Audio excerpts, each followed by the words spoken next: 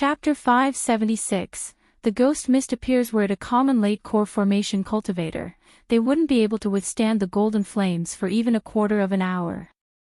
However, Hanli was anything but common. At that moment, he stared at the golden flames surrounding him with a frown and slapped his storage pouch, taking out a small bottle. Hanli glanced at the small bottle and let out a sigh. It was the myriad-year spirit milk he had just acquired, and it already appeared that he wouldn't be able to last much longer without it. It was quite the cruel joke. Had he not acquired the spirit milk from Yuanyao, he would have found himself in a dead end. But at the same time, were it not for this spirit milk, he wouldn't have encountered Wen Tianren, a disciple of Archsaint Six Paths, and be in this situation. Hanli felt extremely conflicted about how this situation had developed. According to current situation, he was currently losing, but with the half bottle of myriad-year spirit milk, he felt completely secure. Regardless of the golden light that trapped him or the golden flames that scorched around him, Wen Tianren was incapable of persevering without paying a heavy cost. If Wen Tianren wanted to compete in a battle of endurance, then victory assured for Hanli, Wen Tianren's own actions were about to doom him. With that thought in mind, a sneer momentarily appeared on Hanli's face before he sat down inside the light barrier, preparing his counter-attack once Wen Tianren had exhausted himself. Consequentially, a baffling scene transpired. The air that had recently been filled with rolls of thunder and flashes of dazzling light had suddenly turned serene and peaceful. Wen Tianren and Hanli were both sitting down, forming their own incantation gestures in silence. However, the 10-meter-tall golden flames continued to burn. When Fairy Violet's spirit saw this, her luminous eyes shifted and she inwardly sighed. From what she saw, Hanli was bound to be defeated as he was trapped within the golden flames. Although Hanli currently had a silver light barrier around him, she believed it would only provide temporary protection at most. She stood there while wearing a complicated expression, but she had no intention of stepping forward. It appeared she didn't intend to take any action until the battle between the two of them was concluded. At that moment, the Mei siblings, Old Man Zhao and the other low-grade cultivators were grouped together about 50 kilometers away from the island. Although they were too far away to see Hanli's battle with Wen Tianren, they were able to see the brilliant flashes of light in the distance and hear the deafening explosions. This alone had left them greatly alarmed. They had mistakenly believed that this was caused by a battle between the core formation cultivator on the island and the white silhouette. As such, they hadn't dared to leave, but now that all signs of fighting had disappeared, they were all left in dismay. They didn't know who was victorious or if something unexpected had occurred. Since they still didn't dare to rashly depart, they could only force themselves to stay put. On the other side of the island, the beautiful female cultivators that had been escorting the carriage were also whispering to each other with apprehension. Although they were all the personal maids of Wen Tianren, they were no different than true concubines and were treated favorably by him. On that note, if something were to happen to Wen Tianren, their fates were already sealed once they returned. However, because Wen Tianren had given them orders to remain at the carriage when he approached the island, these concubines didn't dare to rashly take action. Time slowly passed while the confrontation continued. Day eventually turned to night and night turned to early morning. Nearly an entire day passed in complete silence as if yesterday's battle had never even occurred. At that moment, both groups of cultivators on either side of the island were impatient and filled with doubt as other cultivators were beginning to appear nearby. After an entire day of having the heavenly omen above the island, word spread that a peculiar treasure had appeared on this small island. Naturally, cultivators began to appear nearby. A vast majority of these cultivators were at foundation establishment stage, but there were also a few overly confident qi condensation cultivators mixed in. These people began to arrive at the island from every direction. When they grew near, they discovered Old Man Zhao's group along with the female cultivators around the carriage. Those who met Old Man Zhao and the Mei siblings were better off. As Old Man Zhao and the Mei siblings were quite well connected, many cultivators came to them to find out what had happened. After these cultivators heard that core formation cultivators had already entered the island, they apprehensively muttered to themselves and gathered near the old man's party, holding no foolish thoughts of rushing the island. As for the cultivators on the other side of the island that chose to speak to the beautiful female cultivators next to the carriage, the female cultivator in charge had taken out a banner of the Starfall Coalition without any reservations and immediately threatened them. Each of these cultivators immediately turned tail with pale faces. Since the Starfall Coalition cultivators were participating in whatever was happening on the island, nothing good would come about from staying around. After more time had passed, 2 core formation cultivators eventually arrived. They were traveling together, and one of them was the Deputy Island Lord of Bright Emperor Island. These 2 arrived on the side with Wen Tianren's maids, and naturally questioned them with baffled expressions. Because the 2 were core formation cultivators, the female cultivators didn't dare to slight them. The female cultivator in charge casually mentioned Wen Tianren's name to them as she answered. The 2 core formation cultivators were shocked upon hearing his name. While Bright Emperor Island was considered neutral, they didn't dare to provoke the overbearing power of either the top figure of the Devil Dao or the Starfall Coalition. After casually mumbling some sort of excuse, the 2 immediately flew back from where they came. What a joke! Although they didn't even know whether or not a treasure existed on this island, since a disciple of Archsaint Six Paths had arrived, they naturally had no thoughts of involving themselves. Since the young master had yet to return after approaching the island, if something had truly happened to him and they became involved, then they'd just be heading to their deaths. Although a small portion of cultivators were scared away by the Starfall Coalition's reputation, about 40 cultivators had gathered around the island from other directions. When they weren't able to detect any core formation cultivators nearby, they rushed in. These cultivators harbored sinister designs of their own and weren't about to leave the island of their own accord. They planned to take advantage of the current chaos for their own benefit. As the black cloud above the island continued to swirl, it had already spread out to cover the entirety of the small island, blocking all the light from shining onto the island. A dark green beam of light suddenly shot up from the island towards the yin clouds.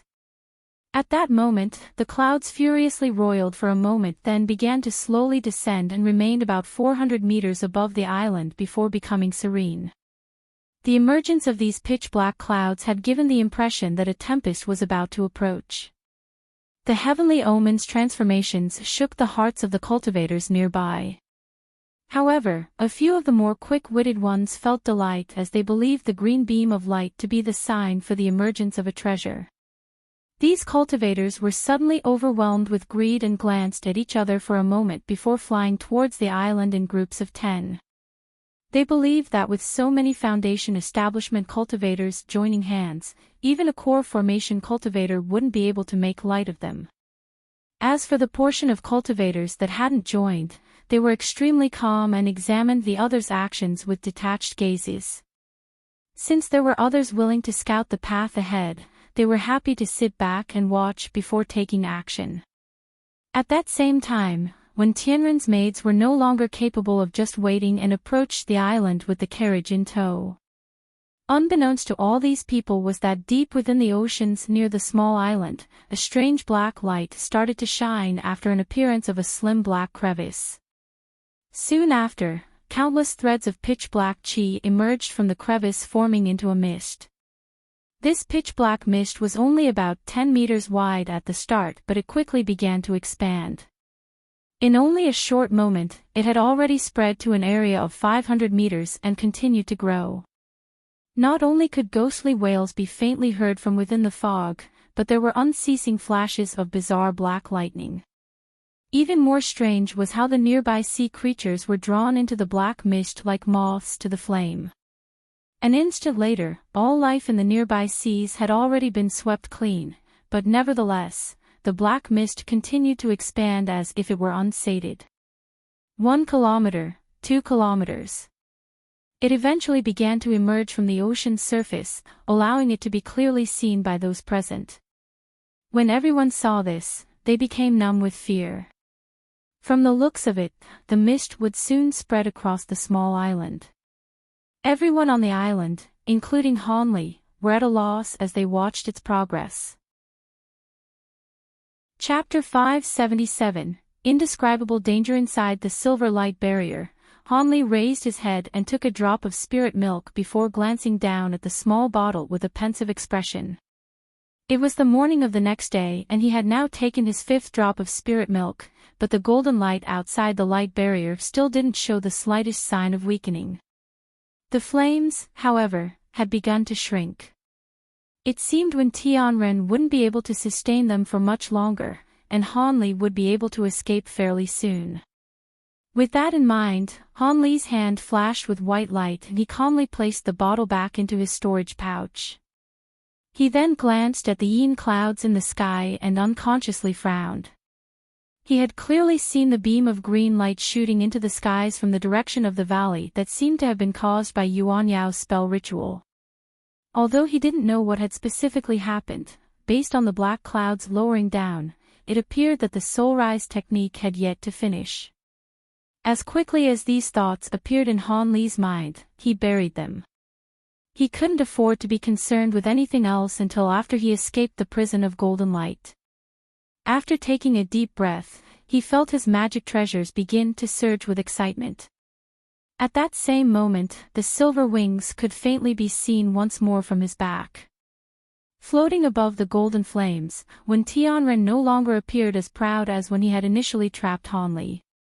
Instead, his face had begun to pale and a layer of faint black qi had started to form. The golden horn on his forehead also appeared to be an inch shorter than the day before. Wen Tianren gloomily scowled, but his heart brimmed with furious alarm as a faint trace of dread began to take hold. When he had taunted Hanli that he would only be able to withstand the flames for an hour at most, he had been exaggerating. Knowing precisely how powerful the divine golden flames were, he had honestly believed that it would have been difficult for Hanli to persevere for even half an hour. As such, he had been willing to expend a bit of his origin qi to eliminate Hanli and prevent him from becoming an even greater problem in the future. But an hour later, Hanli still showed no signs of wavering, somewhat surprising Wen Tianren. When it had reached 2 hours, Wen Tianren was alarmed to find that Hanli had yet to turn to ash. After 4 hours, Wen Tianren had started to feel trepidation after seeing how Hanli still endured. He faintly felt that he had made a mistake, as Hanli hadn't shown any fear at the prospect of contesting his magic power with Wen Tianren's own. It was clear that Hanli either possessed some kind of item that allowed him to quickly replenish his magic power or had some other mysterious ability. According to what he knew, the only item that could allow this kind of replenishment of magic power was the extremely rare myriad-year spirit milk. Could it be that Hanli truly possessed some? Wen Tianren quickly found his guesses to be true. However, he had reached the point where he could no longer afford to stop. With a majority of his apex devil incarnations already eliminated and his unrestrained use of the golden mirrors of 8 gates, he had greatly exhausted his cultivation. If he were to let Hanli go, it wasn't likely for him to win. However, Wen Tianren was aware that given how rare the myriad spirit milk was, ordinary cultivators couldn't possibly possess all that much. As a result, he had resolved himself to continue to exhaust his true essence and continue his attempt to roast Hanli in the divine golden flames. The current damage to his true essence would take at least 30 years of secluded cultivation to repair. With each passing moment, Wen Tianren's complexion grew slightly paler, while the silver light barrier appeared as dense as ever. Wen Tianren wouldn't be able to persist for much longer. He didn't know how much spirit milk Hanli had left and he was still stuck in a deadlock. As he desperately searched for a method to break through his plight, something eventually came to mind. Wen Tianren pursed his dry lips and coldly commanded, "Violet spirit, go over to where he came from and capture his Tao companion." That person should be at a crucial moment in the ritual and should be incapable of resisting you.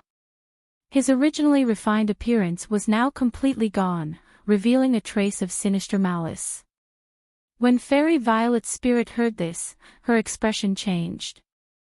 This battle was truly beyond the scope of reason. She had originally believed that Hanli wouldn't be able to persist for long, but he had remained unscathed throughout the entire night. Instead, Wen Tianren was now in a difficult situation, much to her surprise. After hearing his command, she was startled for a moment before realizing his intentions. This young master of the Starfall Coalition intended to use the woman conducting the ritual to force Hanli into submitting. Since Hanli had agreed to act as her protector, their friendship should run deep. However, being forced to use this shameful method only further illustrated that the disciple of Archsaint Six Paths had truly reached his absolute limit. Fairy Violet's spirit quickly recovered her ice-cold expression and silently remained in place. A cold glint ran through Wen Tianren's eyes and he sinisterly said, "What? Could it be that you believe that because of how damaged my cultivation is that I cannot take your life? Or is it that you've always wanted to defect from the coalition ever since you were forced to join? Don't forget that the Starfall Coalition rules over half of the scattered star seas, and you are only an early core formation cultivator, so where could you possibly run? Obediently follow my orders, and I will turn a blind eye to your disloyal inaction." Fairy Violet's spirit's expression changed several times before her eyes wandered onto the golden flames, indecision lingering in her heart. During her moment of indecisiveness, streaks of light began to fly over from the distance. As they grew nearer, Fairy Violet's spirit and Wen Tianren recognized them to be the female cultivators and their carriage. When Wen Tianren saw this, he was greatly elated while Fairy Violet's spirit could only bitterly laugh in her mind. These Foundation establishment women hadn't been of any use at the start, but now they would be of pivotal importance. Before Fairy Violet's spirit could wryly smile, she spotted their panicked expressions as they approached Wen Tianren the moment they arrived. They looked at the current scene in astonishment and then quickly saluted Wen Tianren. They appeared extremely restless, but still remained silent. Wen Tianren's appearance was harsh and a hostile expression appeared on his face. He coldly chuckled and thought to say something when his face contorted in bewilderment upon looking into the distance. When the others saw this, they were baffled and curiously turned their heads to look. "What in the world is that?" one of them shouted out upon seeing it. They all saw wisps of black quickly emerge from the ocean at a frightening speed, leaving them all at a loss for words. "The ghost mist." After a moment, one of the women shouted out in terror and immediately flew deeper into the island. At that moment, the others had clearly seen the black wisps.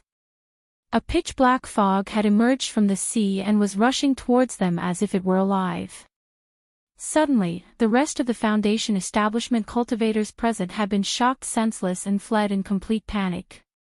Wen Tianren and Fairy Violet's spirit were both aghast at the sudden developments. Fairy Violet's spirit then stomped down and streaked away while enveloped in red light. Wen Tianren nervously stared at the golden flames, unsure of what to do. After a cold glint appeared in his eyes, he gritted his teeth and spat a mouthful of blood essence into the flames, instantly causing them to intensify. Afterwards, he flew into the distance in a flash of golden light while his many maids closely followed after him. An inconceivable event then occurred before them as the cultivators closest to the ghost mist fell onto the island like downed birds. This occurred with all cultivators that had drawn too close to the ghost mist. They suddenly lost their bearings in mid-flight and dropped down with deathly pale complexions. Even their magic tools had been completely deprived of their spiritual nature. As for Fairy Violet's spirit and Wen Tianming, they were only able to fly for a short amount of time and barely reached the other edge of the island before their lights had disappeared and they fell into the ocean. At the time, the golden flames that had remained in the distance wavered for a moment before fizzling out. The 8 small mirrors had also returned to their original forms, revealing the silver barrier of light within. Just as the light barrier was revealed, it dispersed into specks of starlight, revealing Hanli wearing an astonished expression. He had already seen what had happened with the others, but before he could overcome his shock and come up with a countermeasure, he felt the magic power in his body become restricted and he fell from the sky like an ordinary mortal. Chapter 578. Encounter in the dark. Shock was clear in Hanli's eyes as he fell towards the rocks 100 meters below him. He abruptly twisted his body and bent his waist at a strange angle before kicking his feet out behind him. This caused him to shoot towards a large tree nearby before steadily coming to stand on one of its branches. Hanli's head was lined with cold sweat after his near fall. Fortunately, the shifting smoke steps didn't require any spiritual power to use. Otherwise, he would have just met his end by falling to his death. If a core formation cultivator were to actually die by falling, they'd become a laughingstock. Of course, many of the nearby Foundation establishment cultivators weren't as fortunate as Hanli and were certain to have suffered. When Hanli finally regained his bearings, he heard a series of clangs from the distance. He quickly turned his head in that direction with a changed expression. Sure enough, the clangs came from the 2 sets of bamboo clouds warm swords that he hadn't taken into his body. Not far to their side were the 8-sided mirrors, the ancient flower basket, and the small silver bell. At the moment, they were all completely devoid of life as if their spiritual nature had disappeared. Hanli's heart trembled and he hastily tried to release a thread of spiritual sense to inspect the treasures, however his heart immediately grew cold. No matter how hard he tried, his immensely powerful spiritual sense now remained motionless within his body. Hanli's blood ran cold as both his magic power and spiritual sense were now incapable of being used. He was now no different than an ordinary mortal. Let alone his magic abilities, his storage pouch and his spirit beast pouches were now useless as well. He turned around and paled upon seeing that the overflowing black mist had already filled the nearby skies. With his current speed as a mortal, there would be no chance of him outrunning the ghost mist. After reflecting on the current situation with a gloomy expression, he gritted his teeth and his body blurred. He then appeared beside the lifeless treasures and frantically gathered them all into his arms. Because he currently had no way of using his storage pouch, he could only hold the items close to his chest. Fortunately, they weren't too large, otherwise Hanli would have been incapable of carrying all of them. At the same time that Hanli was gathering up the treasures, the endless black fog suddenly descended onto the small island. Hanli felt an immense attractive force coming in the direction of the mist, and before he even realized what was happening, he was already being sucked in. Hanli was overwhelmed by shock and shifted his body several times, hoping to use his shifting smoke steps to escape, but it proved completely ineffective. A moment later, he had been absorbed into the pitch-black mist and found himself among several flashes of black lightning that instantly wrapped around his body. With several muffled booms, Hanli flickered with black light and disappeared without a trace into the fog. Hanli heard a torrent of countless, strange sounds pour into his mind as the entire world around him blurred and was replaced with absolute darkness. He felt his body suddenly come to a stop and then fell onto some kind of ground with a muffled thump. The ground was soft and thick, leaving him without the slightest injury, relieving Hanli of his most pressing worry. He took the opportunity to glance around and found only an expanse of darkness, but he did manage to smell a strong, fishy scent. Hanli wordlessly ran his hands over his body to find it sticky and wet with several things poking into him. Upon closer inspection, he discovered that he was lying on a pile of live, squirming fish and prawn. Hanli frowned and slowly tried to stand up when his head suddenly broke out in pain. At that same time, he felt his limbs turn soft and he became overwhelmed with a sense of vertigo. Hanli inwardly cursed. Without any magic power protecting his body, he was being subjected to the full aftermath of teleportation. It was likely that he wouldn't be able to stand up for quite a while. Since this was the case, Hanli emotionlessly lied down on the pile of fish and prawn, saving his strength until he could move his limbs once more. But right then, yet another ball of black lightning appeared about 10 meters above him. That faint flash of light allowed Hanli to see strange pointed rocks about 30 meters above him, and he was able to make out that this place seemed to be an underground cave. As for the strange lightning, there seemed to be something within it. Hanli's heart stirred as he gazed at it. After wildly flashing several more times, it disappeared and dropped a pitch-black object straight onto Hanli. Hanli was startled and wanted to move out of the way, but his body was powerless. He could only watch on as the object fell onto him. As a result, a soft woman's body fell onto Hanli with a muffled grunt. It seemed she had also been teleported there. The woman was clearly rattled, and not only did she not realize that Hanli was beneath her, she also crawled on him, grabbing onto Hanli's hair. Hanli smirked and let out a faint breath of pain. Ha! The woman now realized that there was another person beneath her, an unfamiliar man. She cried out in alarm and hastily tried to stand, but her body swayed several times before she weakly fell back down. As a result, she ended up falling onto Hanli once again with her upper body resting on Hanli's stomach. From her look of fright, she seemed to be somewhat young. "Who are you?" the woman asked with a trembling voice. Her heavy, thumping heart could be clearly heard in the silent darkness. The woman's voice was quite pleasant, but since he didn't know the woman and couldn't clearly make out her appearance, Hanli jokingly replied, "Just some guy." "Humph." A trace of resentment appeared within her eyes as she fiercely glared at Hanli. But because her limbs were in pain, she could only raise her neck and turn her head towards Hanli just a bit, as this action didn't seem to take much effort. However, her pleasant fragrance did reach Hanli's nose, arousing a strange feeling in him. With the addition of her soft, ample body pressing against him, a certain area was unconsciously aroused. "What are you doing?" The woman immediately felt the change in Hanli's body, and she fiercely glared at him with a shameful expression. However, Hanli saw this action to be quite adorable. Hanli bitterly laughed and said, "It isn't something that I can control. I have lost my magic power and spiritual sense. While I would like to control my body with my cultivation and calm down my little lord, I've returned to become an ordinary man. I am helpless to do anything about the reaction." The woman snorted. Although she didn't say anything, she seemed to have heard him. Fortunately, she couldn't move just like Hanli and could do nothing about it, despite her angry humiliation. The darkness became silent once more, broken only by the breaths of the two. Hanli felt this experience to be completely unprecedented. There were countless fish and prawn flailing about underneath him, and an unfamiliar, fragrant woman laying on top of him. This situation couldn't be described as anything but absurd.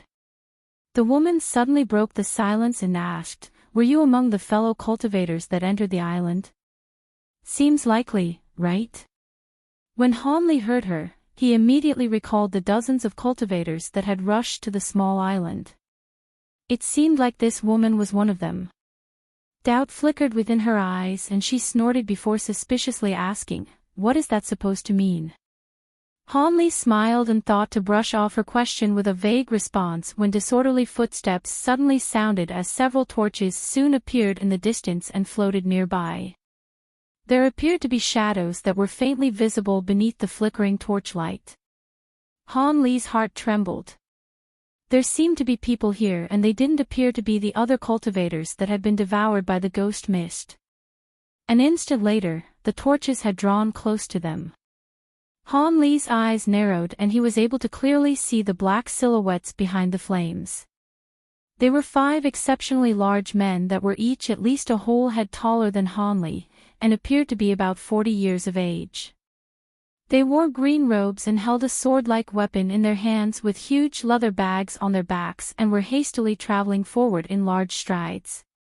When Hanli saw them, his heart was shaken by fear. As he was guessing the identity of these men, a strand of black hair swept past his face. The woman had turned her head to gaze at them as well, and seemed to be ill at ease from her trembling. Hanley furrowed his brow and began to move his fingers as a trace of strength had returned. It appeared that he was recovering his strength rather quickly. Chapter 579, A Place with No Name. A moment after Hanley realized he was regaining control of his body, the torches had grown closer to them, allowing him to see with greater clarity. The nearby surroundings had been brightened enough to reveal large piles of fish and prawn everywhere. Hanley and the woman happened to be on one of the comparatively larger piles. The areas further away from them were still pitch black and couldn't be seen, but the cave appeared exceptionally spacious as no walls could be seen. When the men carrying torches were about 100 meters away from Hanley, they stopped and quickly placed their bags onto the ground. With the exception of one person that vigilantly stood guard, the rest of them began to wildly stuff the fish and prawn into their bags. Hanley was surprised to see this while woman on top of him couldn't help but gasp in surprise, but the men hadn't heard her because of how soft her voice was. Hanley unconsciously turned his gaze to the woman and discovered in the faint glow of red light that the woman had a beautiful face. The woman immediately noticed Hanley's gaze, and seemed to blush. She turned away, and her face was once again hidden in the darkness. However, her bashful eyes still glinted in the darkness. Hanley couldn't help but find her actions humorous. This woman was somewhat odd. When they had yet to see each other's appearance, she was outspoken, direct, and even a bit unruly. Now that he could see her, the initial harshness has disappeared and she immediately grew timid and bashful. In that instant, they heard a cry of alarm in the distance. The man on guard suddenly turned around and harshly whispered, "Not good. Scatter. The fire scale beast is about to arrive." Suddenly, the men that were gathering the fish immediately tossed the bags onto their backs and madly scrabbled in another direction. All that was left behind were the flickering torches illuminating the darkness. At that moment, several hisses could be heard from within the darkness as if something had discovered the men. Several quick thumps then sounded out. Several fire-red, meter-long silhouettes leapt from the darkness and quickly disappeared with a blur. For an instant, Hanley was able to clearly see the appearances of the fire-scale beasts. The beasts had a sinister appearance with red scales and a mouthful of razor-sharp fangs. In the blink of an eye, silence once again covered the cave. Hanley let out a long breath of relief as it seemed that the strange beasts hadn't discovered the two of them, providing a silver lining for an otherwise dismal situation. Not long after the beasts disappeared, Hanley could weakly form a fist with both hands. Soon he finally recovered control over his body and could move well enough to hold onto the woman and slowly stand up. While being held in his arms, the woman whispered with a blush, "Release me. I will recover soon enough." Hanley glanced at the woman and indifferently said, "If you don't mind squirming around with the fish on the ground, I'll let you go." When the woman heard this, she lowered her head and glanced at the squirming fish on the ground with a trace of hesitation. In the end, she chose to remain silent. At that moment, Hanley jumped off the pile of fish with the woman in his grasp and walked in the direction of the abandoned torches. Although he didn't know what or where this forsaken place was, it would prove rather troublesome if they didn't have any light. Hanley crouched down and picked up a torch, and wore a pensive expression after glancing around. A short moment later, the blushing woman whispered, "Please release me. I can move now." When Hanley heard this, he silently relaxed his arm and the woman gracefully landed on her feet. After quickly patting down her clothes, she also picked up a torch and examined their surroundings. After a moment, Hanley suddenly headed off in the direction that the group of men had arrived from. When the woman saw this, she was alarmed and hastily asked, "Where are you going?" Hanley replied without turning his head, "I'm not going to wait here for the beasts to return. It would be better to find somewhere safe for now." When the woman heard this, she wore an expression of fright and quickly followed after Hanli. Hanli remained silent when he heard this and continued on his way. After only walking a few steps, Hanli stopped and used the torch to illuminate the ground, revealing the men's footprints. The woman was caught off guard and nearly ran into Hanli. She was left slightly bewildered and whispered, "What's wrong?" Hanli didn't answer her. Instead, he crouched down and brought a handful of sand to his nose. He revealed an odd expression after taking a sniff. "There's a dense smell of blood. This isn't a good sign." Hanli expressionlessly said this before continuing to follow the men's footsteps. The woman was startled by what he said and quickly followed after Hanli. After the time it took to finish a meal, they eventually spotted a glitter of blue light in the distance. Hanli narrowed his eyes at the sight and quickened his steps. He soon discovered that the sparkling blue light marked an exit from this black expanse.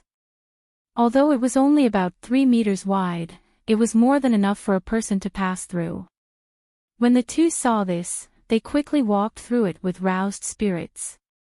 In the instant they arrived at the opening, a white light flashed before Hanli and 8 flawless swords quickly appeared against his neck. A hoarse voice coldly said, "Who are you? Where are Ahu and the others? Are you new arrivals?" Hanli's heart stirred upon seeing that he was surrounded by over 20 young men and women, each of whom held a strange sparkling white blade, and wore the same strange green robes as the men from before. They were all gazing at Hanli with differing expressions. As for the beautiful woman following him, she had been surrounded as well and didn't dare to move.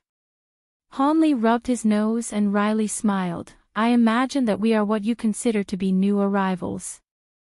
Do outsiders often appear here?" When the middle-aged man heard Hanli, his expression relaxed but his voice still remained cold. "I would have guessed it if you hadn't said anything, as your strange clothes are something only outsiders would wear. However, it's quite fortunate for you to encounter us. After all, a majority of outsiders meet their ends in the stomach of the Umbra beasts without ever realizing what was happening."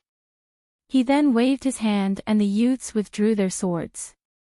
Hanli rubbed his neck and glanced at the weapons with a trace of astonishment. When those blades were touching his neck, he felt an astonishing burning sensation as if they were all made of scorching hot iron. It was a truly weird experience. Hanli then swept his gaze around and discovered that they were in front of a small stone mountain. It appeared that they had just left the heart of the stone mountain. When he gazed into the distance, there was an endless yellow desert.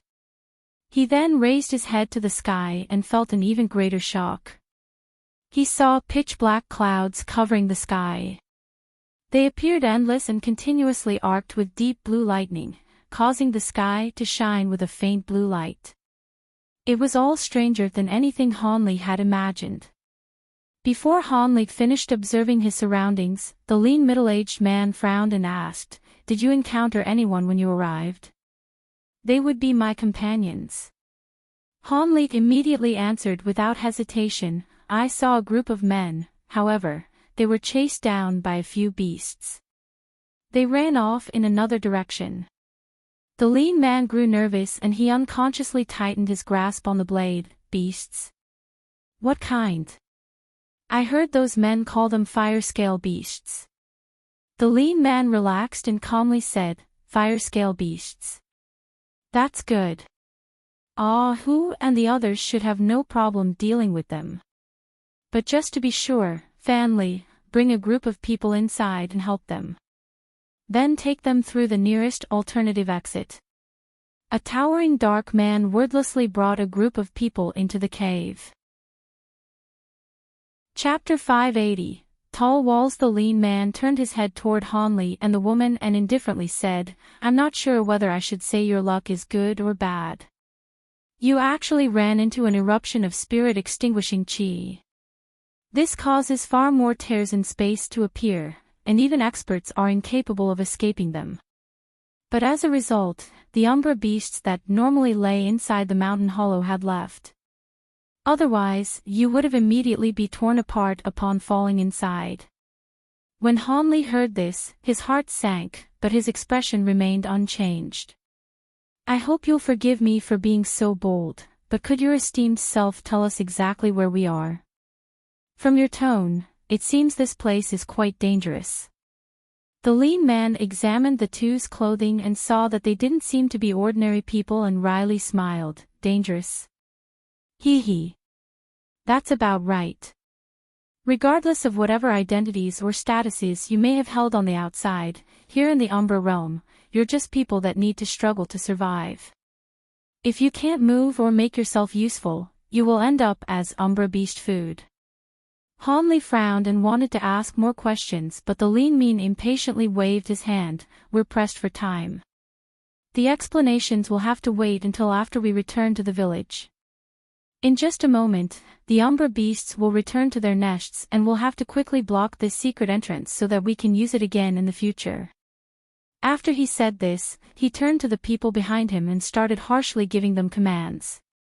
The men and women began to grab nearby stones and started to hurriedly stack them tightly against the hole. The lean man gazed at the yin clouds in the sky and his face darkened. Let's go. If everything goes smoothly, Ahu and the others will meet us on the way. But if we dawdle, the yin winds will appear and we won't be able to return. After saying this, he turned around and left as the rest of people closely followed after him without a word. None of them ever called out to Hanli or the woman. When Hanli saw this, an odd expression flickered through his eyes as he began to ponder over the current situation. The beautiful woman beside Hanli watched as the group grew distant. Seeing that Hanli appeared pensive, she couldn't help but worriedly ask, should we follow them? Without any magic power, she had turned into a frail and bewildered mortal. Since Hanli appeared calm this entire time, she had instinctively begun to rely on him. Hanli raised his head and calmly said, there's no reason not to, so let's go take a look at their so-called village. Perhaps we'll think of something once we're there and are able to recover our magic power. He then headed in the direction the others had gone with large strides. The woman let out a breath of relief and followed after him. Ah, yes. I still don't know your name. My surname is Han, I am a vagrant cultivator. I am Mei Ning. I was together with my brother when we were sucked into the ghost mist, but now he isn't here. A trace of worry appeared on her face when she mentioned her brother. Hanli calmly said, that's to be expected. The black lightning appears to have the power of random teleportation. Your brother must have teleported elsewhere.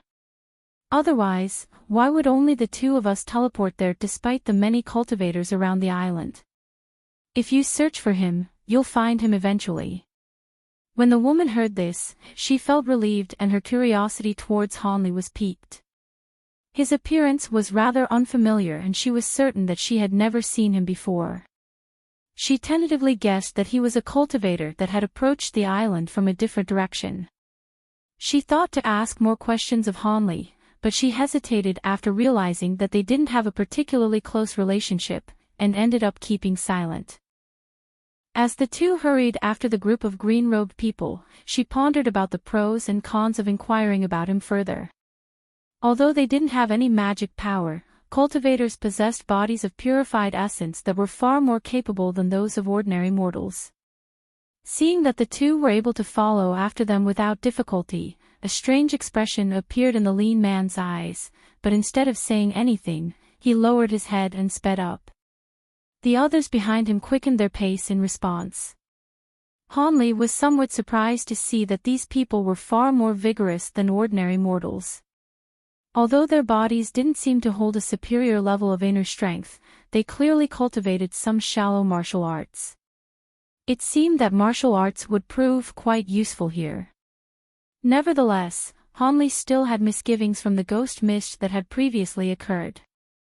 From the records he had looked through, although the ghost fog was frightful, it had never been as disastrous as what had just occurred. There wasn't even an opportunity for anyone to escape. Before he had even touched the ghost mist, the entirety of his magic power had already been sealed. It had been truly terrifying. If each appearance of the ghost mist was that disastrous, then even nascent soul cultivators wouldn't be able to escape it.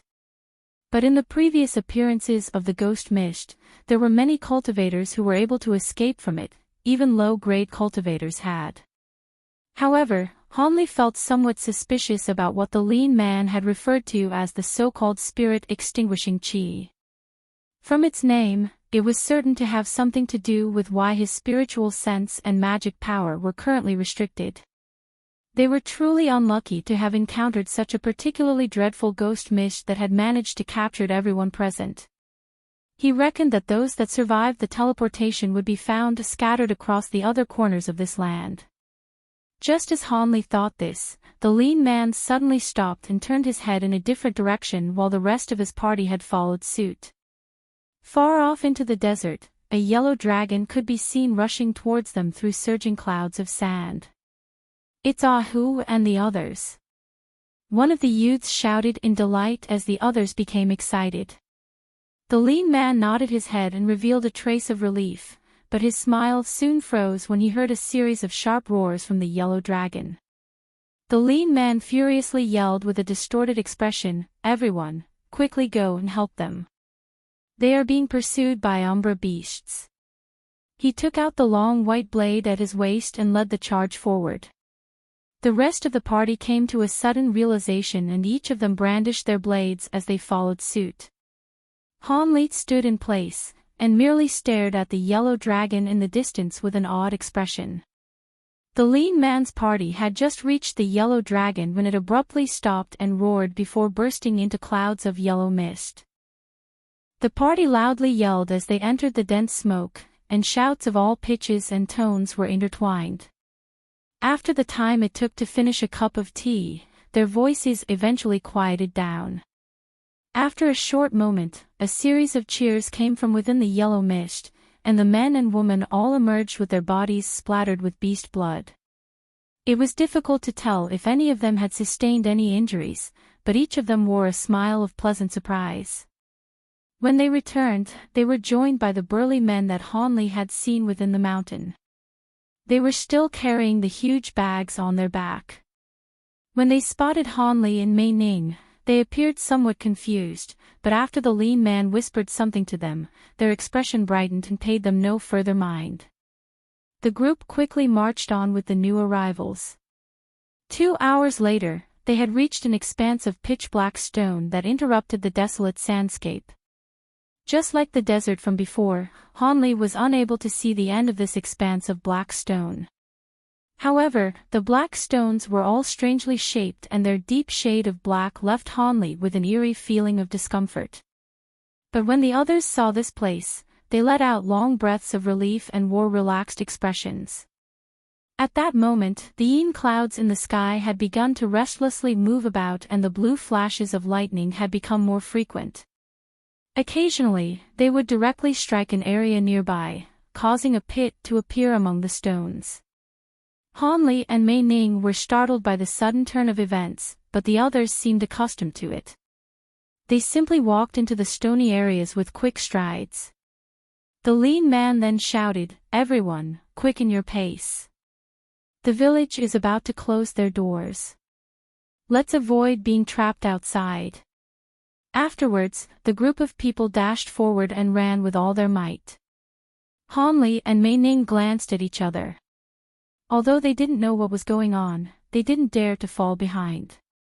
Following their lead, they made several turns throughout the expanse of stone before suddenly arriving at an open area.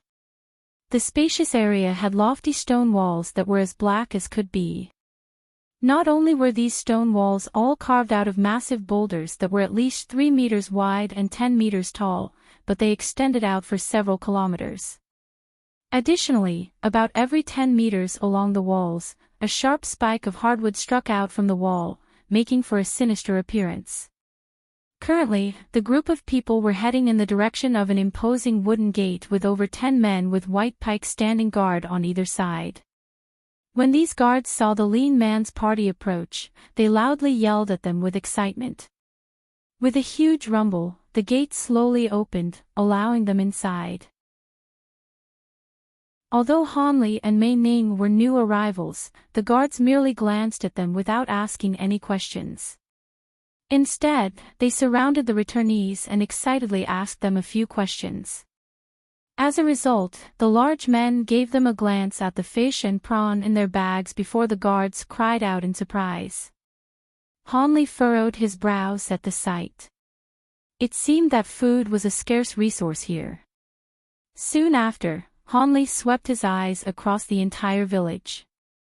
The entire village was within the protection of the tall stone walls, and all of its buildings were crudely carved cubes made from the same pitch-black stone as the walls. There was also a small stone platform built at the center of the village that was several times taller than the other buildings. Additionally, the top of the platform seemed to emit a faint purple fog that permeated through the entire village. It seemed to completely absorb any of the blue lightning that happened to strike the village. The purple fog was undoubtedly some kind of spell formation, but Hanli was unable to perceive the slightest spiritual qi inside the stone walls. Instead, he only felt a cold energy lingering in the air. Although his spiritual sense was still trapped within his body, he could still keenly sense spiritual qi. Hanli was bewildered as to why this was the case.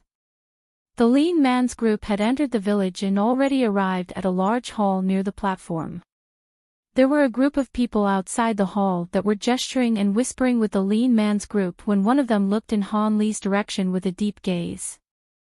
Hanli felt his heart tremble. That person possessed the deepest inner strength of anyone he had encountered in this land. Were it in the outside world, Hanli could have easily killed him with a twirl of his finger and ignored him. But as Hanli was now, he would have to strive his hardest to deal with him.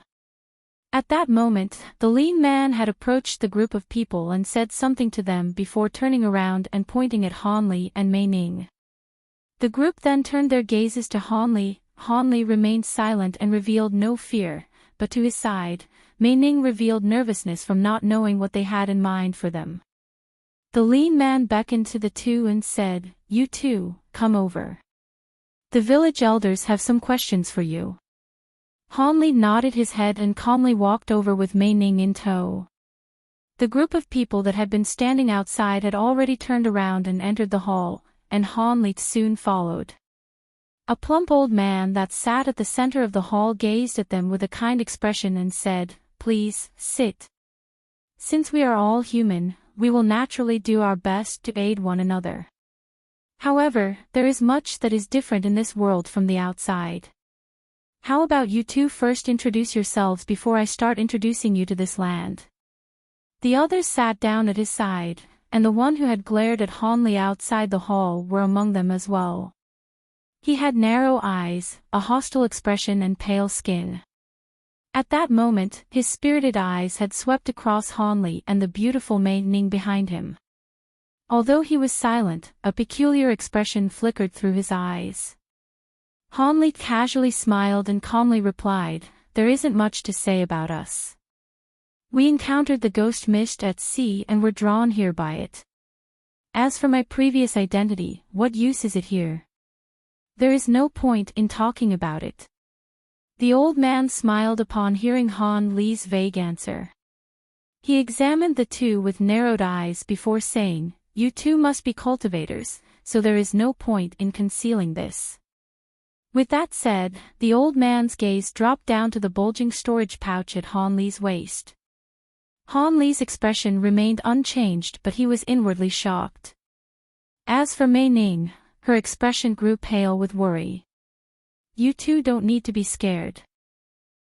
Although there aren't many cultivators among us, we are far more happy to have you join this village than we would be with ordinary people. However, you two will be incapable of using magic or spiritual power in the Umbra realm. The only powers you'll be able to use are a few crude martial arts and Umbra energy." "Umbra energy?" Hanli asked with a bewildered expression. The old man twirled his beard and slowly said, "That's right. It is somewhat similar to magic power, but it cannot be used to cast magic techniques. However, cultivators are able to use the inner cores of Umbra beasts to deploy a few small-scale spell formations. We have much use for them in our village.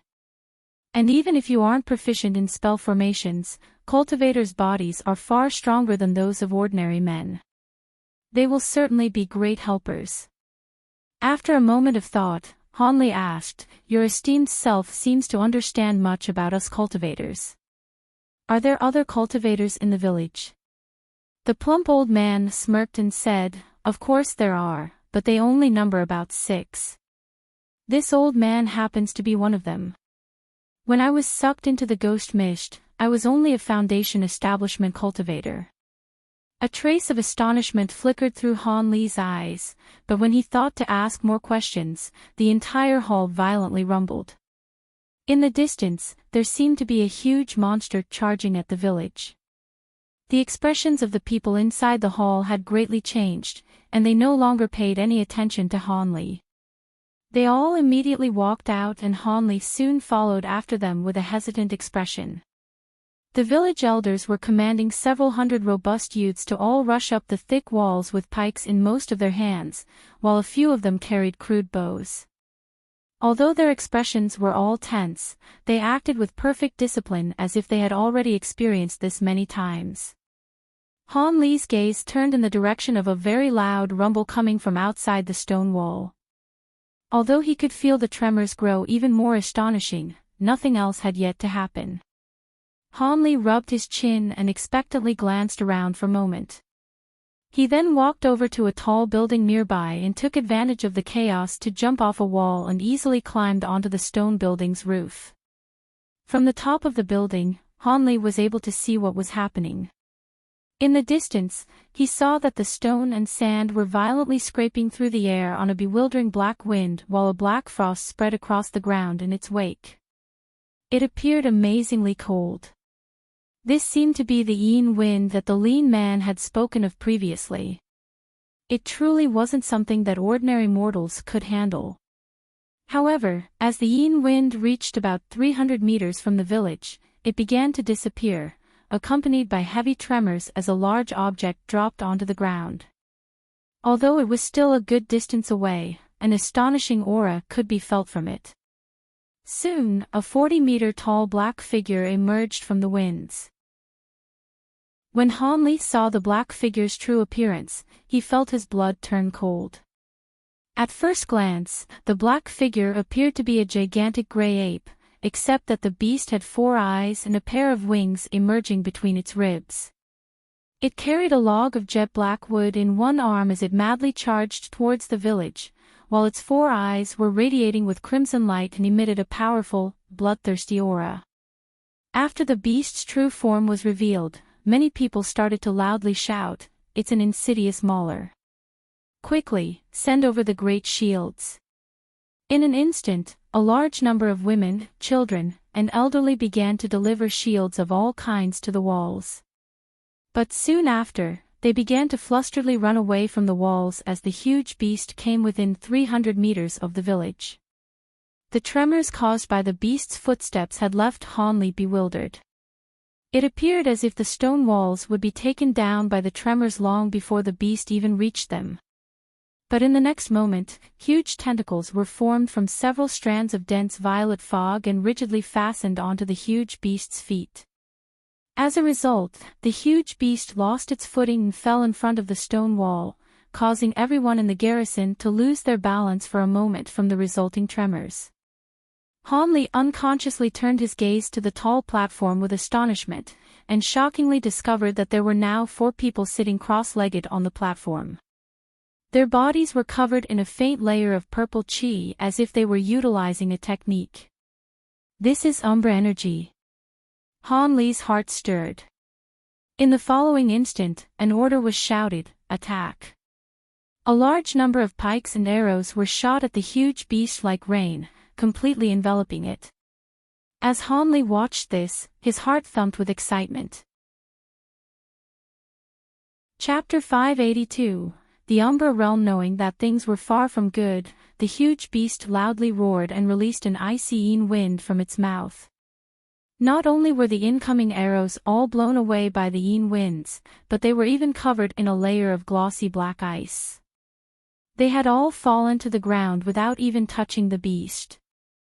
As for the heavier pikes, although they managed to fall onto the huge beast's body, the yin wind had greatly reduced their power, and they were barely able to cause a few superficial wounds. All they had managed to achieve was to further enrage the huge beast. In its fury, the beast's eyes began to flicker with crimson light. With a bang, its neck fur began to harden and grow erect, making for a sinister appearance. When Hanli saw this, his mind grew blank. The huge beast lowered its head and the erect hair instantly transformed into countless black streaks that shot at the stone wall. The wall's garrison seemed to already know that this would happen. Although their faces appeared nervous, they shouted a rallying cry as they raised their shields to meet the attack. Sharp cracks sounded out as the black streaks struck the shields. Although the black streaks managed to deeply pierce into the shields, a majority of them managed to successfully block the attack. As for the few garrison members that were struck, they were immediately thrown off the wall by the force of the strike. It was unknown whether or not they had survived. The remaining garrison were too busy to look after the injured. Instead, another order to attack was shouted, and a rain of pikes and arrows immediately followed. But just like the previous time, the huge beast managed to knock most of the projectiles away with the yin winds. However, it seemed the beast was only able to harden the hair on its neck, so although it continued to loudly shout in response to the attacks, it was only able to crawl forward as it struggled. It no longer had any methods to attack back. As for the tentacles formed from the purple mist, they continued to hold its legs firmly in place without a single moment of weakness. As the attacks continued for another 6 waves, the huge beast seemed to have eventually exhausted its yin wind and couldn't continue its resistance. From that moment, the arrows and pikes struck with increasingly greater frequency, piercing into the huge beast's body. As this continued, the beast sustained minor injuries and its furious roars grew more spirited as it continuously pounded the huge black log into the ground, filling it with holes. As Hanli witnessed the beast's immense strength and durability, he unconsciously became somewhat fearful of it. As if it were planned in advance, a squad of particularly burly and vigorous men quickly rushed onto the stone walls. Apart from the several 12-meter-long pikes they held in their arms, they carried nothing else. These people each began to lift the pikes in a practice motion as soon as they arrived on the walls and fiercely launched them in the huge beast's direction. These powerful shots tore through the air, leaving Hanli surprised by the wind they produced. Each of these men had to possess powerful inner strength to be able to toss the pikes with such ease, while having each pike sail through the skies with immense speed and power. In the following instant, bull-sized splatters of blood began to appear all over the beast's body. All of the strikes were to great effect, nailing the beast to the ground. The beast's original ferocity had completely disappeared without a trace. Huge cheers erupted from the walls with everyone wearing a face of relief. The purple coils of smoke then disappeared without a trace. A group of people then excitedly rushed towards the wooden gate with blades in their hands, intending on finishing off the beast. As for the others, they had already started to tend to the wounded. But before the wooden gate fully opened, the crestfallen beast suddenly roared with a final burst of strength and waved its arm, thrusting the huge 30-meter-long log into the sky. It carried an astonishing pressure as it directly flew in the direction of the village. Seeing that the huge beast was on the verge of dying, a few of the villagers had happily rushed out. However, they cried out in shock as they saw the log flying in their direction. But in the following instant, a silhouette had blurred before them and directly shot towards the huge log in the air. With a roar, the person fiercely struck at the center of the log with both his arms. With a loud crack, the black log flew off in another direction, falling in an area without people. This person then lightly landed on the ground in a relaxed and confident manner. He was the middle-aged man from earlier with a harsh expression and pale face.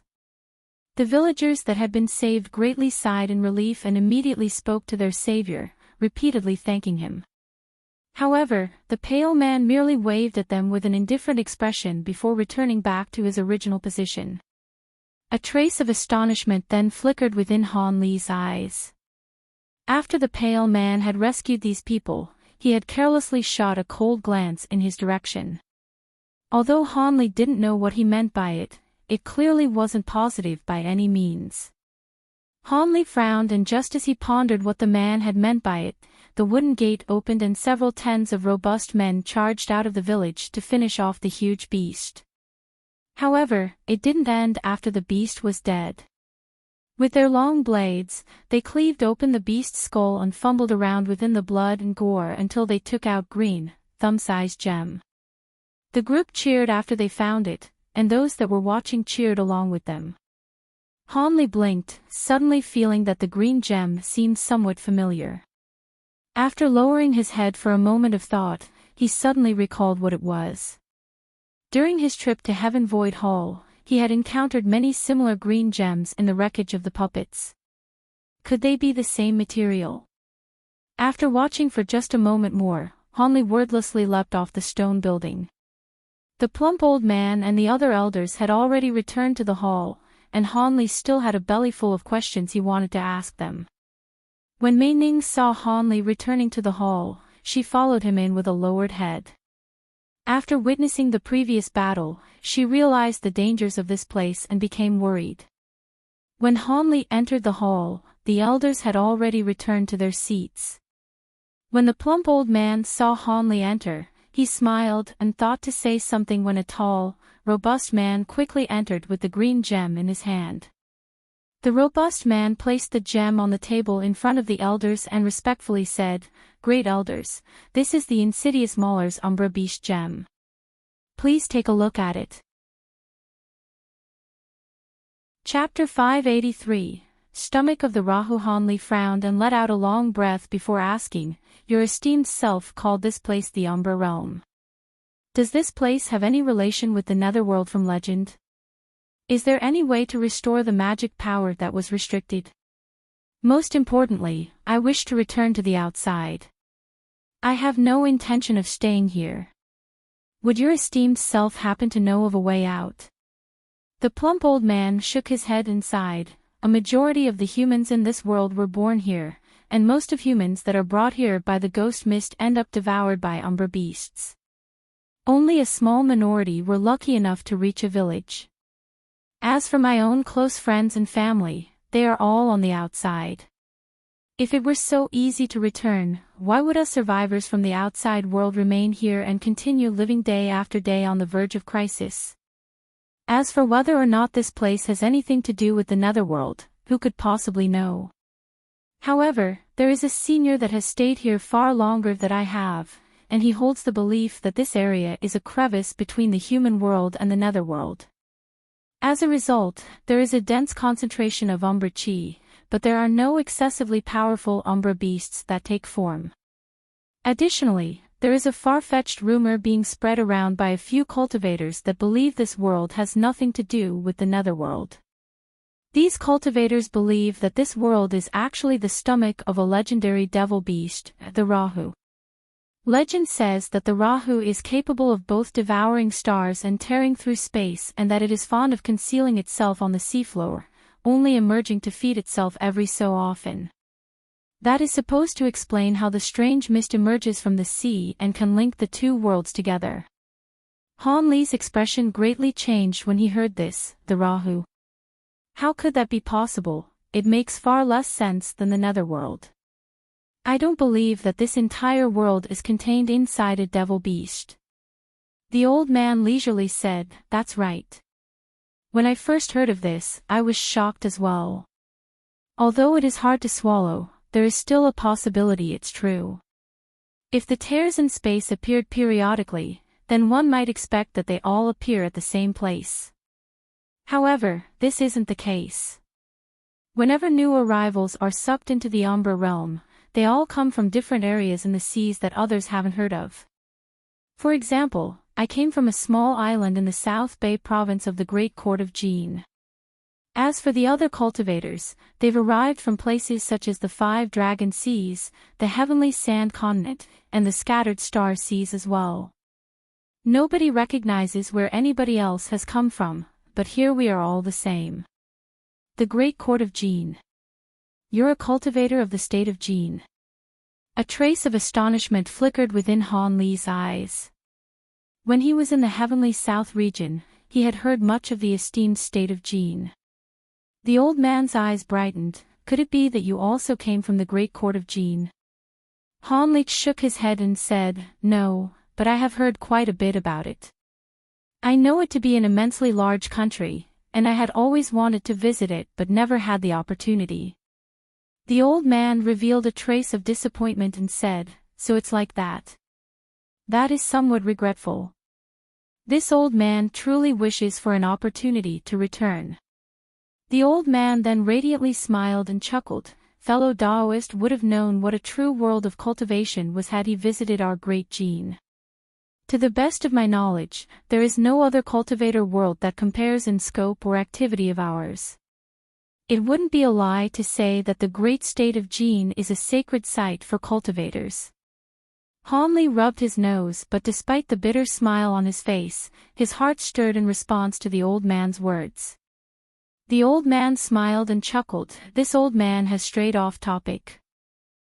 As for your previous question about whether or not there's a method of restoring one's magic power, I can only tell you should abandon your hopes while you remain in the Umbra realm. In addition to Umbra Chi, there's also spirit extinguishing Chi in the air as well. It is periodically released from the depths by eruptions, spreading it throughout the sky. So long as cultivators are within its range, their magic power and abilities are completely sealed.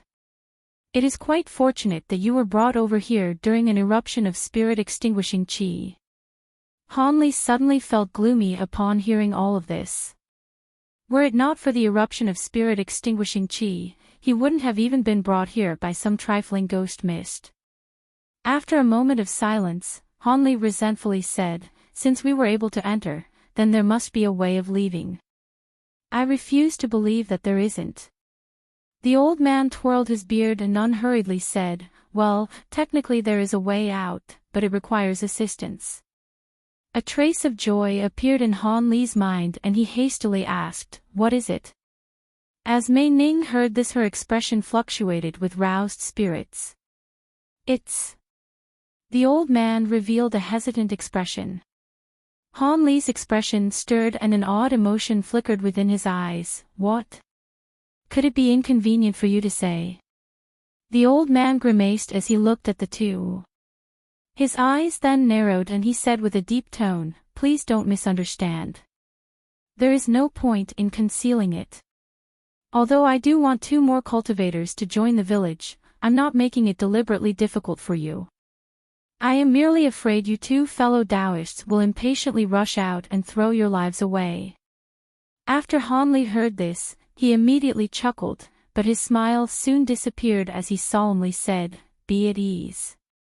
Although I appear young, I've cultivated for many years and am disinclined to make any rash actions. If it truly is impossible, I won't pointlessly risk my life. However, I would still like to hear of the method. After some consideration, the plump old man replied, Since that is the case, this old man won't conceal it any longer. He then walked to the hall's entrance and raised his head to the sky with a pensive expression. Mei Ning bit her red lips and asked, Brother Han, what do we do? Could it be that you truly wish to climb Stormwind Mountain? Her current complexion was extremely pale. After she heard the method to return, she began to despair, believing that it was impossible to achieve. Han Li gazed at the sky and indifferently said, I haven't given it much thought yet, but I do know that I will be giving it a try eventually. When Mei Ning heard this, her expression stirred. Just as she thought to say something, someone suddenly approached them. It was a 16-year-old, dark-skinned youth with a curious expression. The youth stared at them and elegantly said, So you are the 2 new arrivals. I've received orders from the elders to bring you 2 to your residences. Since you have just arrived, 3 days of food will be given to you free of charge. However, later you will have to undertake assignments or else you will be ejected from the village. Han Li nonchalantly said, "That's fine. Lead the way." The youth nodded his head and set off without another word. Shortly after, the youth brought the two of them to a neat stone building in a corner of the village. When Mei Ning arrived in the room and saw that there was only one wide bed, her face suddenly grew scarlet. The woman hesitantly asked the youth, "There is only one bed here?" The youth blinked and curiously asked, "If a man and a woman are together, then wouldn't they want to sleep in one bed?" Having heard that, Mei Ning's blush grew more intense. She thought to give an explanation, but she was unable to muster any words for the time being. At that moment, Han Li had finished examining the building's exterior and indifferently said, "We will be sleeping separately. Please bring us another bed." The youth curled his lips. Although he was somewhat unwilling, he agreed and walked out. After the youth walked out, Han Li promptly said, "Go ahead and take a rest first. I'm going to take a look around the village." When Mei Ning heard him, she wore a blank expression and silently nodded. Without any further hesitation, Han Li walked out of the building and glanced around before heading towards the center platform. He was greatly interested in the methods to control Umbra energy. There was no one standing guard nearby the stone platform, so Han Li was able to easily approach it. With its great height, the lack of stairs made it appear even more towering than he had expected. Han Li walked several times around the stone platform and easily climbed onto it. Chapter 584, Stone Talismans and Beast Crystals. Han Li walked around on the platform and curiously examined a stone disc with a trace of astonishment. The disc was over 3 meters wide and was placed flat onto the platform. There were many strange decorative patterns carved into it along with many profound talisman characters. Although there was no one currently operating it, it continuously emitted a purple mist that spiraled into the sky and covered the village. As a proficient scholar of the Tao of Formation spells, Han Li began to study the stone disc with narrowed eyes. Not longer after, his expression fluttered before revealing a trace of enlightenment. He then furrowed his brow as he sunk deep into thought. While Han Li was completely entranced, he suddenly heard an unfamiliar voice from behind him. Could it be that fellow Taoist has obtained some profound insights? Han Li's heart was shaken and he inwardly cursed in surprise upon realizing that someone had unknowingly appeared behind him. It would have been quite dangerous if they had meant him any harm. However, it wasn't entirely Han Li's fault for his carelessness, as he was accustomed to having his spiritual sense surround his body. He was still slowly adapting to the loss of his magic power and spiritual sense. Han Li grew inwardly vigilant and wordlessly turned around. A white-haired old man with long hair stood before Han Li. His face was full of wrinkles, but his eyes exuded a strong spirit, and he was currently looking at Han Li with a wide smile. Han Li hesitantly asked, "Are you a cultivator?" He could no longer tell due to the loss of his spiritual sense. The old man smiled and replied, "I am Bao Huanzi, an old cultivator from the 5 Dragon Seas. You must be one of the 2 newly arrived cultivators." The 5 Dragon Seas. Han Li's mind stirred with interest upon hearing the name. Han Li's expression relaxed and he said, "So it turned out to be fellow Taoist Bao. My surname is Han and I am a vagrant cultivator of the Scattered Star Seas." The Scattered Star Seas. There was previously a fellow Taoist that originated from the Scattered Star Seas, but unfortunately, he perished during a mission after encountering a fearsome Umbra beast. Regardless, there are truly too few fellow Taoists proficient in the Tao of Talismans. From how deeply engrossed you were while looking at the stone talisman, you must hold quite some skill in the area. The old man sighed and quickly changed the subject. Stone talisman. Are you talking about the disc? Han Li wore a baffled expression. This was the first time he had heard of such a thing. The long-haired old man narrowed his eyes as he proudly said, "Hee hee. It's no surprise that you wouldn't know of such things, as I reckon that stone and jade talismans have all but vanished in the other lands. Only a few sects in our 5 dragon seas are still able to refine these ancient talismans.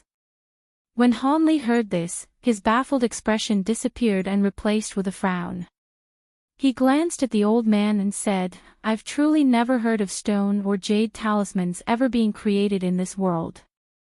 I've spent quite some time studying the Tao of talismans, and the talisman characters on the stone disc leave me filled with amazement.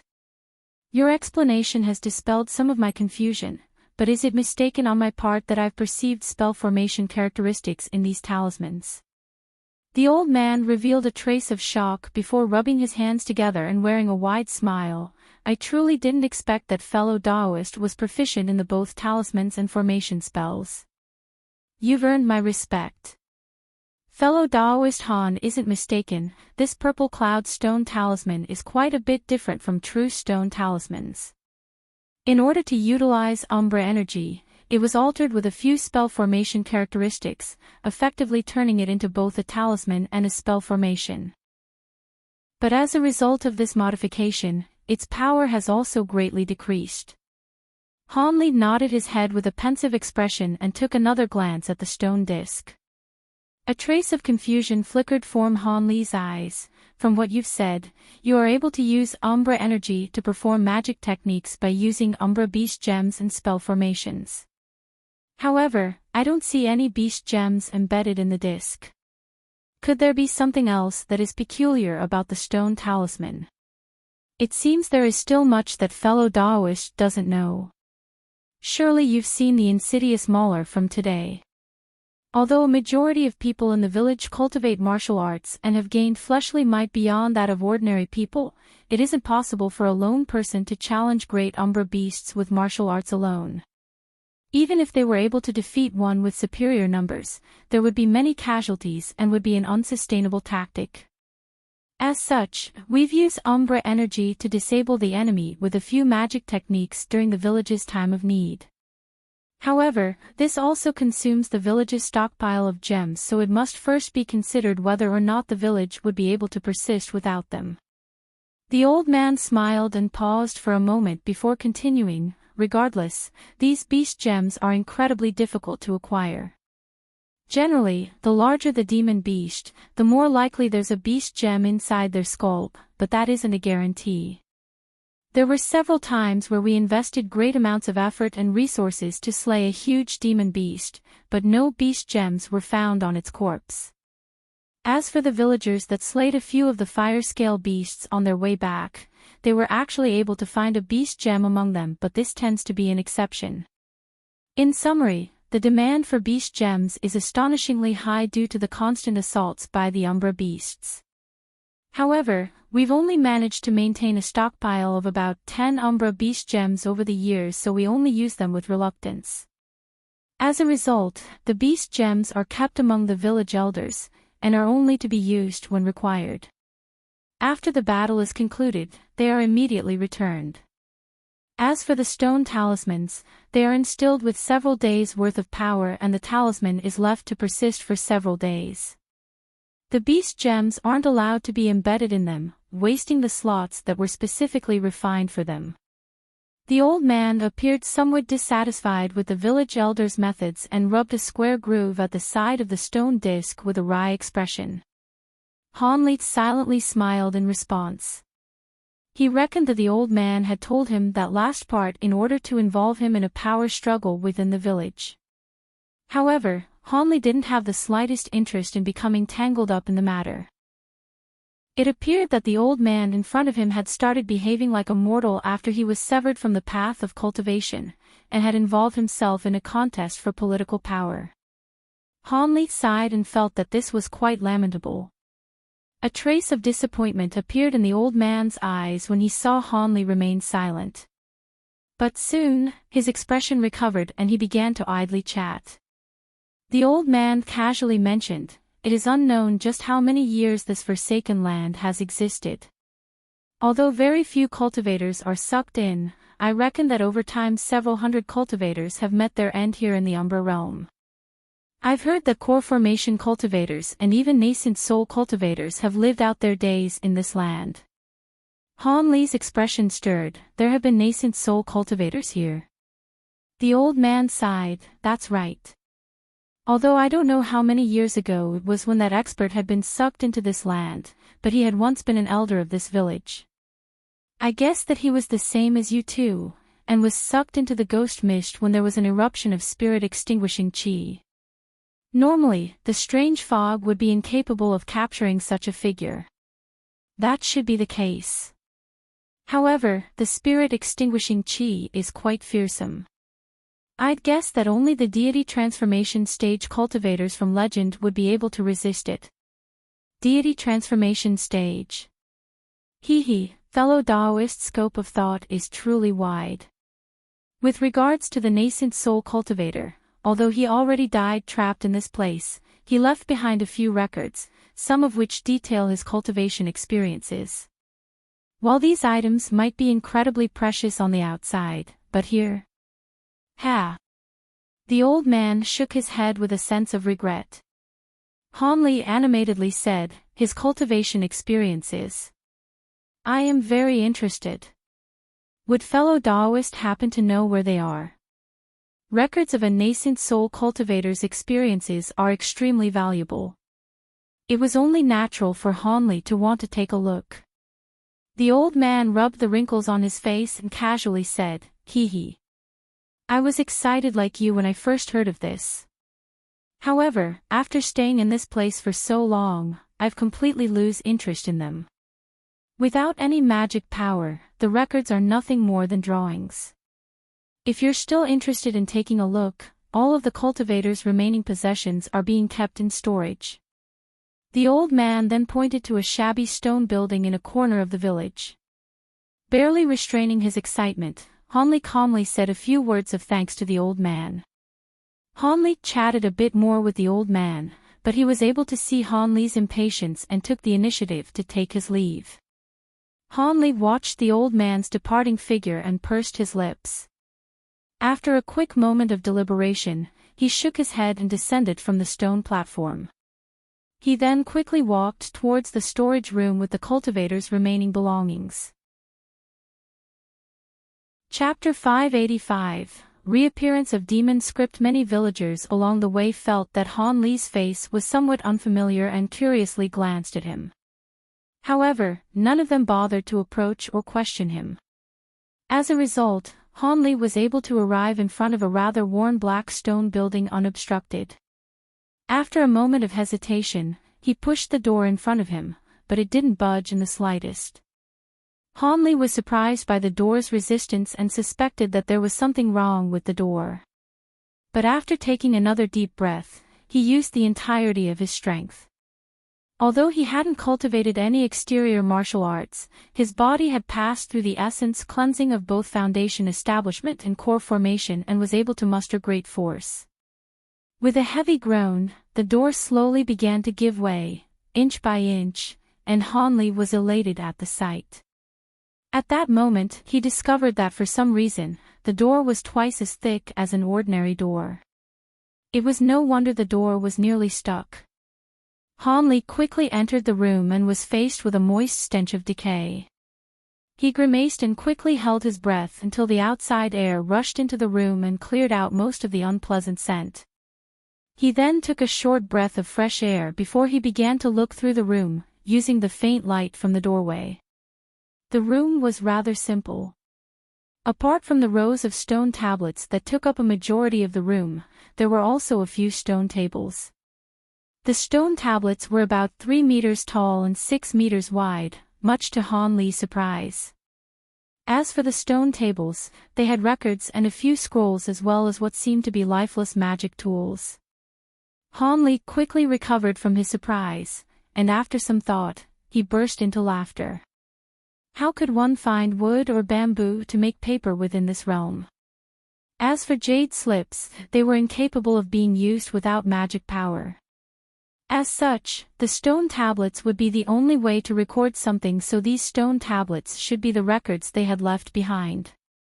As for the magic tools on the table, They seemed to be just like his own flying swords and must be removed from this place before they could be put away. As for storage pouches, Hanley hadn't spotted any of them in the room. It seems they had been dealt with in a different manner and weren't left on display. After glancing at the general situation in the room, Hanley casually walked over to a stone tablet and saw that it was covered in a thick layer of dust, obscuring whatever was carved into it. Hanley casually tore off a piece of his jacket with a frown and started to wipe it clean. Soon, Hanley was able to see what was carved onto the tablet. These weren't characters that were widely used in the cultivation world but rather were a type of rarely seen script. Fortunately for Hanley, he was vastly experienced and could easily recognize them. But as soon as Hanley glanced at the tablet, his interest immediately disappeared. This was merely the diary of a Foundation establishment cultivator. Hanley immediately set it to the side and began to look through the other stone tablets in the room. There were about 20 in total. It was only when Hanley reached the 6th stone tablet that his interest finally began to stir. He had found what he was looking for, the cultivation experiences of the nascent soul cultivator. Hanley was entranced and motionlessly stood in front of the stone tablet for an unknown amount of time before letting out a long breath and revealing a complicated expression. Hanley muttered, "So it turns out that condensing a nascent soul is such a fearsome affair. Even with the assistance of the 9 curl spirit ginseng, my odds of condensing a nascent soul still aren't very high. It seems that being dropped into the Umbra realm was somewhat beneficial after all." Although the tablet didn't describe any specific method of cultivation, the nameless nascent soul cultivator had recorded his experiences from the Foundation establishment stage to when he had condensed a nascent soul with impeccable detail. Hanley felt delighted surprise upon reading through them. With the pointers given through the nascent soul cultivator's experiences, Hanley would make far less mistakes due to misconceptions when condensing a nascent soul. After reading through the stone tablets several times to make sure that he hadn't overlooked anything, Hanley put it to the side and began to look through the remaining tablets. He had originally intended to depart, but after some thought, he figured that since he was already there he may as well read through them all and learn what he could. As such, Hanley looked through each of the tablets in a lax manner. As expected, the remaining tablets didn't contain anything truly useful. Although a few of them contained cultivation arts, they were all beneath his notice as he had the profoundine arts in his possession. After the time it took to finish a meal, Hanley arrived at the final tablet. He absent-mindedly swept the dust off of the tablet and examined it before revealing an astonished expression. This tablet was completely different from the rest. It was filled with finely carved, rice-sized characters that were far smaller than anything on the previous tablets. Furthermore, when Hanley swept his gaze over them, he discovered that there were 2 different types of characters written on the tablet. One was a common ancient language, but the other was in demon beast script. Hanley's curiosity was greatly piqued, and he began to carefully look through it while becoming increasingly more excited. The stone tablet was a manual specifically intended to teach the demon language. Furthermore, it was extremely detailed and gave word-by-word explanations. The cultivator who carved this had an immense familiarity with the demon beast language. Although Hanley couldn't immediately grasp the teachings, if he recorded the text and slowly read through it day by day, he was certain to be able to learn it. As such, he would be able to clearly understand the demon techniques that were recorded in the old hide book and the copper demon plate. As for whether or not humans could learn the techniques of demons, Hanley didn't bother thinking much about it. Even if the demon techniques were of no use to him, there were only benefits to be gained from learning the demon language. Who knew whether or not it would be useful in the future?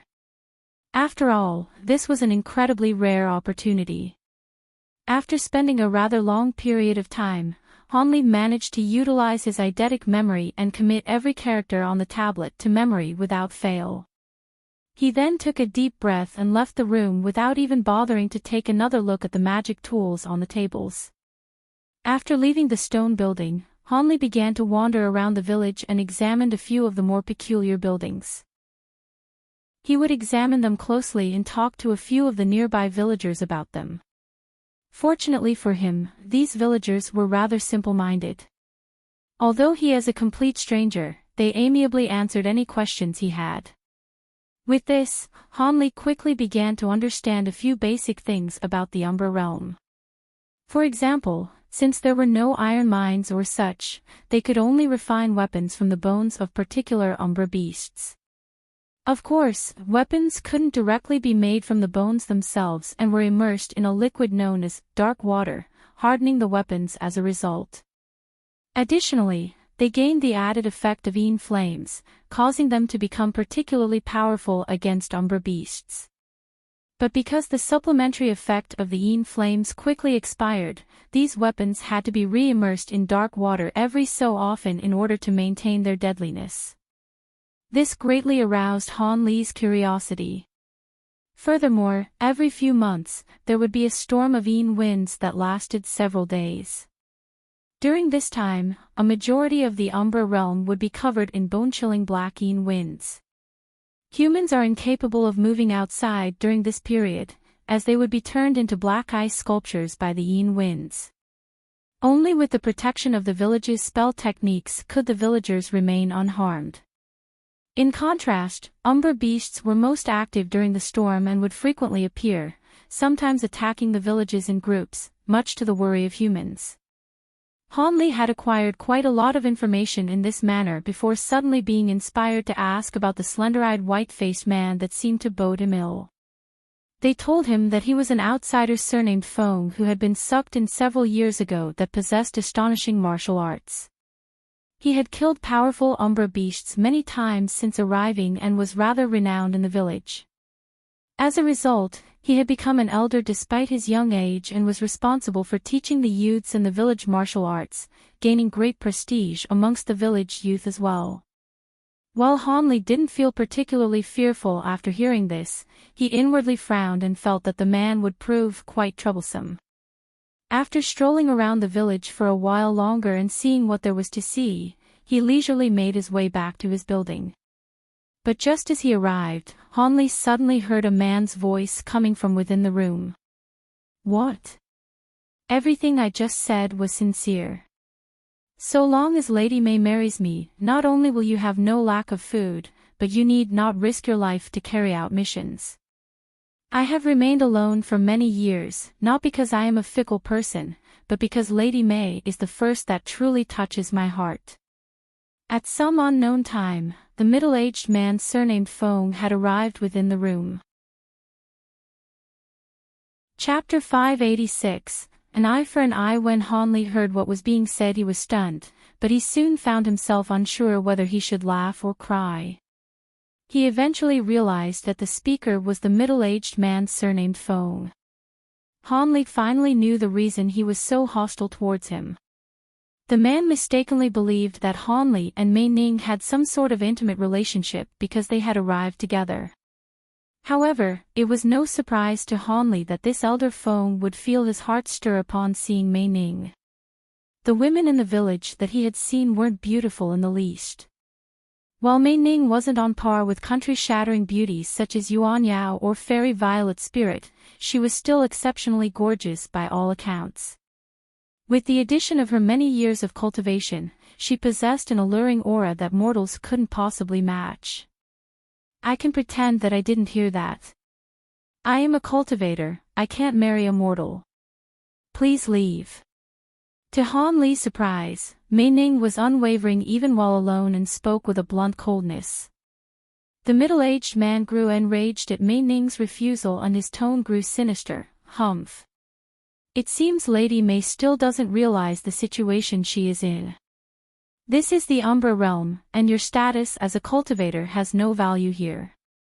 Perhaps commoners might hold some reverence towards you, but in my eyes, without any Umbra beast gems you are merely an ordinary mortal. Could it be that you truly believe your male companion would be able to fight me? My martial arts were unrivaled in the entire Four Crest Seas. If I wanted to kill him, who could stop me?" It was beyond Mei Ning's imagination that a mortal would dare to threaten her, and her voice began to tremble. "You dare to threaten me? Of course I dare. Why wouldn't I? What do you intend? Not knowing what the man would do, Mei Ning suddenly yelled out in terror. When Han Li heard this, he rubbed his nose and bitterly chuckled in his mind. Although it could be said that he had no prior relationship with the woman, she was still a fellow cultivator that was trapped in the Umbra realm just like him. He wasn't so heartless that he could ignore her current plight. With that thought, Han Li wryly smiled. Bang! Before Mei Ning screamed a second time, he kicked open the room and confidently walked in. Mei Ning was pushed into a corner of the room by the middleman surnamed Feng. When he heard the door burst open, his evil grin was replaced with a look of astonishment.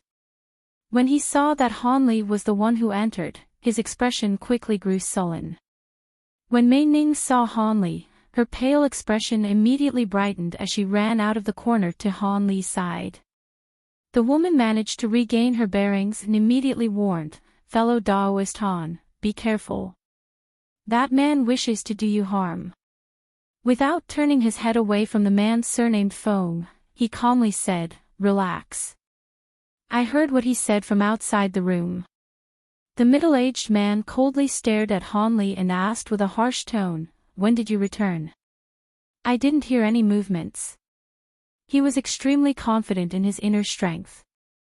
With it, he could hear the rustling of leaves and grass from over 40 meters away.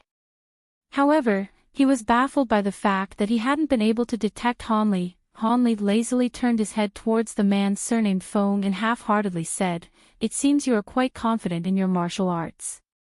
However, it was quite stupid of you to target me." When the middle-aged man heard this, a malicious look appeared in his eyes. "Stupid. It's been a while since anyone has called me that. I'll have to break one of your arms to discipline you." His body then blurred without another word and he shot towards Han Li. As his palm fiercely struck towards Han Li's right forearm, it grew somewhat larger and carried a powerful gale. From his actions, it appeared that he truly wanted to break Han Li's forearm in two. When Mei Ning saw the middle-aged man depart from the building, she let out a breath of relief. She then saluted Han Li with a slight blush and said, "Many thanks for Brother Han's assistance." Han Li casually fiddled with one of his flying swords before casually placing it back inside his robes. He nonchalantly said, "It was nothing. If you truly hold no interest in this person, then you should do your best to avoid him. However, if Lady Mei intends to remain in this village, it wouldn't be a bad idea to become his bride." Mei Ning shook her head and bluntly said, "Marry him? Absolutely not. Ever since I set foot on the path of immortal cultivation, I made a pledge that I would only be wed to a high-grade cultivator. How could I possibly agree to marry a mortal without any spiritual roots?" Han Li's expression remained unchanged upon hearing the woman. He silently walked over to a chair and calmly sat down before closing his eyes. While the woman was unable to achieve the same level of calm as Han Li after what she had just experienced, she went to the stone bed and also sat down. Not long after, her expression fluctuated as she expectantly asked, "Fellow Daoist Han, do you have any good plans to escape this place?" After a moment of silence, he opened his eyes and insipidly said, "Did Lady Mei not listen to the method to depart this place? How could I possibly have a good idea for that already?" When Mei Ning heard his response, she clearly didn't believe him and her eyes quickly reddened. "Fellow Daoist Han, don't deceive me. When I heard the elder's method, I believed that it was impossible." Although fellow Daoist remained silent, you appeared calm and confident. "You clearly must have some method of escaping this place. Could it be that Brother Han believes this little woman to be a hindrance and plans to move by himself?" Chapter 587, Transient Spirit. Chi. Han Li frowned for a moment before calmly saying, "Fellow Daoist Mei, since we arrived here together, it could be considered that there is some destiny between us. Since Lady Mei already mentioned it, I won't conceal it any longer. I feel that I am somewhat able to climb Stormwind Mountain. Regardless of whether it's the flying umbra beasts that circle the mountain or the hallucinogenic mist, I have methods of dealing with them. However, these methods will only work for me alone. I do not have the skill to bring along anyone else, as I would only be able to take care of myself when danger approaches. Fellow Taoist May would be certain to die. Since you are so young, it would be better to stay here. Perhaps there will be another opportunity to leave in the future. The final sentence was supposed to comfort her, but when Hanli heard himself say it, he couldn't help but feel that it sounded quite artificial. However, he had been speaking the truth. Mei Ning's face instantly paled and she bit her lips in silence. When Hanli saw the woman turn silent, he sighed and closed his eyes once more. To tell the truth, he didn't have a bad impression of Mei Ning. Were she capable enough, he may have provided assistance. But as of right now, Hanli couldn't afford to increase the burden to himself. He could only still his heart and leave the woman behind. Fortunately, even if she was left behind in the Umbra realm, she wouldn't have too difficult a life. At worst, her path of immortal cultivation had come an end. He didn't have anything to feel guilty about. The room settled into silence. After an unknown amount of time passed, Hanli believed that the woman was crestfallen. When he was about to drift off to sleep, he suddenly heard her say, "If I can temporarily restore a bit of your magic power, would you be able to bring me out?" What? Hanli's eyes shot open and he stared at the woman with disbelief.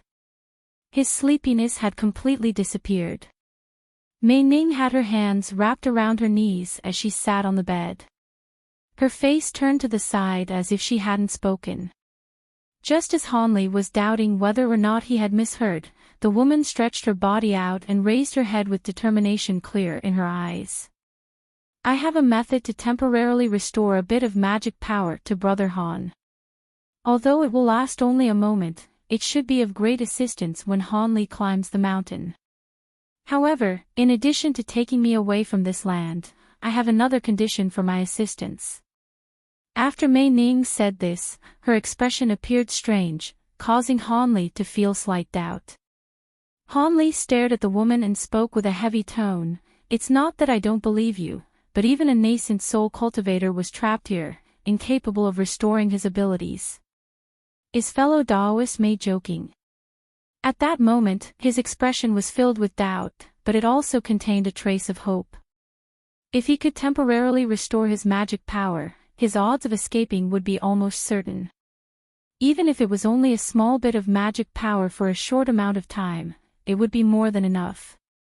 His storage pouch had several threads that didn't need spiritual power to activate. With their wondrous powers, his safety would be further guaranteed. As for his spirit beast pouches, although the gold-devouring beetles and the blood jade spider require spiritual sense to control, he would just barely be able to use the weeping soul pearl within his body to control the weeping soul beast. Although those Umbra beasts weren't malicious spirits, they were condensed from Umbra Chi, something reminiscent of Yin Chi. They should at least be easily restrained, and wouldn't pose much of a threat to him. With that thought, Hanli grew excited. With a hesitant expression, Mei Ning whispered, "Although this little woman doesn't have mutated spiritual roots or heavenly spiritual roots, I possess the transient Jade Phoenix Marrow constitution. Furthermore, in her entire lifetime, she would only be able to give the transient spirit Qi once. She won't be able to produce more of the spirit Qi for the rest of her life. Additionally, if she lost her maidenhood before the transient spirit Qi was transmitted, it would vanish." Hanli had previously browsed through records that were related to this matter. After recalling them, Hanli felt that if he acquired this spirit Qi, it could be possible that he'd be able to use a bit of magic power. After all, transient spirit Qi was one of the 7 pure spirit Qis in the world. At the very least, it should allow him access to his storage and spirit beast pouches. With that thought, Hanli raised his head and swept his gaze to the beautiful woman, calmly asking, "Lady Mei, could you tell me your other condition?" After some hesitation, Mei Ning resolutely said, "It's simple. I wish for Brother Han to find my elder brother and bring him out of the Umbra realm." After some consideration, Han Lik shook his head and said, "I'm afraid that I will only be able to meet that condition halfway." Halfway. Mei Ning wore a strange expression. It was clear she didn't understand what he meant by this. "Yes. There is another reason why I can't remain in the Umbra realm for too long. As such, I can only agree to do my utmost and spend 3 months searching for your brother. If I am not able to find him within that time, then I will have to set off immediately." After some thought, and feeling that Han Li wouldn't budge on this matter, she nodded her head and agreed, 3 months. This place isn't that large. You should be able to find him in that time. All right, I accept. Han Li smiled at her frank acceptance. Mei Ning then stared at Han Li and slowly said, "Although I've only known you for a short while, I don't believe that I've misjudged you. As such, to prove to you that I intend to keep my word, I will give you the transient spirit chi whenever you ask. If Brother Han wishes for it now, then I will not hesitate to give it to you." Chapter 588, Sensual Kiss. Han Li was surprised that the woman had spoken so bluntly. However, his surprise only lasted for a moment before his expression quickly returned to normal. The Umbra realm is extremely dangerous, and surprises are almost certain to happen. It would be best that I immediately recover magic power so that I may take out a few treasures. Otherwise, we may be unprepared when danger comes knocking. Mei Ning heard Han Li. She nodded without the slightest surprise, but she soon thought of something and a slight blush appeared on her face. She whispered, "If I still had magic power, I would be able to easily give you the transient spirit chi with a mere touch of the hand. But under these circumstances, I am only able to transfer it to you through mouth-to-mouth contact." When Mei Ning said, "mouth-to-mouth contact," she lowered her head and her voice grew nearly indiscernible. Han Li was startled, but upon seeing her heart-wrenching bashfulness, his heartbeat quickened. In order to restore his magic power, he would have to kiss this beautiful woman. This was an alluring affair that Han Li wouldn't even have thought of, arousing a strange sensation in his heart. The air in the room became obscurely warm. Seeing Mei Ning silently lower her head, Han Li knew that she wouldn't take the initiative despite having little experience in this regard. After all, they didn't have a particularly intimate relationship. With that thought, Han Li wordlessly stood up and arrived at the stone bedside with a blur, sitting closely at the woman's side. Mei Ning unconsciously pulled back, but Han Li's arm was wrapped around her waist, holding her in place. The woman's heart began to heavily thump as she raised her head. When she saw Han Li's mysterious smile, she bowed her head again with a blush. However, Han Li raised her head with his free hand and prevented her from turning away. Mei Ning felt her mind grew completely blank as her heart fluttered. Han Li took a deep breath and smelled her faint fragrance. Then when he saw the bashful charm that exuded from her eyes, his heart grew fervent and he could no longer restrain himself. He lowered his head and fiercely pressed his lips onto hers. It was warm, fragrant, and even a little sweet, arousing a feeling of ecstasy. As this occurred, Mei Ning's eyes grew weak and despondent. But a short moment later, she regained her bearings and she weakly attempted to push Han Li away. Although she had already made preparations for Han Li's advance, she became overwhelmed with shyness as she faced the real thing and became completely flustered. Although this woman had many suitors, she had never been intimate with any of them. The kiss sent waves of ecstasy throughout Han Li, leaving him filled with desire. When she pushed her hands against Han Li, he boorishly pressed against her soft body. Taking advantage of the fact they were on the bed, he greedily grasped her lips with his own as if they were ambrosia. Given Mei Ning's inferior strength, she had lost hope of breaking free once she entered his embrace.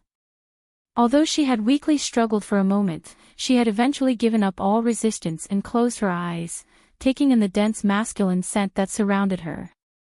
Her cheeks were flushed red as her long eyelashes fluttered, and her mind grew confused and lost.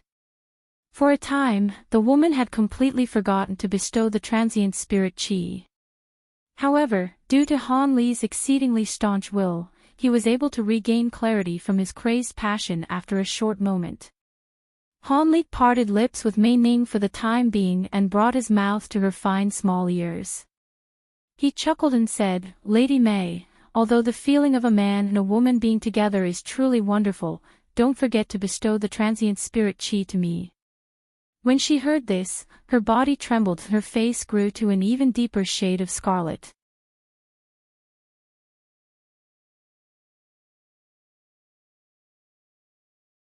Chapter 589. Guests. Han Li swept his gaze around and saw that nobody was nearby.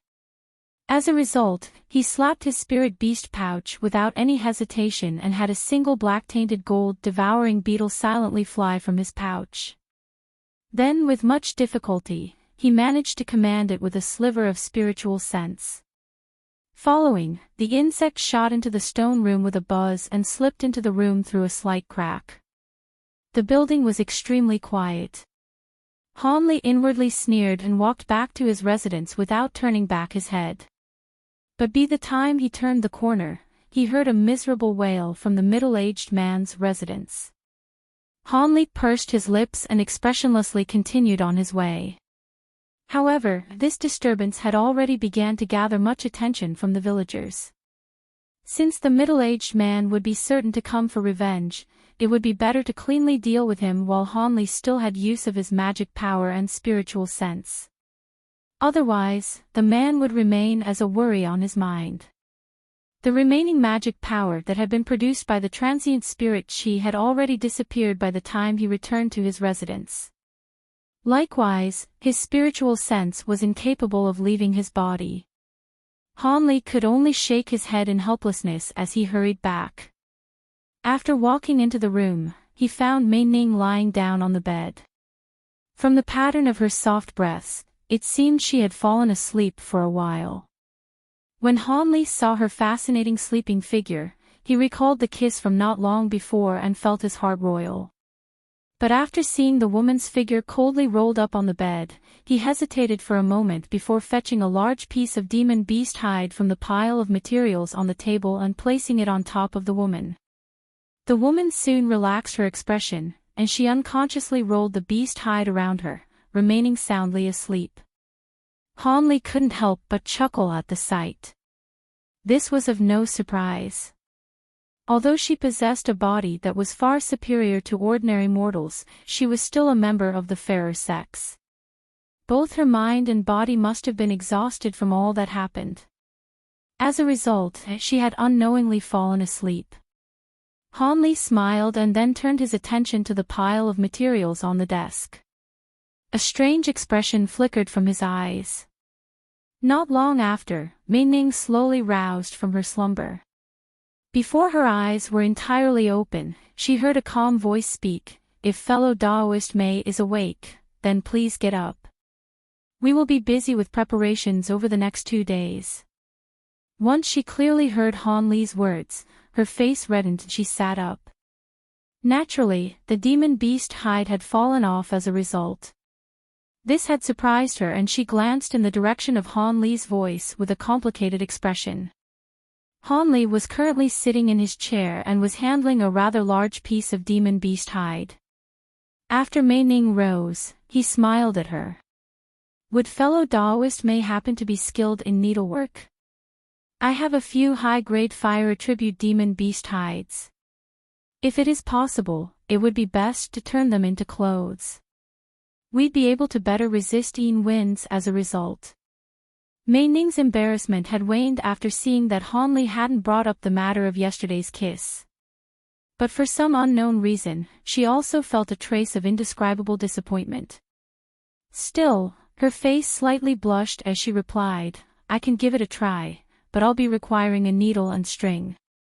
Han Li grabbed a faint blue needle on the table and handed it over to her. "This demon beast hide is rather tough. Only flying needle magic tools are able to pierce through them. You'll also be using the beast tendon to sew the beast hide together. In the end, we will only use this to withstand the yin winds. There is no point in caring about quality of appearance. The needle was a top-grade magic treasure that was extremely sharp. Hanli had acquired it from some unfortunate cultivator that he had already forgotten about. He felt that it would prove quite useful as of present and took it out of his storage pouch. Mei Ning bit on her lips and softly whispered, "I will do my best." Hanli nodded and thought to say something else when he heard footsteps from outside. An old man's voice soon followed, "Is fellow Daoist present?" "Who is it?" Hanli bafflingly asked. He felt that the voice was rather familiar, and soon recalled that it had belonged to the long-haired old man. "He, fellow Daoist, and I had quite an enjoyable chat yesterday on top of the stone platform." Since the cultivator from the 5 Dragon Seas had said this, he found it awkward to keep the door shut. Since he was also curious about why he had suddenly paid him a visit, he walked towards the door and opened it, revealing the chuckling long-haired old man and 2 other old men behind him. One was red-faced and white-haired while the other had a hunchback and an eerie aura. "Please, come in." Hanli confidently invited the 3 in without asking them of their intentions. "So this is fellow Daoist Mei." When the 3 saw Mei Ning, they revealed a slight trace of astonishment before calmly saluting her. Mei Ning returned the greeting and moved to stand by Hanli's side. She remained silent as if she were deferring the matter to Hanli. The 3 pensively glanced at one another. After the 3 took a seat, Hanli glanced at the other 2 and slowly asked, "Are these 2 also?" Fellow Daoist guessed correctly. These 2 are fellow cultivators. They arrived from the great state of Jin. This is fellow Daoist Yun from the Heavenly Talisman sect, and this is fellow Daoist Jin from the 4 Seas Institute. Hanli nodded his head to each of them. The 2 then examined Hanli before politely smiling at him. Hanli calmly asked, "May I ask what brings you 3 here?" The 3 old men unconsciously glanced at each other. After a short moment, the long-haired old man dryly coughed and spoke with a deep tone. "Fellow Daoist Han might not know this, but Elder Feng, the village's instructor for martial arts, suddenly died after being devoured alive by a nameless, exotic insect. It is said that the exotic insect bit his neck in his sleep, and he died a miserable death as a result." With a completely unchanged expression, he indifferently said, "Oh, so it was like that? What kind of exotic insect could possibly be so fearsome?" The 3 then began to mutter among themselves. They were unable to tell whether or not Hanli was related to this. The long-haired old man stared at Hanli as he slowly said this wasn't entirely clear. By the time he screamed, he was already on the verge of death. When the other villagers saw that a flying insect had flew from his sound, they immediately struck it with their weapons, but as the insect was incredibly hard, they weren't able to wound it in the least. As the insect was covered in blood, it was difficult to tell the exact details of its appearance. The other 2 solemnly glanced at Hanli in silence as well. With an unchanged expression, Hanli leaned back in his chair and lazily said, "What? Could it be you 3 believe that I killed him? Are you 3 here to punish me?" The old man's expression slightly changed and he chuckled, "How could that be possible? We absolutely don't believe that fellow Daoist Han could have done such a thing. Even if he did it, we would be incredibly happy. That mortal named Feng had always viewed us with disdain just because of his martial arts. It is better that he is dead." Hanli narrowed his eyes and glanced at the 3 in silence. The long-haired old man's eyes shifted and probingly said, "However, I heard that yesterday, Elder Feng paid a visit to fellow Daoist's room. Soon after, he left in a crestfallen manner. Additionally, they found that his arm was broken during the time of death. It seems even without any magic power, Hanli still possessed some powerful techniques. Upon hearing their words, Hanli raised his eyebrows. It seemed these three held some influence in the village. They were actually able to find out that the man surnamed Feng entered his room yesterday and that he was driven off.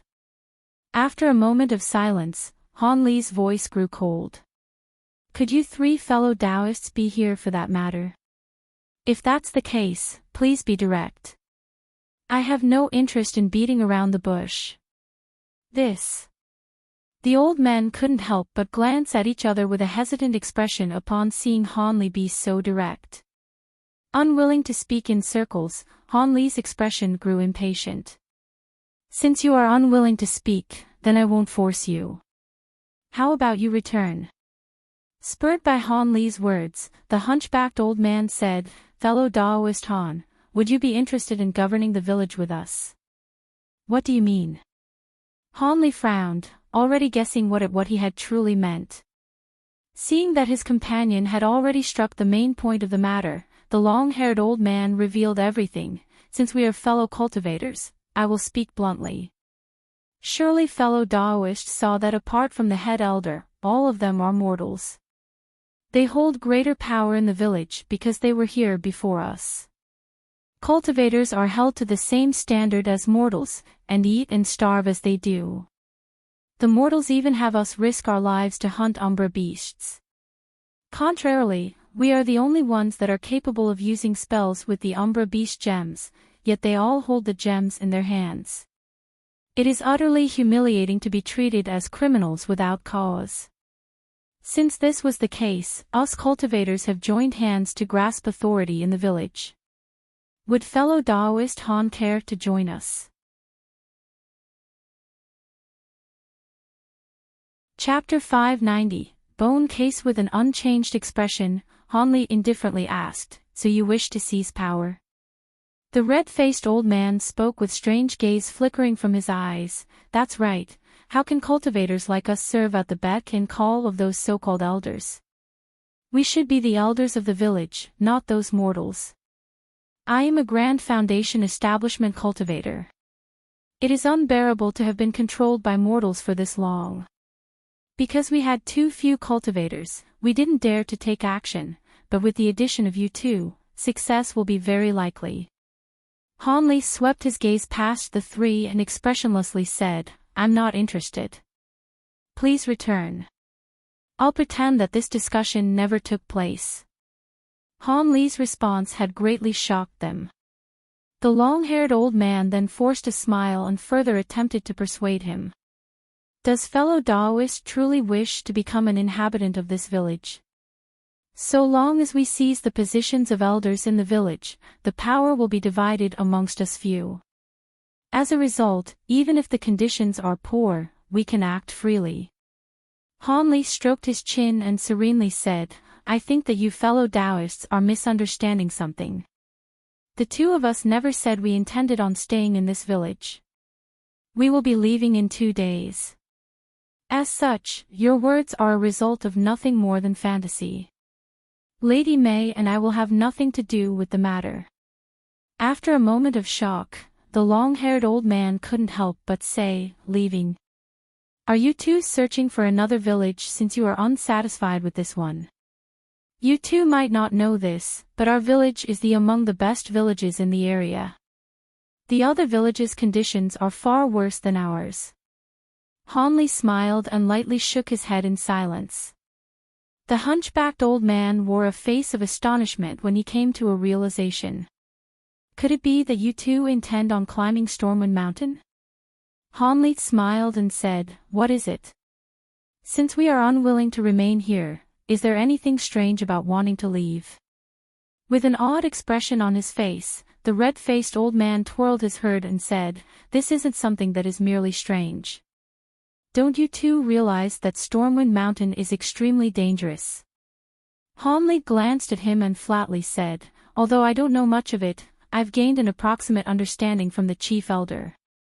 The hunchbacked old man's face contorted several times before he fearfully said, Humph. What does he know of Stormwind Mountain's fearsomeness? He probably only knows this from hearsay. Fellow Daoist Yun and I have personally experienced the true terror of Stormwind Mountain. It isn't something that cultivators can face without magic power. The tremendously powerful Umbra beasts that surround the mountain are an instant death sentence if you were to alarm them. Even if you manage to luckily slip past them, the violent Yin winds and the illusory mist are incredibly deadly. There wouldn't be the slightest chance of climbing to the top of the mountain. Furthermore, being able to leave the Umbra realm during an appearance of a crevice in space was only a rumor. No one had truly tested it. Perhaps it wasn't possible to begin with. Han Li's expression stirred and he asked with great interest, "You two fellow Taoists have already climbed Stormwind Mountain. Could you tell us about it?" The red-faced cultivator revealed trepidation as he slowly said, "Of course, fellow Taoist Han. We also wish to talk of it. Hopefully, fellow Taoist will abandon his hopes of succeeding by a fluke. Originally, fellow Daoist Jean and I were unwilling to spend our lives here when we had just arrived at the Umbra realm. After spending a year of preparation, we along with 3 other fellow Daoists set off to Stormwind Mountain together. Before we even arrived at the peak, one of our members was discovered by an Umbra beast and was devoured. The rest of us difficultly pushed forward, but 2 in our ranks were frozen over from the Yin winds a quarter way up the mountain.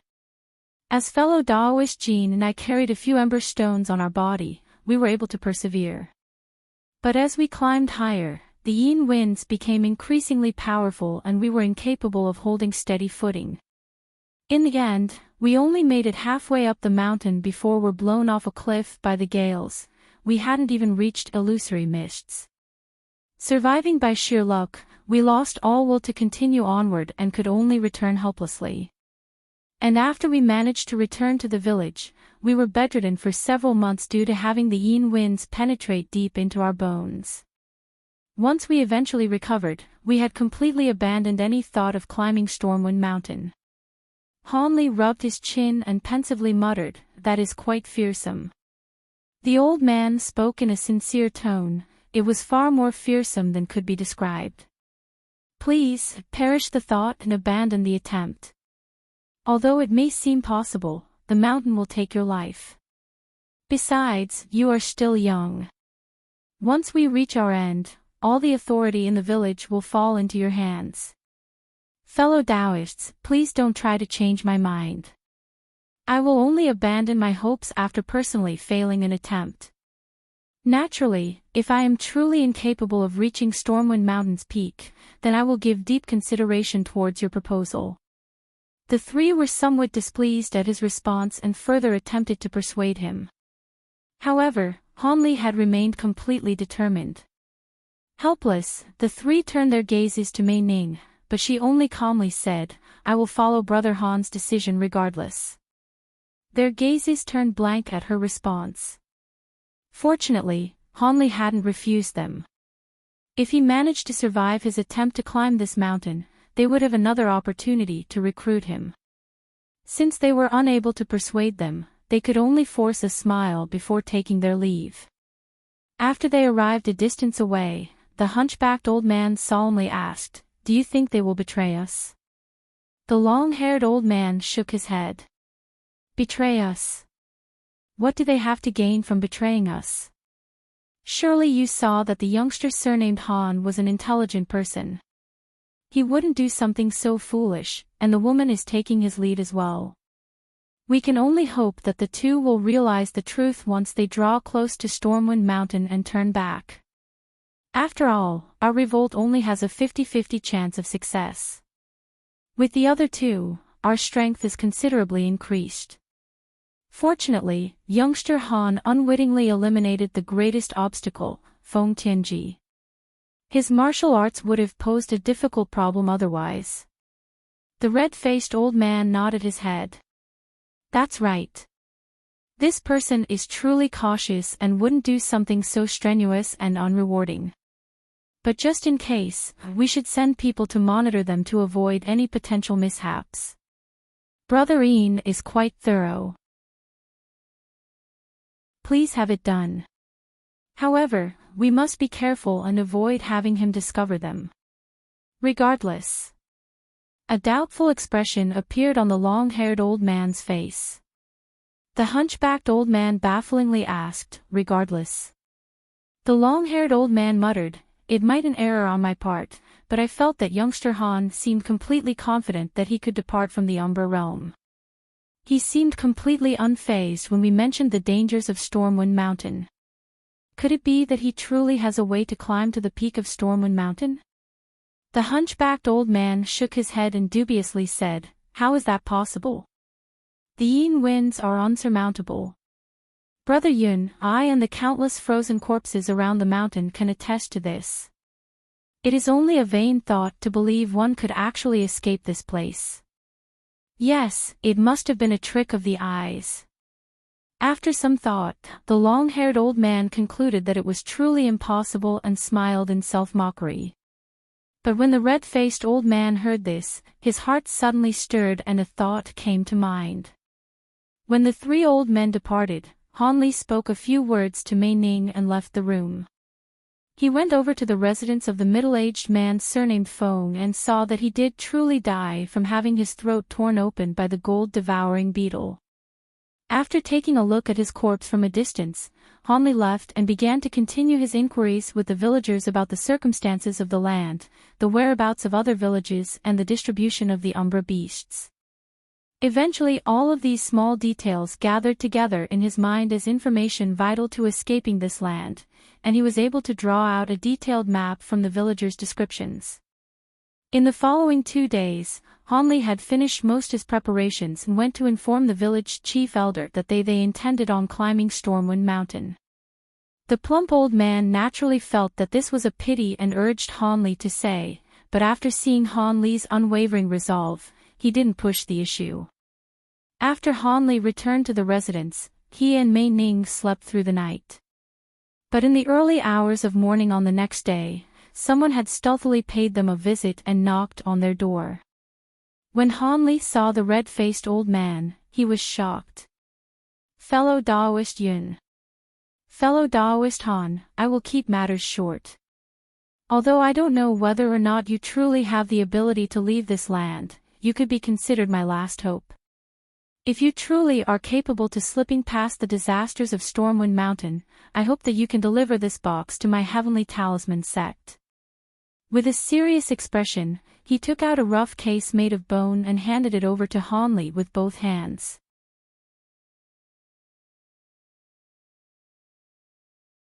Chapter 591, Spirit Subjugation Talisman. Han Li glanced at the case, but didn't move to receive it. With an indifferent expression, he asked, "What do you mean?" He wasn't about to take the case before realizing what the case was. The red-faced old man let out a long sigh and said, "There is no need for fellow Daoist to think much of it. The case contains the refinement method for the one of our sect-protecting talismans, the Spirit Subjugation Talisman. Originally, only the sect master could learn it. I only have one intention. I wish for fellow Daoist Han to deliver the talisman refinement method on my behalf. I don't wish for the talisman to forever be lost from the sect."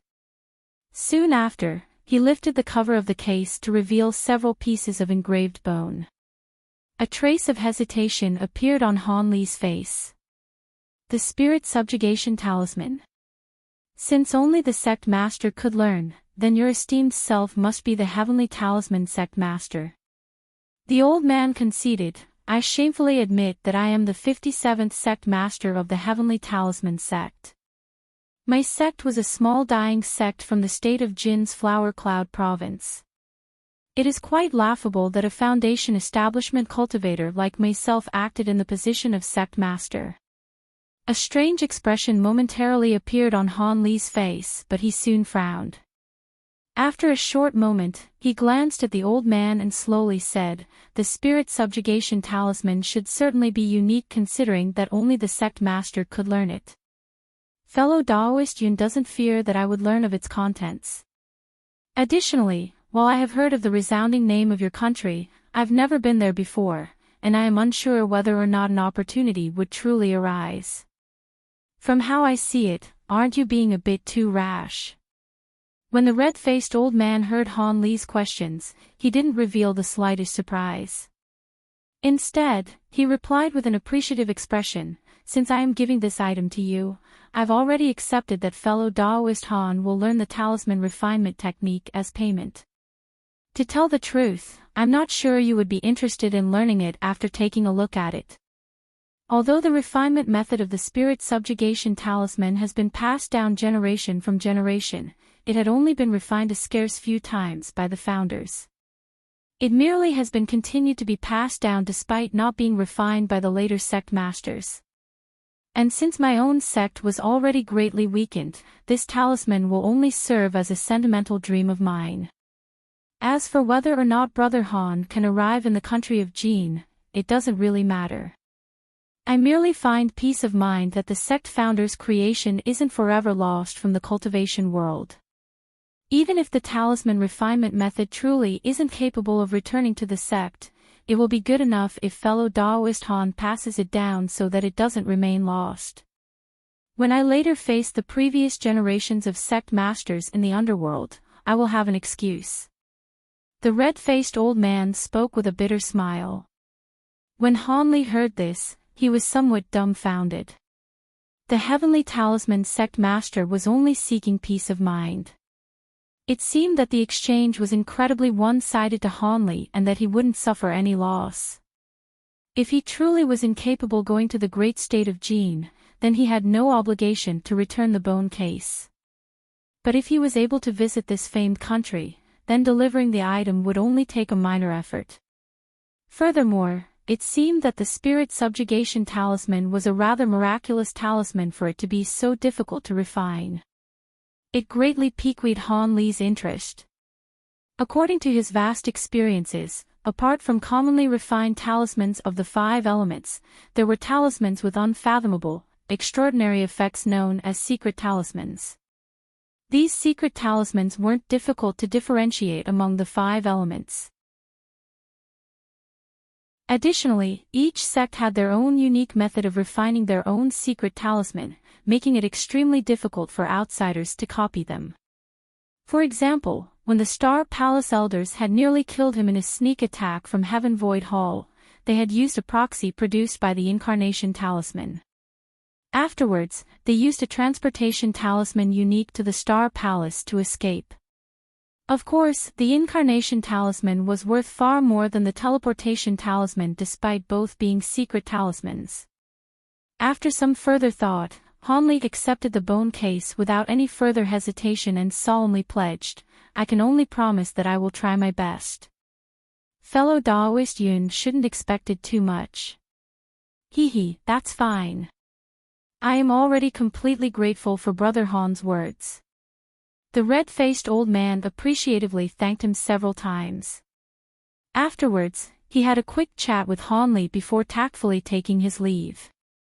Han Li stood by the building's entrance as he watched the old man walk away before weighing the bone case in his hand. It was light, there didn't seem to be anything profound about the bone case itself.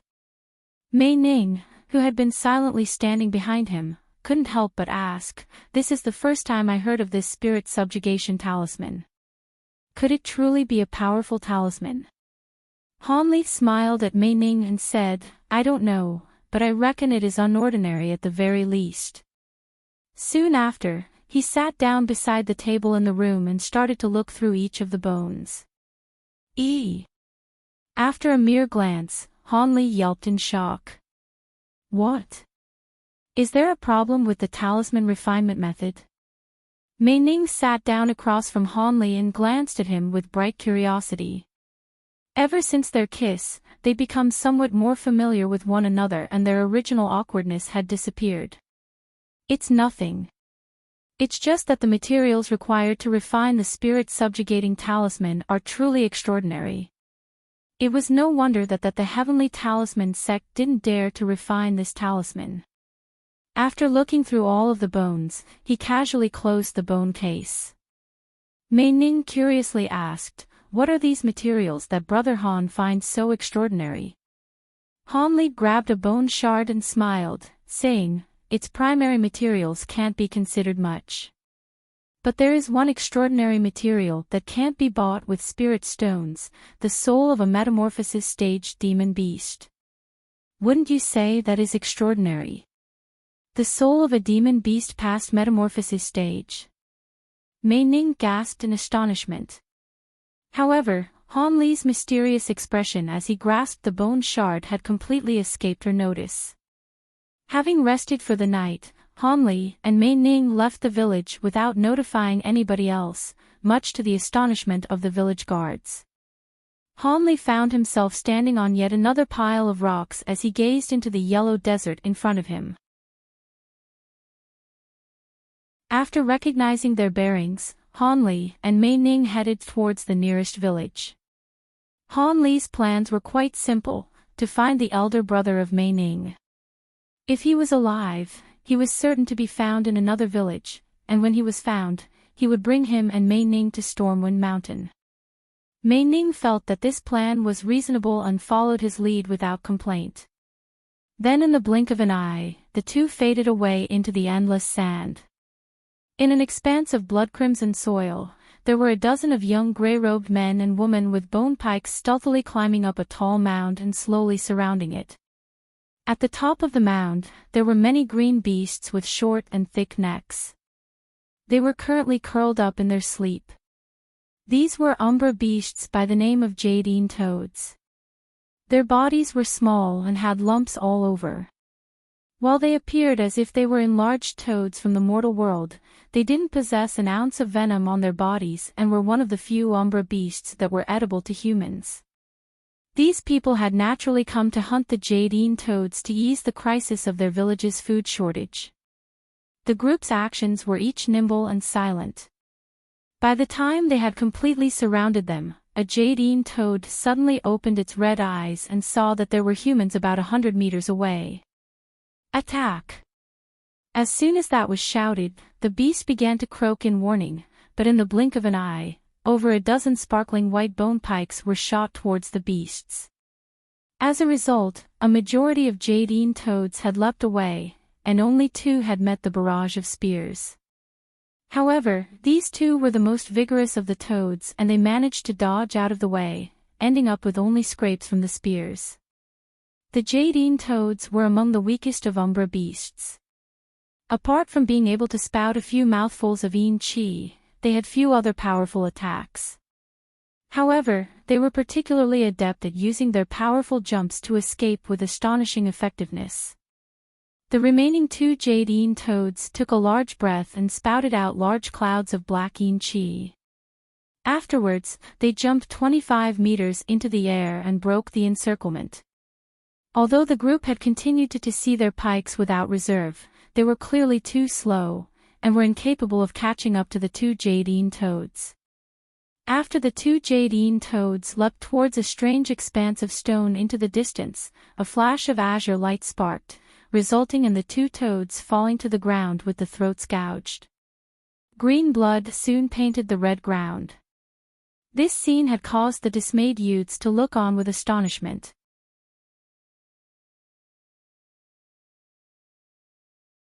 Chapter 592, Absorbing Souls with Gusts of Winds. 2 azure streaks flew out from the umbra beast corpses towards a nearby boulder. Afterwards, a man and a woman clothed in blue beast leather appeared on top of the boulder with a blur.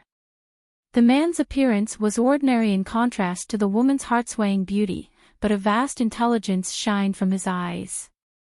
These 2 individuals were Han Li and Mei Ning. Han Li held 2-inch-long daggers in each of his hands.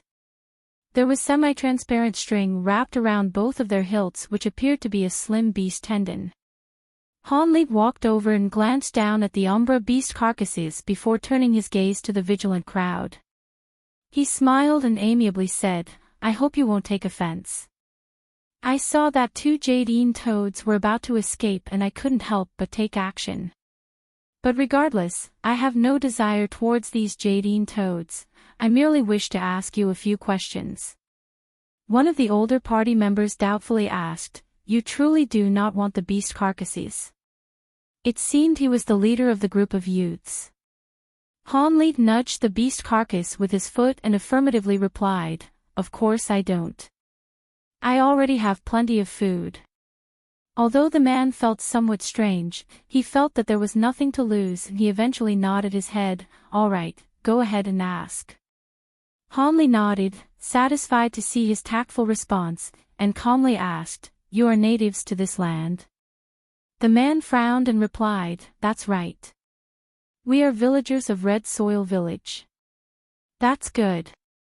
We arrived here to make some inquiries.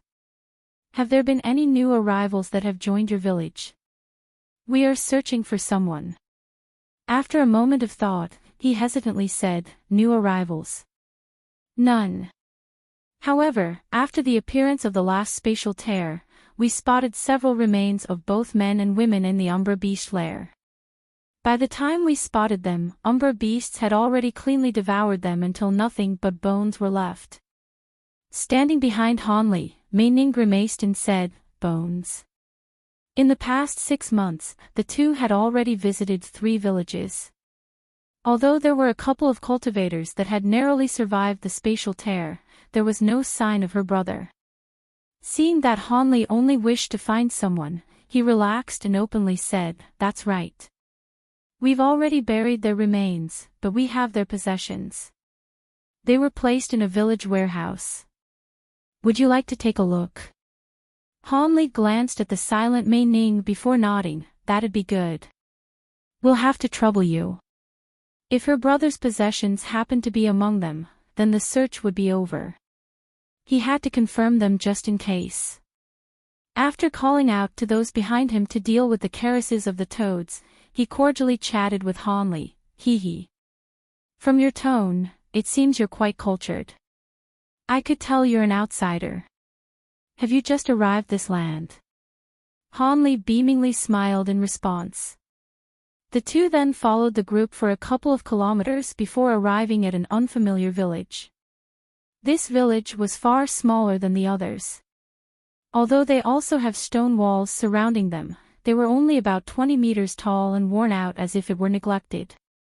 From the size of the village, it seemed there were only about 100 inhabitants at most. After entering the village, their leader pointed at a relatively large stone room and apologetically told the 2 cultivators to head to the building by themselves. As the toad carcasses were vitally important, the villages had to deal with them first. Hanli didn't mind this and spoke a few words of thanks before heading there with Mei Ning.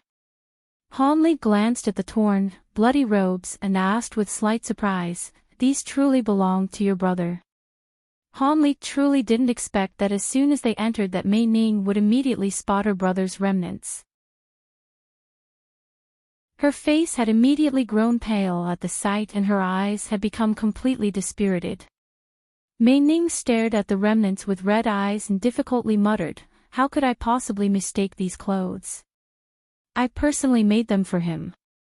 The storage pouch also has our sex insignia." Not knowing what to say to console her, he could only hesitate for a moment before patting the woman's shoulders and quietly slipping away from the stone room. He knew that it would be better for her to be alone for the time being. Just after he left, he began to hear faint sobs from the room. Hanli let out a sigh and then looked to the sky in silence. A while later, Mei Ning left the room with swollen eyes. She calmly said, "Let's go. Since my brother has passed, there is no longer any need to visit the other villages. Let's head straight to Stormwind Mountain." It seemed she had stifled the pain from the loss of her brother. Hanli calmly replied, "Before we head off to Stormwind Mountain, there is still something I must do. I need to acquire a few Umbra beast gems." Mei Ning was stunned for a moment before asking in surprise, "Beast gems? What use is there in collecting them? They're quite difficult to come by." "I have my own uses of collecting them. I reckon that in the entire world, the Umbra realm is the only place where one can find Umbra beast gems. Even if one could find them elsewhere, they would likely be extremely scarce. Gathering Umbra beast gems would have been incredibly difficult if we wished to acquire them when we had first arrived. However, we won't be the ones handling the Umbra beasts. It will be this one. Hanli suddenly shook his sleeve and a green flash of light appeared before him. Mei Ning glanced at the small monkey with suspicion. This one. With a certain expression, Hanli said, of course. Because Hanli used the safer routes on his journey to find other villages, Hanli was able to handle the low-grade beasts by using only his flying swords. However, this didn't result in any Umbra Beast gems. Knowing that they had some relation to the puppets of Heaven Void Hall, Hanli naturally wanted to collect a few.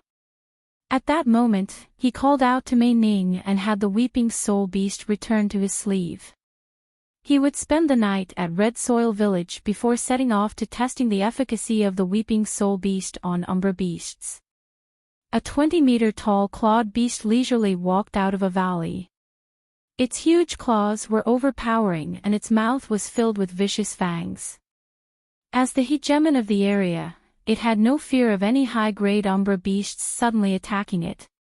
But at that moment, its dull ears suddenly heard something moving, and it turned its head with a malicious light glinting from its eyes. About 100 meters away, a foot-tall monkey had unknowingly appeared. The small monkey was currently staring at the colossal beast with immense excitement. When the huge beast caught sight of the small monkey, it merely snorted several times, wishing to scare it away. However, the monkey actually attacked, shooting out a yellow mist that enveloped it with fantastical speed. After the mist of yellow light enveloped it, the colossal beast released a world-shaking roar, but soon the yellow mist dimmed and shot back into the small monkey's large nose, carrying streaks of black chi. The small monkey chewed with great relish before patting its bulging belly. Its face appeared completely satisfied as if it had a delicious meal. At that moment, Hanli leisurely walked out with a relaxed expression. A flabbergasted Mei Ning followed after him. The woman found this entire scene incredulous. She had witnessed the enormous beast turned into a shriveled corpse in the blink of an eye. Another wave of disbelief suddenly shined from her eyes when she faintly recalled the legend of a certain fearsome spirit beast. As Mei Ning recovered from her shock, Hanli had already arrived in front of the beast's head. With a wave of his sleeve, a sparkling silver dagger appeared in his hand. He expressionlessly chopped down, splitting the beast's skull like a watermelon. Soon after, a thumb-sized green gem fell out from the remains. Hanli smiled at the sight of it and bent down to pick it up. Hanli then turned his head to the west and assuredly said, "There should be many more powerful Umbra beasts about 3 kilometers west. Let's take care of them along the way."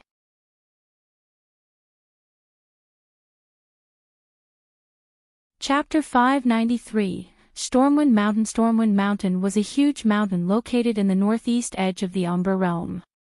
One could only spot the bottom half of the mountain from the distance as the rest of it was densely covered in clouds. The mountain was made up of bare black stone and lacked any kind of vegetation. Additionally, it was over 4 kilometers high with storms of fierce winds blowing around it. If common men were to climb it, they would only add to the many black ice sculptures already on the mountain. The treacherous conditions of the mountain had also caused its surroundings to become particularly gloomy. With endless thunder ringing from the skies and cold howling winds on land scattering stone and sand, it seemed as if the area was truly haunted. Since places with dense Umbra chi were beloved to powerful Umbra beasts, it was only natural for many fearsome demon beasts to seize the nearby land. But today, there were some uninvited visitors that were paying a visit to Stormwind Mountain. A beast carcass that was over 100 meters tall had fallen onto the ground in a flash of silver light. The carcass then had shriveled an instant upon contact with the light, and the silver light flew into the distance carrying an expanse of black chi. A moment later, a huge world-shaking roar filled the air. Following a series of heavy thuds on the ground, a 30-meter-tall silver ape had appeared at the side of the Umbra beast carcass. The huge ape's appearance was malevolent and vicious, with each of its movements exuding an astonishing pressure. However, a man and a woman were sitting on its back, Hanli and Mei Ning. Hanli swept his gaze at the beast carcass and pushed his hand against the ape before deftly landing on the carcass's skull. In the instant he landed, a cold glint flickered from his eyes and the carcass's skull split open, revealing nothing at all. Hanli revealed a trace of disappointment, but soon his face turned back to normal. As of current, he had accumulated over 100 Umbra Beast gems. Although he knew there was a small chance that the groups of low-grade Umbra Beasts could result in an Umbra Beat gem, he didn't have the time to hunt every single one of them down. He had to climb Stormwind Mountain before the next spatial tear appeared. Mei Ning had also jumped down from the huge ape's shoulder. A second later, the huge ape flashed in silver light and shrunk to a delicate foot-tall form. Hanli turned around to look at the Weeping Soul Beast's transformation and he couldn't help but smile. When he had left Red Soil Village, he had brought the Weeping Soul Beast to many various places to exterminate powerful Umbra Beasts. After absorbing large quantities of Umbra Beast soul essence, the Weeping Soul Beast suddenly gained the ability to transform into a huge ape, and not long after, its fur soon turned into an eye-catching silver. These changes had come to a great surprise to Hanli. According to the slip that Yuan Yao had given him, the Weeping Soul Beast shouldn't have the ability to enlarge itself, and its fur should have turned pitch black upon advancing instead of silver. It appears that this peculiar evolution was a result of two aspects that had coincidentally met: Umbra Beast soul essence that greatly differed from soul essence commonly found on the outside, and the fact that the beast wasn't completely refined in the first place. It wasn't as miraculous as the commonly known variant spirit beasts, but its peculiar transformation was absolutely the first of its kind. Although he didn't know whether or not this transformation resulted in strength greater than true Weeping Soul Beasts, Hanli was quite content in seeing these changes continue. After all, the refinement method of a true Weeping Soul Beast was a blood affair.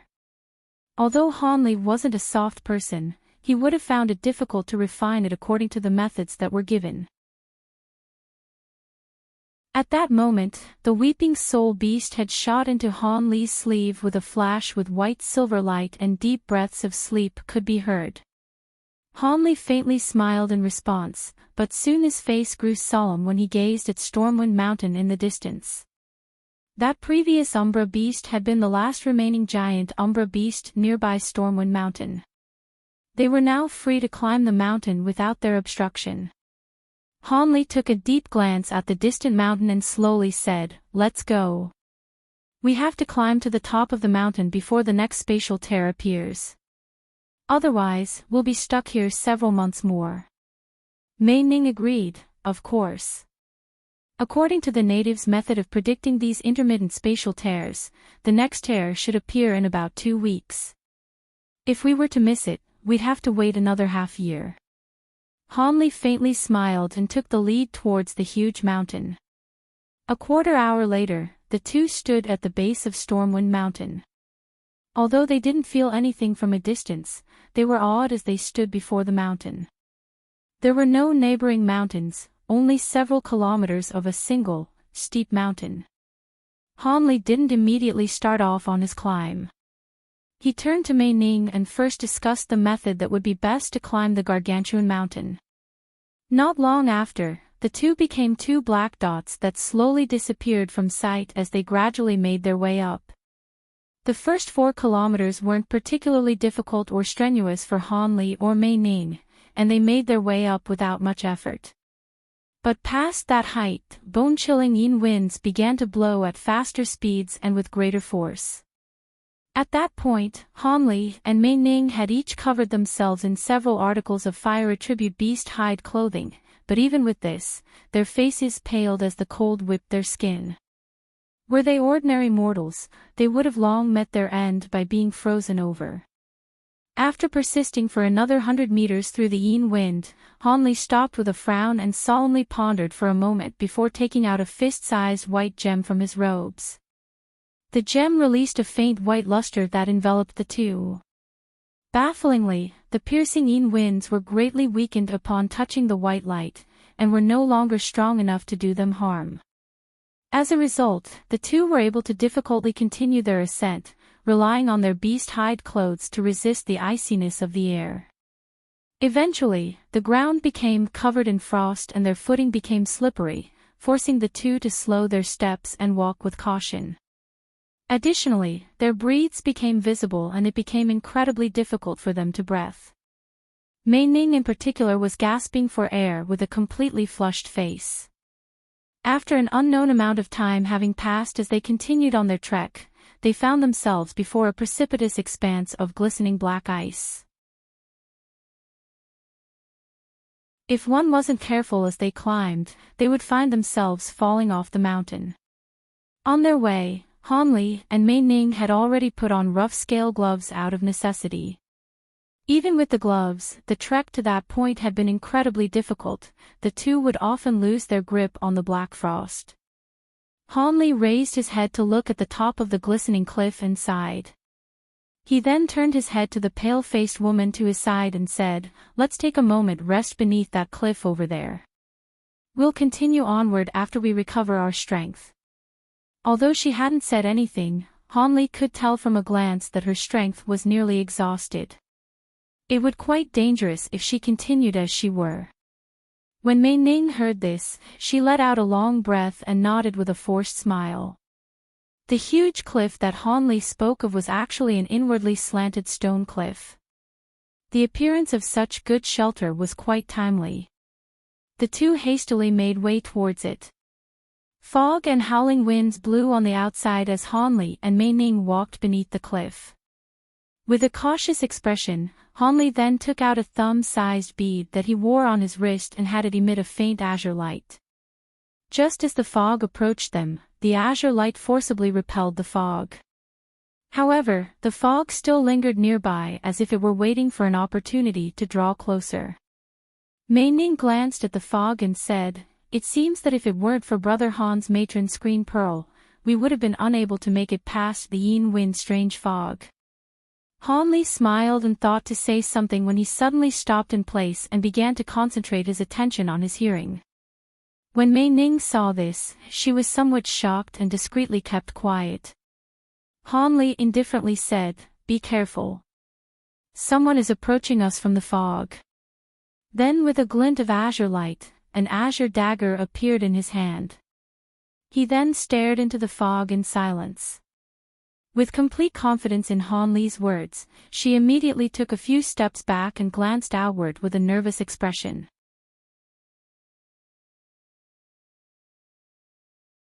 Chapter 594, Yin-Yang Revolution Arts. Not long after, Mei Ning heard a repetition of soft and heavy footsteps slowly draw closer to them. She nervously glanced at Han Li, but Han Li seemed to notice her gaze and gently smiled in response. Mei Ning unconsciously blushed and quickly focused her eyes away from Han Li, but she had felt somewhat relieved as well. As the footsteps grew clearer, Han Li could hear the faint gasps of two people, much to Han Li's surprise. Han Li frowned and trace of killing intent glinted from his eyes. Suddenly, the thick fog parted and revealed a young man with his head held high. He had an elegant face and wore a jade band around his waist that faintly appeared to shine with white light. However, when the man caught sight of Han Li, his face immediately distorted as he shouted in alarm, "It's you!" This man was the disciple of Arch-Saint Six Paths, Wen Tianren. Han Li expressionlessly said, "That's right, it's me. You can now rest in peace." With a flicker of azure light, Han Li tossed the dagger into the center of his chest. Pang! The dagger was easily knocked away as if it had struck metal. The torn clothes revealed a faint flicker of green light. Inner armor. Han Li was somewhat surprised that his strike was ineffective, but he snorted and waved his other hand, throwing another azure streak. This time, it was aimed at Wen Tianren's throat. At that moment, Wen Tianren reacted and dodged in alarm, his body evading the dagger in a blur. Just the dagger missed, he shot into the fog behind him. It appeared his body was quite vigorous. With yet another attack missing, Han Li merely glanced at Wen Tianren's fleeing figure. He remained still with a sneer on his face. When Tianren quickly turned his head around and saw Han Li's expression, he immediately felt that something was amiss and he turned around in a blur. But at moment, it was already too late. He felt a piercing cold wind on the back of his neck followed by an icy sensation where the dagger had struck him. The semi-transparent string of beast tendon that was tied around the dagger hilt was stretched taut. A stream of blood then began to flow out from Tianren's corpse.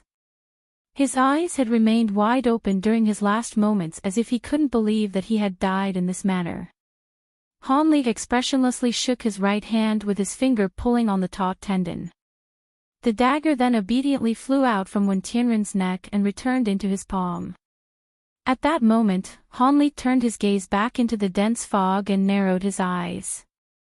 A slim figure then slowly appeared from the fog, revealing a gorgeous young woman dressed in white. The woman smiled sweetly at Han Li and said, "Brother Han. I didn't think that we'd meet again. Lady Violet Spirit."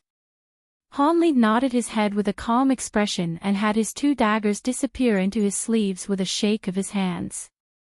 Naturally, Han Li came to know Fairy Violet Spirit's greatly changed appearance after hearing her conversation with Tianren when he was trapped inside the golden flames.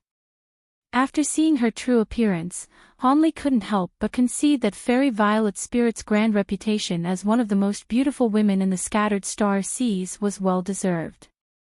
Even Yuan Yao's magnificent, breathtaking beauty was a smidgen lesser than Violet Spirit's. But at that moment, Violet Spirit glanced down at the corpse on the ground and sighed, "I truly didn't think that the self-proclaimed top core formation cultivator, young Master Wen, would meet his end at fellow Daoist's hand. If this were told to by others, I suspect that most of them wouldn't believe it. Since I've encountered him in this place, I naturally couldn't let him go," Han Li calmly replied. He then walked to the side of his corpse and took his storage pouch without reservation. At that same moment, he took a glance at the jade cloud belt with curiosity. Violet Spirit pursed her lips in a smile and explained, "That is the Four Celestials belt. It is embedded with 4 miraculous gems that are capable of resisting wind, fire, water and earth. Additionally, it is capable of keeping one's mind calm.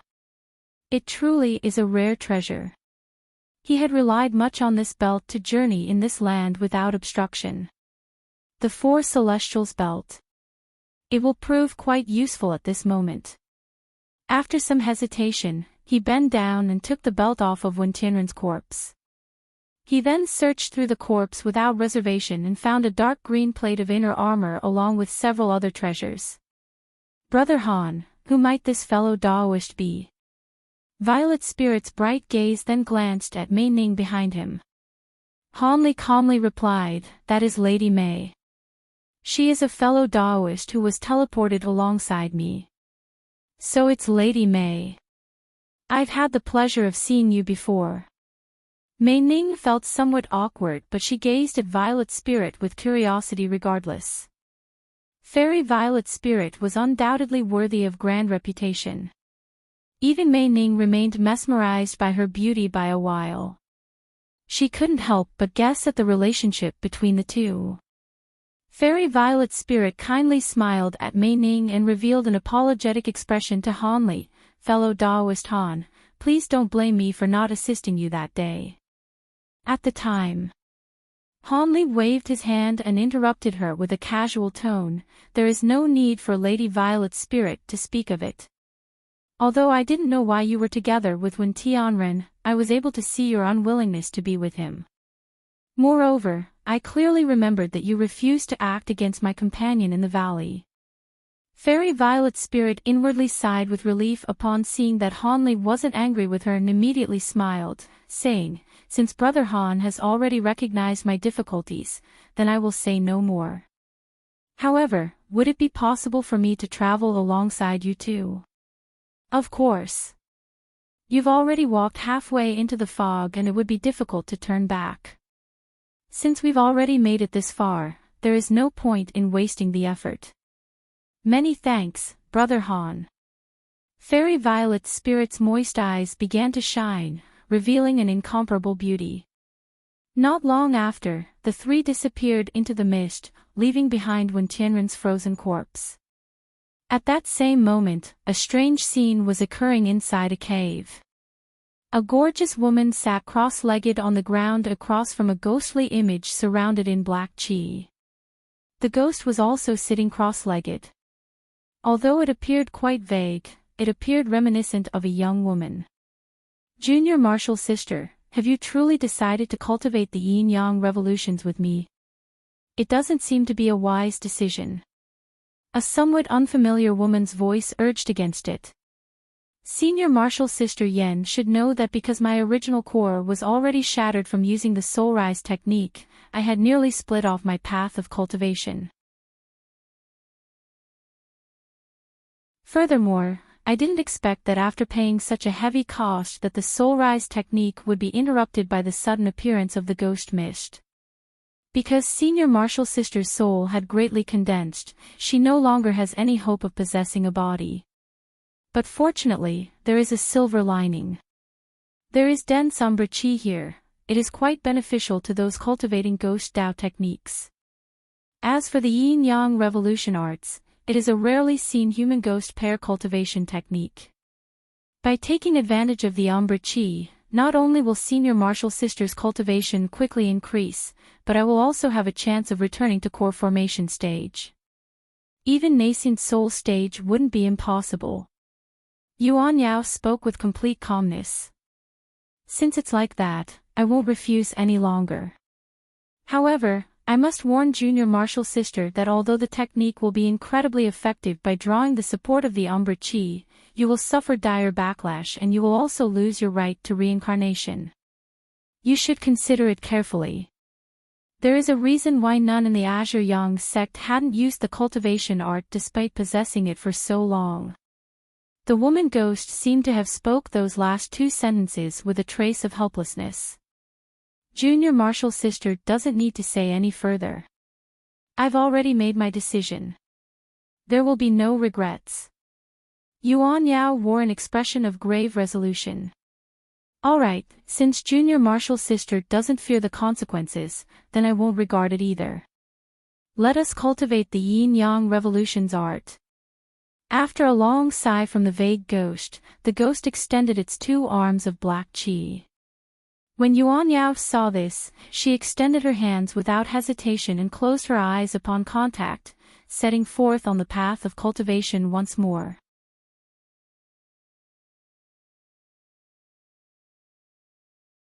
Chapter 595. Breaking away on a flat cliff on Stormwind Mountain, there was a huge silver ape that was over 40 meters tall. It was beating its chest and was carrying Hanli, Mei Ning, and Violet Spirit on his back. Hanli gravely glanced at the sky in silence and the two women's faces were pale, faintly revealing a trace of panic. There were over 1,000 umbra beasts circling above them. There were beasts that were over 20 meters in length along with those that were only a foot long, all with wings sprouted out from between their ribs. But regardless, they all looked fierce and malevolent without exception. However, these flying umbra beasts seemed to fear the overbearing pressure of the transformed weeping soul beast and didn't dare to draw closer to them. They merely stayed in deadlock by flying from a distance away. Hanli felt somewhat uneasy. From the greed revealed inside the umbra beast's eyes, it was unknown how long their patience would hold before they started to attack. At that moment, Hanli was cursing the plump old man who had given him the information on the mountain. Although he did say that there were flying umbra beasts, he didn't say that they had existed in such large quantities. It was unknown whether it was deliberately concealed or that it truly wasn't known. After passing through the area with the dense fog, they originally believed that they could have a moment of respite. However, they didn't expect for these flying beasts to immediately surround them. Helpless, Hanli could only release the weeping soul beast and have it transform. Hanli was completely confident in the weeping soul beast's abilities at restraining umbra beasts, but there were truly too many umbra beasts in the sky. Hanli was unsure that the weeping soul beast could deal with so many of them. But having reached this point, Hanli couldn't afford to think of it much more and could only do his utmost. Having come to that conclusion, Hanli turned around and whispered something to the fearful Mei Ning and Violet Spirit. Afterwards, he handed them a small piece of jade and a soft beast hide shield. He then shook his sleeve and over 10 daggers fall to the floor with a series of clangs. Each of the daggers had a string of thin beast tendon tied around their hilt, connecting them to each of Hanli's fingers. However, Hanli had yet to control 10 of them from one time. It was unprecedented. Soon after Hanli finished his preparations, the Umbra beasts up above had finally lost their patience. The largest among them, a 3-headed Umbra beast, suddenly let out a terrifying shriek and swooped down without any regard of the weeping soul beast's strength. The battle had finally begun. At the same moment the demon beasts attacked, the huge ape took a deep breath and shut its mouth before spewing a mist of silver light from its nose, enveloping most of the Umbra beasts. These Umbra beasts immediately released a miserable shriek as they dropped from the sky. However, 2 of the smaller Umbra beasts managed to escape the mist's capture and swept down towards the 3 humans. One of the Umbra beasts was then smashed away by the huge apes first and fell down a cliff. As for the other, it appeared to be a 2-meter-long eagle and took advantage of this opening to swoop down right upon Hanli's head. Hanli grimly remained in place, but his fingers made a series of swift and nimble movements. 10 daggers then shot into the air and turned into a net of glinting daggers in front of the Umbra beast's path. A dismal scream left the Umbra beast's mouth. Even without the infusion of magic power, the bamboo cloud's warm swords were incredibly sharp. In an instant, the small Umbra beast was skewered without resistance. As bloody chunks of flesh filled the sky, Hanli quickly dodged in a blur, but some of it still landed on him. After a slight grimace, he paid it no more attention as there were far more pressing matter at hand. Another wave of winged Umbra beasts were flying towards them. This wave had twice the number of the previous group of Umbra beasts. Additionally, there were more Umbra beasts that approached them from behind with an eagerness to attack. Hanli's mind grew stern and he instantly waved his arms, forming a net of swords yet again. However, the net enveloped a slightly wider range that also protected Mei Ning and Violet Spirit. With mists of silver light and azure glints, wretched screams filled the sky. 7 days later, under the scorching sun of noon, an expanse of glimmering sea was entirely deathly calm. There weren't even the slightest waves or sea breeze, as if the sea was completely void of life. Suddenly, a series of waves began to roil and suddenly release a cloud of black fog. The pitch-black fog rapidly traveled throughout the air and instantly spread over several hundred meters. At that moment, thunder began to clap and the silver light flashed from the black fog before a sphere of silver radiance appeared from within it. A faint, white silhouette with a pair of silver wings could be seen from the radiance. Before this person could be clearly seen, the silver radiance wildly flashed several times before completely disappearing, leaving echoes of thunder behind. A second later, a person could be seen from the edge of the black mist, but soon, he intermittently disappeared and reappeared, filling the sky with flickers of light and rolls of thunder. It appeared as if it wished to escape from that desolate place as quickly as possible. The sea then returned to silence. Only the rapidly expanding black fog remained, only to silently release bursts of black lightning. About 500 kilometers away from the black mist, the silver light faded away to reveal Hanli, holding Violet Spirit in one arm and holding Mei Ning in the other. From how tightly they were holding onto him, it appeared quite intimate. Hanli was somewhat better off. Despite his overwhelmed senses, he managed to keep a calm face. However, the 2 women in his embrace were slightly scarlet, revealing a heart-moving tenderness. Hanli took a glance around and wore an expression of relief. He then relaxed his grasp on the 2 women in an honorable manner and said, "This should be enough. The ghost mist can't reach us now. I must truly give my thanks to fellow Daoist Han. If it weren't for your miraculous movement technique, it would be quite likely we wouldn't have been able to escape. Elder Sister Violet's spirit speaks truly. If it weren't for Brother Han's amazingly swift actions, we may have been sucked back into the Umbra realm. We've troubled Brother Han greatly. As soon as Violet's spirit and Mei Ning left Han Li's embrace, their bodies began to shine with light as they floated at Han Li's side. Several days before, the three had encountered many dangers, but they managed to climb up to Stormwind Mountain summit by relying on the Weeping Soul Beast's strength. During the time they waited for the spatial tear to open, the two women found each other's company extremely agreeable, and not long after, they became sworn sisters, much to Han Li's surprise. Several days later, a 100-meter-wide spatial tear appeared about a kilometer above Stormwind Mountain. Heaven-Earth spiritual chi began to massively flow in from the outside, restoring the trio's magic power in an instant and allowing them to fly into the air with elation. However, he truly didn't expect that in the instant he left the tear that a huge attractive force would pull him from behind. He wasn't able to move in the slightest and was slowly being dragged back in.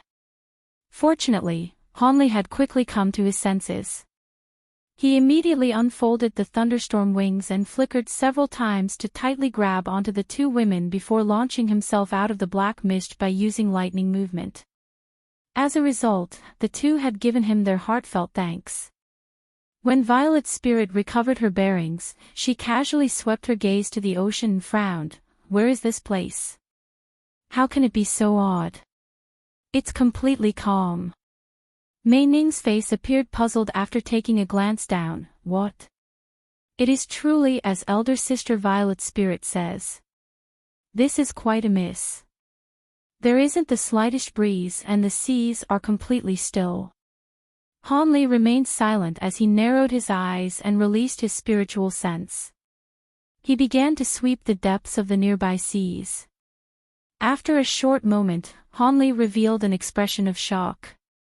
Violet's spirit had also swept her spiritual sense deep into the seas, and after a moment, her beautiful eyes were filled with shock. What?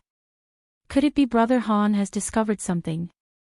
There are so few fish in the sea and they all seem to be extremely fierce sea beasts. However, none of them appear to be demon beasts.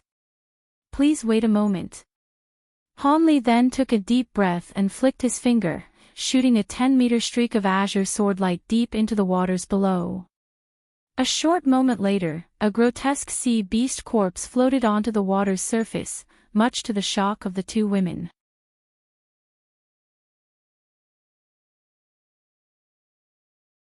Chapter 596, Marriage to a Concubine. The sea beast corpse before them was over a dozen meters long. It had azure scales on its body and small, sharp teeth. It also had massively swollen eyes. It appeared quite fiendish, but what was most noticeable about its appearance were the crooked tusks that grew from the bottom of its cheeks. Han Li grew closer to the corpse and carefully examined it several times before a flicker of understanding appeared in his eyes. He then cleaved the demon corpse into two with a streak of sword light. With a wave of his hand, a pitch-black item flew into his grasp. He took a whiff of it without any hesitation and found that it had an odd pungent smell that faintly contained a trace of flowery fragrance. Han Li tossed the item away and revealed a strange expression as he muttered, "So it's a fragrant tusk beast." Fragrant tusk beast. Violet's spirit was stunned and glanced at Mei Ning. The two women revealed a trace of confusion as it was their first time of hearing such a name. It is natural that you two wouldn't know of this sea beast. These beasts are absent in the scattered star seas. They are unique to these strange depths. Fairy Violet's spirit gravely said, "From your tone, it seems Brother Han already knows that we are no longer in the scattered star seas." Han Li swept his gaze past the dull ocean and nodded his head with a wry smile. "That is correct. We are no longer in the scattered star seas. Although I've never been here before, I've heard many people speak of it. If I haven't guessed incorrectly, this place should be the endless seas." He then turned his head to the sky and silently became lost in thought. The endless seas. They clearly hadn't heard of this name before. Violet's spirit muttered to herself before wearing a smile and gently asking, "Brother Han seems to hold some knowledge of these seas. Could you give us sisters an explanation?" Han Li awoke from his indescribable wave of emotion, calmly nodded his head, "Of course. That won't be a problem." As the term implies, the endless seas is known to the heavenly south region to be without end. Han Li leisurely began to speak of the legends and hearsays of the endless seas in full detail. At the same time he spoke, a question buried deeply in his heart began to surface after remaining there for such a long time. With a tone of astonishment, Violet's spirit said, "From Brother Han's words, this endless seas should be north of the heavenly south region. And not only is there little life in these seas, but there also exists no islands." Han Li rubbed his nose and calmly replied, "That is right, much to our great distress. Without islands, we fundamentally have no method of determining our location. We have no way of knowing how far we are from the heavenly south continent." The two women couldn't help but look at each other dismay. After some thought, Han Li firmly said, "Regardless, we must head south without delay and reach the mainland before we run out of spirit stones. Hopefully it won't be too far away." Violet's spirit agreed with a trace of helplessness, "Since that is the case, we can only hope that the heavens favor us." Mei Ning naturally followed along without complaint. As a result, the three recognized their bearings before immediately heading south. Several days later, Mei Ning and Violet's spirit became entirely convinced of Han Li's judgments. During their entire journey, there were no islands to speak of and the sea was completely void of qi. Additionally, there wasn't a single demon beast in the oceans, only fierce-looking sea beasts. When these women discovered these circumstances for the first time, they were completely baffled. Perhaps due to their previous experiences of having undergone tribulations together, the three behaved quite harmoniously and bantered along the journey. As for Han Li, he couldn't help but feel his heart stir in the presence of these two beautiful women. However, now that he had arrived at the endless seas, the face of an icy woman came to mind, Nangong Wan. It was unknown where this masked moon sect core formation cultivator had gone, but when he thought of her, a strange emotion began to well in his heart. He couldn't tell whether it was foolish attachment, tender affection, or annoyance, as if 1,000 different feelings had muddled his mind. He couldn't make heads of what he currently felt. Regardless, the party of three continued their flight for 4 months before eventually spotting an expanse of green on the horizon. The three were immensely rejoiced at the sight, and their most pressing worry was relieved. They then flew towards the mainland in excitement. The state of Shi was the heavenly south region's northmost country. It was about 1/3 smaller than Han Li's home country, the state of Yu, and it was divided into 7 provinces. The Min province was the largest province among them and was also the one that neighbored the endless seas. As of current, Han Li had brought Mei Ning and Violet's spirit to a restaurant's private room in a small city of the Min province. Violet's spirit coquettishly glanced at Han Li in feigned anger and said, "Brother Han, so it turned out that you came from the heavenly south region. You've sure put us through a bit of trouble for having hid this so well." Not long before, Han Li had divulged a few small details about his identity, astonishing the two women. Of course, the two had already guessed as much considering Han Li's familiarity with the endless seas, so it hadn't come with too much surprise. Han Li hoarsely laughed, appearing to be in a good mood. "What is there to say? I unintentionally fled to the scattered star seas. I truly didn't expect to be brought back to the heavenly south so soon." Violet's spirit pursed her lips in a smile and playfully said, "Since Brother Han is a lord of the land, he must properly entertain us sisters of course." Because she feared that her stunning beauty would arouse trouble, she had already restored her original appearance to when she had first met Han Li. However, Hanli still felt shaken by her beauty as if he could see it through her disguise. Hee. Of course. However, I've lost all relation to my sect after fleeing to the scattered star seas. How could I possibly be a lord of this land? However, I'm going to give you each a jade slip that I made in particular to translate the script and language of the heavenly south. Since you won't be able to return to the scattered star seas for a while, you may as well learn the language. It will make things far more convenient in the future. Hanli then took out 2 white jade slips he had made the previous night and handed it over to them. Hee. Many thanks, Brother Han. Violet's spirit was initially stunned. She soon thanked him, chuckled and accepted the jade slip. Mei Ning also took the jade slip and gratefully whispered thanks. However, I imagine you two will have your plans for the future. As for me, I will be preparing to inquire what has happened in the heavenly south region the past couple hundred years before immediately finding a cave residence for secluded cultivation. Because I've faintly felt that I've already reached the peak of core formation stage, I want to make preparations to form a nascent soul.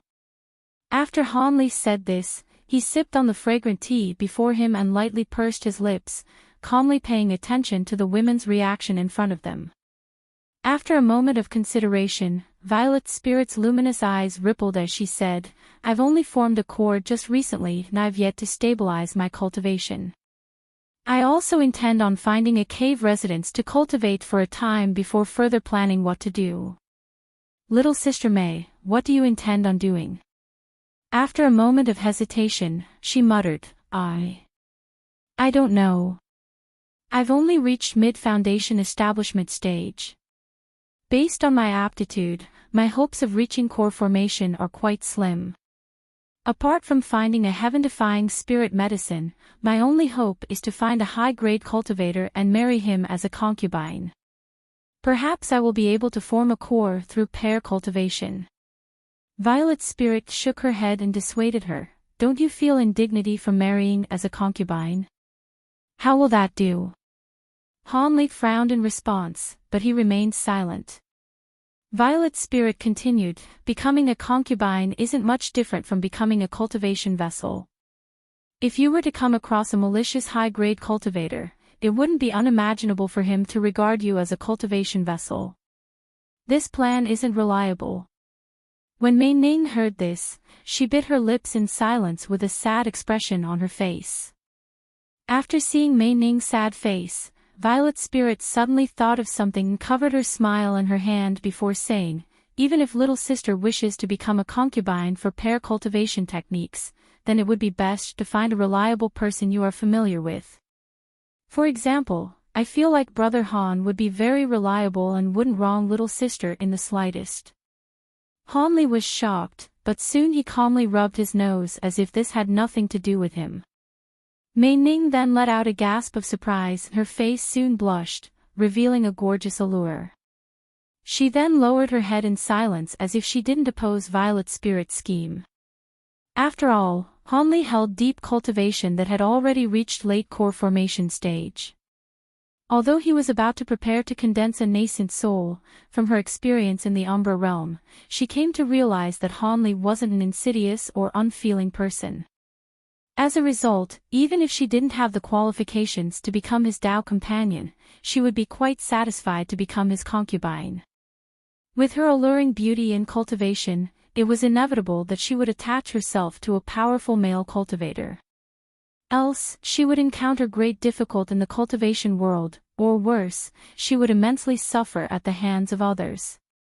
And with her brother gone, she only had herself to rely on, causing a dreadful encounter to become all the more likely. The atmosphere in their private room suddenly became exceptionally stale following Violet's spirit's words.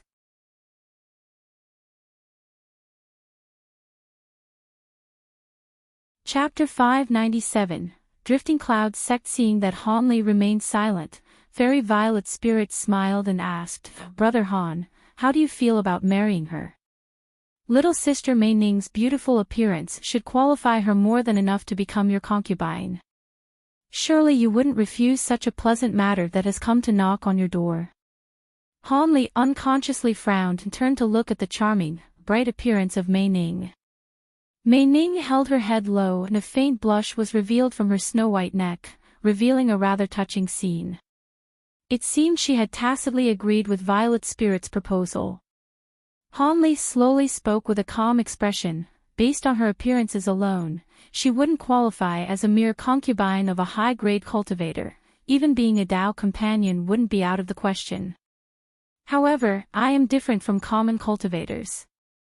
I had dedicated myself to the pursuit of immortality.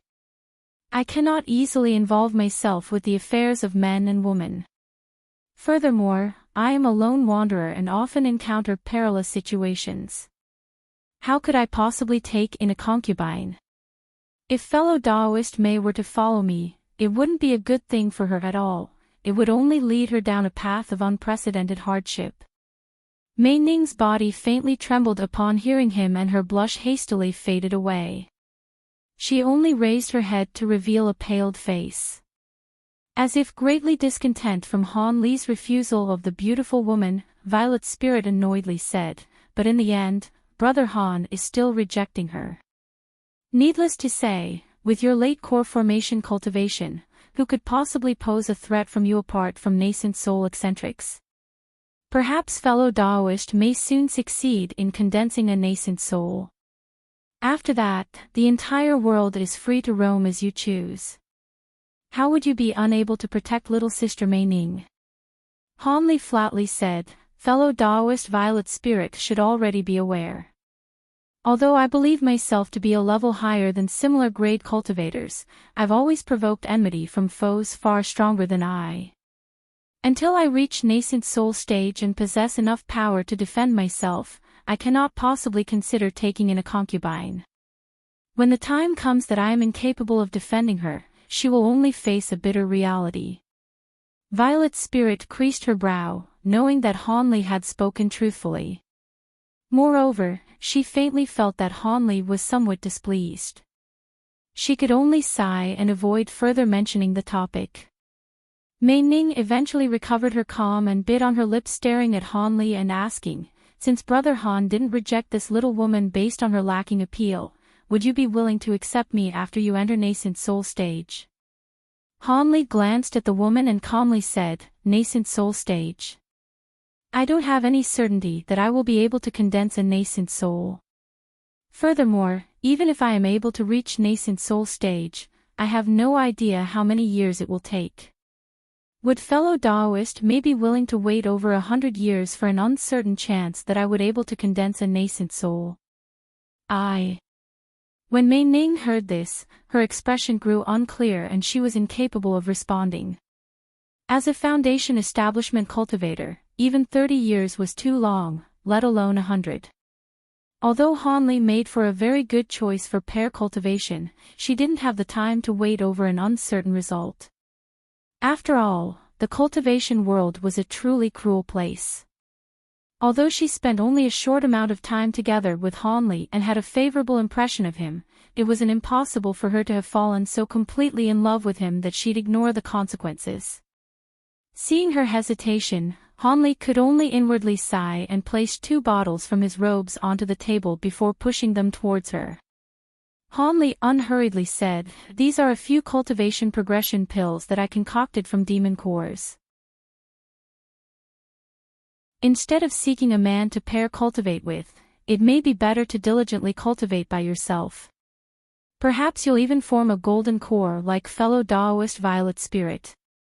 Since these medicine pills were for foundation establishment cultivators, they no longer served a use to Han Li, but since the woman had passed on her transient spirit chi to him, he may as well use this opportunity to repay the favor without much effort. As such, he would no longer need to dwell on the matter. Medicine pills concocted from demon cores. Mei Ning appeared moved and unconsciously reached for one. After opening the bottle's lid, a fragrant odor instantly filled the room. "These are top-grade medicine pills." Mei Ning then stared at Han Li in confusion. She was at a complete loss for words. He had treated her with such philandering disregard in the Umbra realm, but he had just recently refused to take her in as a concubine. Even more baffling, he had taken out precious medicine pills for her. Fairy Violet's spirit glanced at the medicine pills with a trace of astonishment, but she immediately chuckled, "Hee hee. Brother Han is truly magnanimous. Since fellow Daoist Han has said as such, little sister should accept them. Perhaps with a few more medicine pills, you will truly be able to enter core formation. If that were to occur, us sisters should join hands so that we may travel unfettered." Mei Ning glanced at Hanli with a complicated expression and whispered a word of thanks before taking the small medicine bottles into her storage pouch. Hanli faintly smiled in response and turned towards the window, glancing down at the small city streets. It was quite bustling with activity, reminding Hanli of a familiar scene that he had long forgotten. His smile then turned into a faint sigh. Seeing that Hanli wore such an expression, Violet's spirit and Mei Ning couldn't help but glance at each other in confusion. The Nan province was located in the western portion of the state of Shi. The land here was quite complicated, containing many various hills and jungles with the occasional swamp miasma occasionally wandering the land. As a result, there were only a few main roads connecting the several villages in the area, and few ever treaded into the wilderness. As for the mountain range, they were home to particularly vicious beasts, deterring anyone from visiting them. Contrarily, this had caused the area to be abundant with rare medicinal herbs and beasts, much to the joy of the country's cultivators. This had led to a majority of the country's cultivators to be located in this province. A few of the more powerful cultivators' sects even monopolized the few areas with more abundant spiritual qi. As for the mountain range in the province that was known as the Dreamcloud Mountains, it was an area famed in the heavenly south for its sacred spirit veins. In the profound spirit veins of the mountain grew the legendary spirit well tree, the final type of the three divine woods.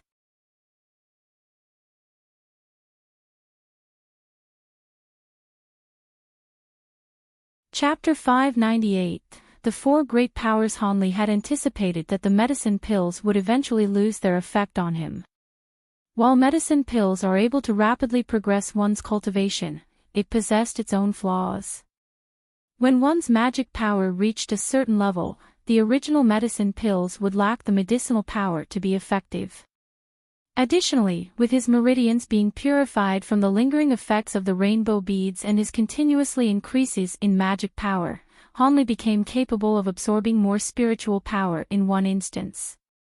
He had reached a stage where his speed at absorbing heaven-earth spiritual qi was nearly the same as absorbing spiritual power from medicine pills. Of course, this resulted in medicine pills gradually losing their original efficacy. Consequently, even if Hanli took a large amount of foundation establishment level pills, they would have no effect on him.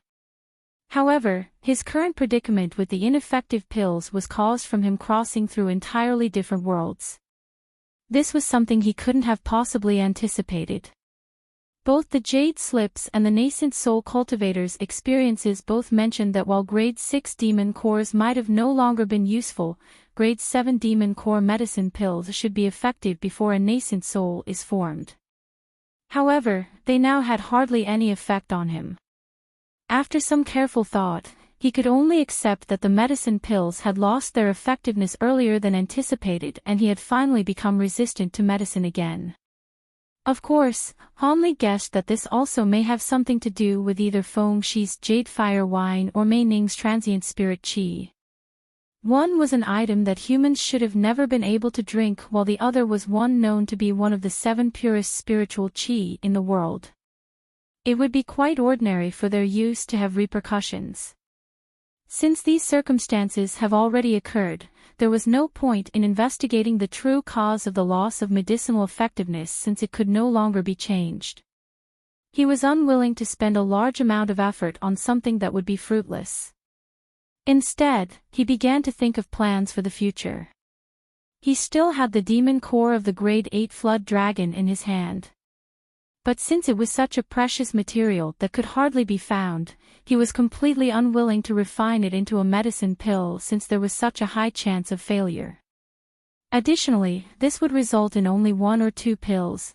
It wouldn't be enough to bring him to false nascent stage.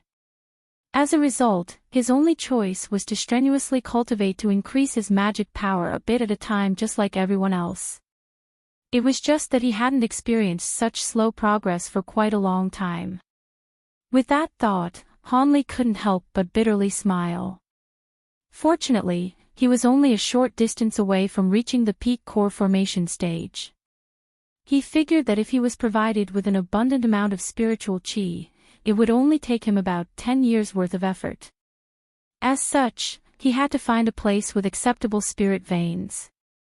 If he were to cultivate in an area with weak spiritual qi, it would take him several times longer, an unacceptable result. But when speaking of spirit veins, the heavenly south region and the scattered star seas were quite different. The scattered star seas had an abundance of islands and few people with free land as far as the eye could see. There were countless islands with as many unclaimed spirit veins. Contrarily, the land in the heavenly south was fixed, but there were also many people. Although the area can be considered large, all of the notable spirit veins had already been occupied by sects and cultivator clans of all sizes. Even the areas with meager spiritual qi that had escaped their notice were already taken up by vagrant cultivators. There was nothing valuable left.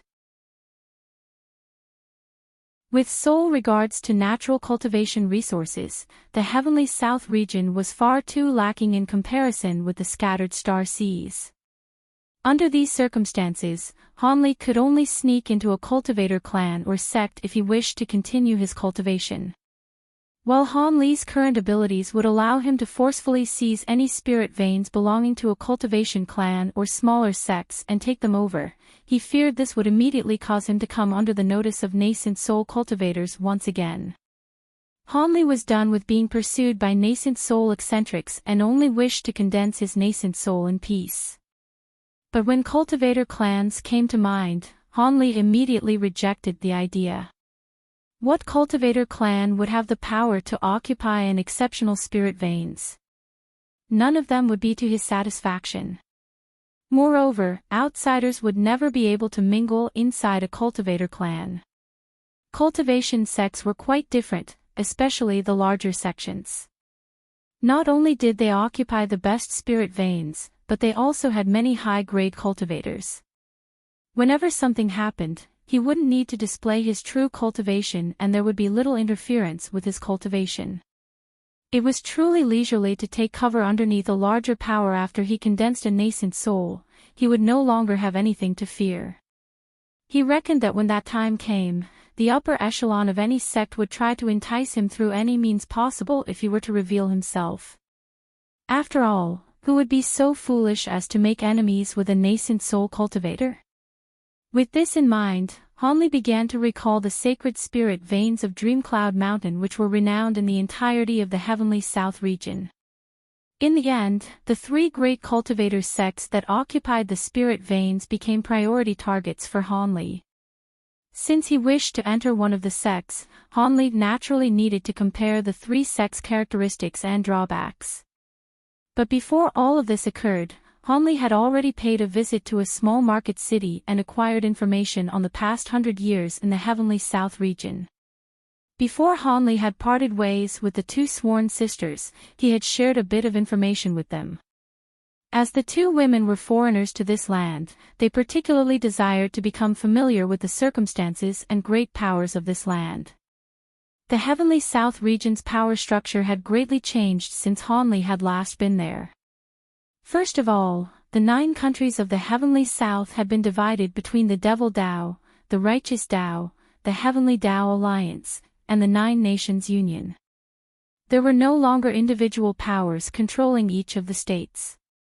Previously, Hanli was only aware of the Righteous Dao, Devilish Dao, and the 9 Nations Alliance. After Hanli had left for the scattered star seas, the superpower known as the Heavenly Dao Alliance was formed. It consisted of the cultivators of over 10 various-sized countries in order to stand in opposition against the righteous and devilish Tao. While it was larger than both the devil and the righteous Tao, it wouldn't be a match if the righteous and devil Tao were to band together. However, it was only by a tacit agreement that the two sides wouldn't interfere with one another while they expanded by annexing their neighboring countries. Even during this short moment of peace, they still considered themselves enemies the entire time. There was no possible way they could possibly form an alliance. Additionally, disputes had risen internally over the distribution of their newly found gains, and both sides had sunk into internal strife. Neither of them were interested in confronting the Heavenly Tao Alliance. As for the Heavenly Tao Alliance, they were only a loosely connected alliance to begin with. Having the righteous and devil Tao leave them alone was exactly what they had wanted. Also, it was likely they didn't have the courage to attack them in the first place. With this, the three superpowers came to an equilibrium. In fact, the reason as to why there was 100 years of peace had much to do with the Nine Nations Union. The Nine Nations Union had taken many of the cultivation sects and vagrant cultivators that were displaced by the righteous and devil Tao, including the 7 sects of Yu, and were greatly strengthened as a result. With this great increase in power, they had originally believed that they would be able to suppress the spell warriors of the Milan Plains. 1.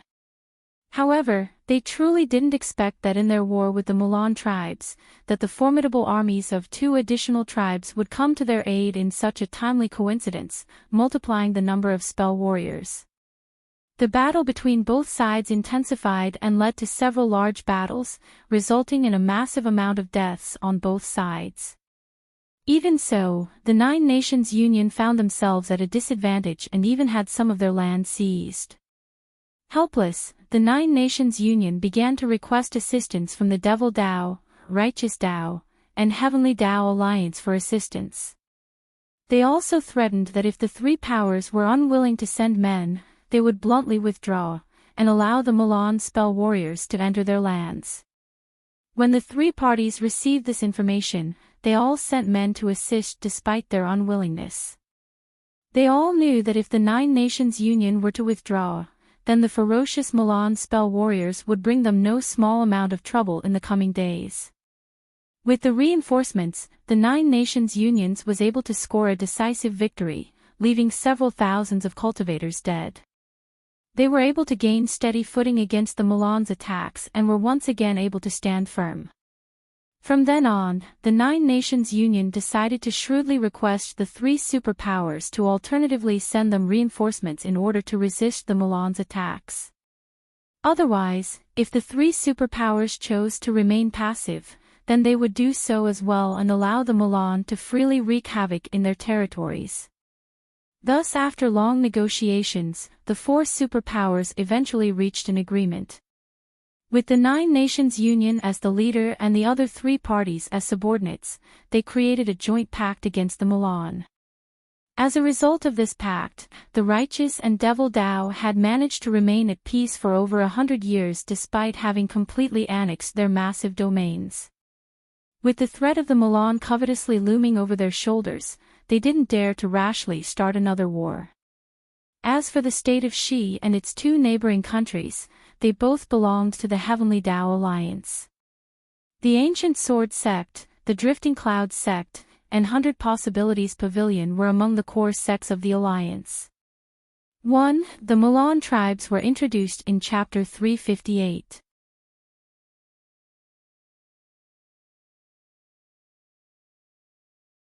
Of the three sects controlling the sacred spirit veins, the most optimal choice for Han Li wasn't the Drifting Clouds sect but the 100 Possibilities sect that was well known for its tool refinement. In addition to his original goals of finding a cultivation area, the 100 Possibilities sect disciples were particularly adept at refining all sorts of magic tools. Rumor has it that the sect even possessed refinement methods for peak-grade magic treasures. These treasures caused Han Li's heart to stir. However, it was a pity that the sect recruited disciples in the same manner as the state of U7 sects used to. They prioritized recruitment from cultivation clans and only rarely accepted outsiders as disciples. Furthermore, a union of the 5 most powerful cultivator clans within the sect had monopolized the sect's allocated section of the Dreamcloud Mountain spirit veins in the west. Both of these factors had caused Hanli to relinquish any thoughts of joining this sect with slight regret. As for the ancient sword sect, as its name implies, it is extremely adept at sword-controlling techniques. All of their magic tools and magic treasures were various types of differently sized swords. As for the sect protecting arts, the true absolute sword arts, it was incredibly incisive and was widely known throughout the country.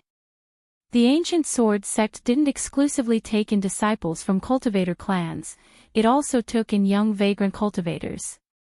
However, the sect required one to be extremely suited to their sword arts.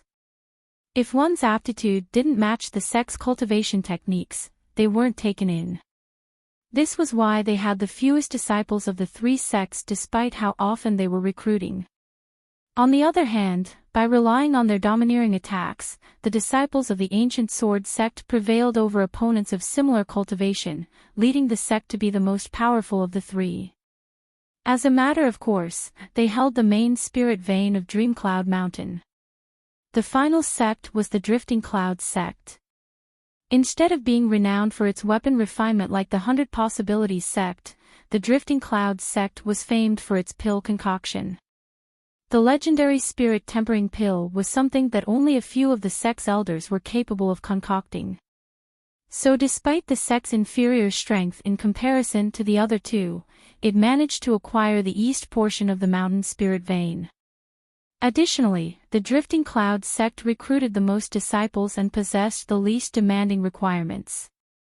On a whole, the sect only had 2 conditions for accepting disciples.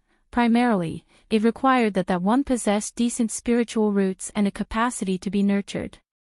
Lacking that, they were also more than willing to accept any disciples that had poor aptitudes so long as their cultivation had already reached a high enough layer.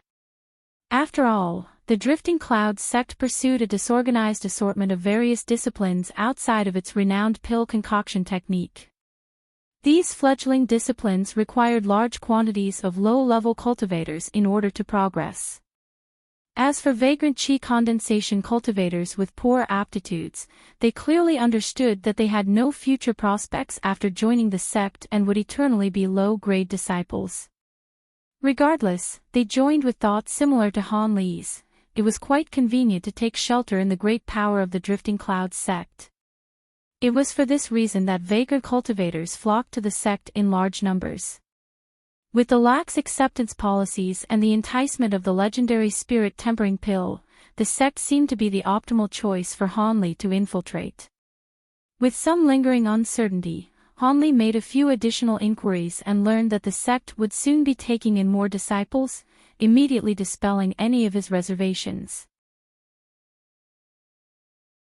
Without revealing any of his plans, he immediately took off and parted with the 2 women after making a few preparations.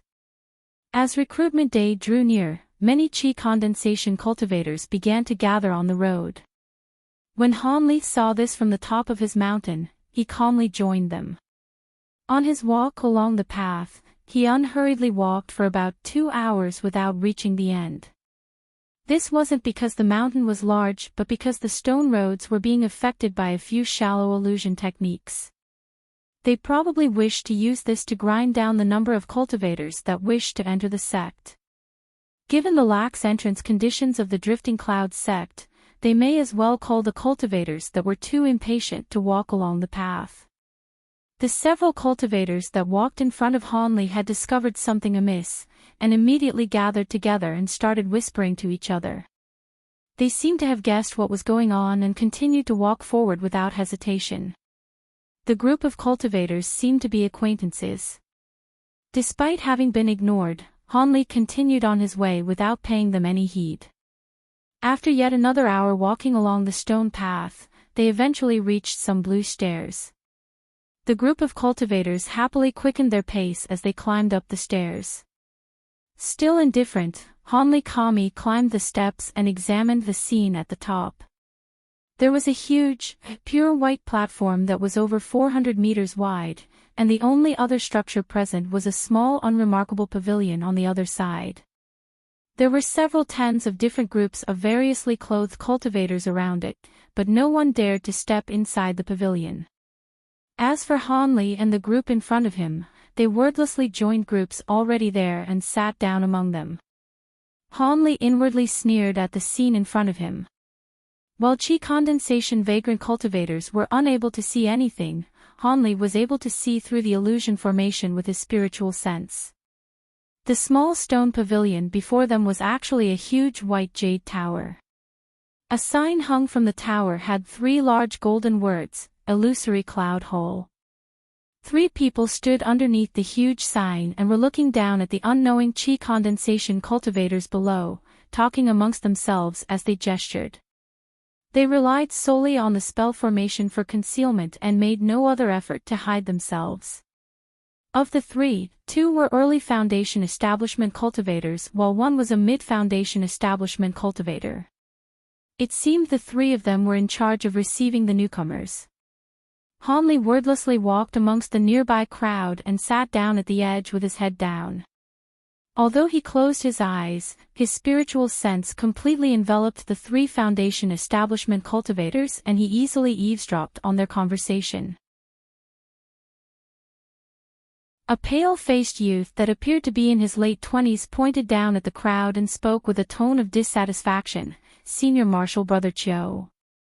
Although the deadline hasn't yet been reached, there aren't many vagrant cultivators that have caught our eye. Most of the cultivators here wouldn't even pass the qualifications, and are clearly only at the 7th layer of Qi condensation. Do they think that the Drifting Clouds sect takes everyone? There is nothing we can do. 3 years ago, our sect accepted a large batch of disciples because they were suitable. And because Senior Marshal Uncle Jean was short on manpower, there was an exception made to accept 2 8th-layer Qi condensation cultivators at the time.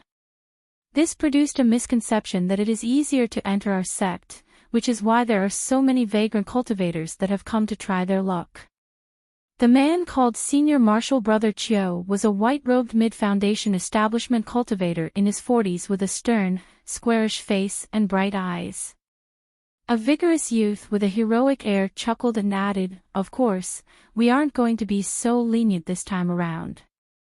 After all, the recently accepted low-grade disciples have been on the shoddier side with regards to their spiritual roots and cultivation. It seems an elder took notice of this and has already warned the sect master. As such, we will follow the sect master's word to accept nothing but quality." The pale-faced youth glanced down at the vagrant cultivators and disdainfully said, "Accept nothing but quality. If that's the case, then it would be fine if we choose 10 disciples and have the rest of them leave." Senior Marshal Brother Chiu glanced at the pale-faced youth and calmly said, "Junior Marshal Brother Luke shouldn't underestimate these vagrant cultivators. There may truly be a few unfounded geniuses among them." Junior Marshal Brother Sun Huo was once a vagrant cultivator too, but he managed to reach Foundation establishment with a mere 5 years of hard work. Although he was given a suitable cultivation technique and a Foundation establishment pill for his quickly acquired merits, this can also be considered part of his aptitude. When the pale-faced youth heard him, he quickly thought of something and dryly coughed. He then quickly smiled as if he felt some fear towards Senior Marshal Brother Chiu and said, "Senior Marshal Brother is correct.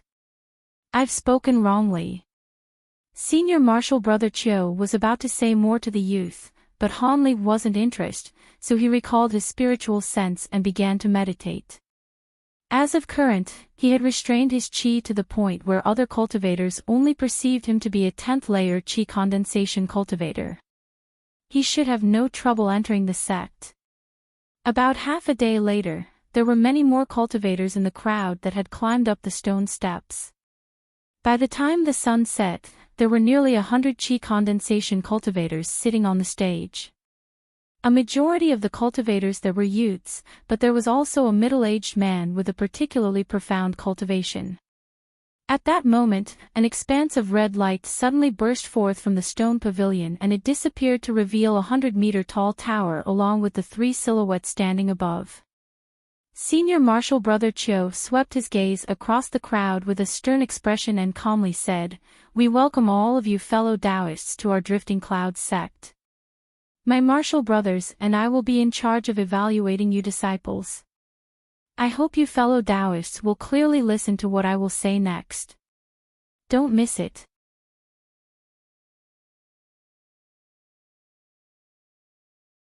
Upon seeing the sudden changes of their surroundings and hearing Senior Marshal Brother Cho's words, the cultivators on the platform were momentarily shocked and then hurriedly stood up, wearing respectful and attentive expressions. All of the cultivators there knew that if they were to enter the Great Drifting Cloud sect, they absolutely couldn't afford to leave a bad impression with the three men standing on the tower. Senior Marshal Brother Cho revealed a satisfied expression upon seeing the vagrant cultivators being so tactful. Senior Marshal Brother Cho slowly said with a solemn expression, "You fellow Taoists should all know the criteria by which we accept disciples. That being the case, I won't go into detail. Let's have our fellow Taoists who possess tri-attribute, dual attribute, or special spiritual roots walk forward." The crowd stirred at this and after a short moment, only 4 people walked forward, 3 men and a woman. Senior Marshal Brother Cho swept his gaze over those 4 and calmly said, "You 4 will follow Junior Marshal Brother Lu who will be in charge of evaluating your cultivation aptitudes." At that moment, the pale-faced youth stepped forward and wordlessly waved his arm. A white streak of light then flew out from his sleeve and circled in the air before turning into a huge embroidered scarf that gently floated about a meter off the ground. The pale-faced youth appeared atop the scarf magic tool in a blur and expressionlessly said, "Climb on. I'll bring you 4 to another place and examine your aptitudes there. Those that are unsuitable will naturally be sent back." When the 4 heard this, they glanced at each other with slight hesitation before climbing onto the scarf. The pale-faced youth then clutched his hands in an incantation gesture and caused the scarf to glow with white light before it set off through the sky in a streak of white light. After sending off the pale-faced youth, Senior Marshal Brother Cho glanced down at those who remained and continued, "Those with cultivations at the 10th layer and higher, step forward and follow Junior Marshal Brother Yu. So long as anyone doesn't have too much a problem with their identities, they will be able to enter the sect. As for you remaining fellow Taoists, if you wish to enter the sect, then you are required to pass a test before you will be taken in. If you fail, I can only ask you all to diligently cultivate for several more years and come back once you've improved." Once that was said, an uproar occurred amongst the crowd. Apart from a few peculiar individuals, a majority of them revealed a disappointed expression. It seemed the standards of this selection would be far more strict and caused a few cultivators hoping for a fluke to grow greatly dispirited. Although he did say they could participate in a test to still join the sect, everyone knew that they were words spoken out of politeness. After all, with the number of people present there would be no way for the Drifting Clouds sect to give all of them a chance. Needless to say, these tests would be extremely difficult to pass if one's cultivation was beneath the 10th layer. Only cultivators at the 9th layer of qi condensation would have even the slightest chance of success. In the past, only a sparse few cultivators at the 9th layer were able to pass these tests. Although those people all had poor aptitudes, they were able to succeed through a show of exceptional perseverance. As a result, despite their lacking future prospects, the Drifting Clouds sect would be willing to accept them as they would be able to contribute towards their various fledgling disciplines. Underneath the envious gazes of the rest of the crowd, Han Li and 6 other cultivators walked forward. Senior Marshal Brother Cho swept his gaze across them and nodded his head. When the valiant youth surnamed Ute saw this, he released a flying magic tool without any delay. A huge bronze alms bowl appeared before them. Without needing any words from the youth, Han Li and the group of cultivators obediently climbed onto the magic tool. The copper alms bowl then flew off deep into the dream cloud mountains in a streak of light. As for the remaining vagrant cultivators that didn't qualify, Hanli was completely ignorant as to whether any of them would enter the sect, nor did he care enough to find out. At that moment, he was absorbed in examining the 6 others that were enveloped in the alms bowl's yellow light alongside him. There were 4 men and 2 women.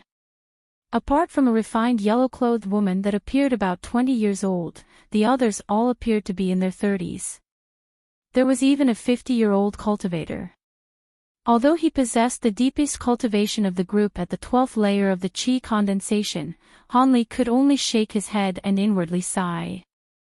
If they didn't have much luck, cultivators with poor aptitudes had to spend an immense amount of time cultivating if they wished to reach the 10th layer or higher, resulting in Hanli and the yellow-clothed woman to have the youngest appearances in the group. If it weren't for the mysterious bottle that Hanli had encountered, he feared he would have spent most of his life cultivating like the 12th layer cultivator only to reach the 6th layer.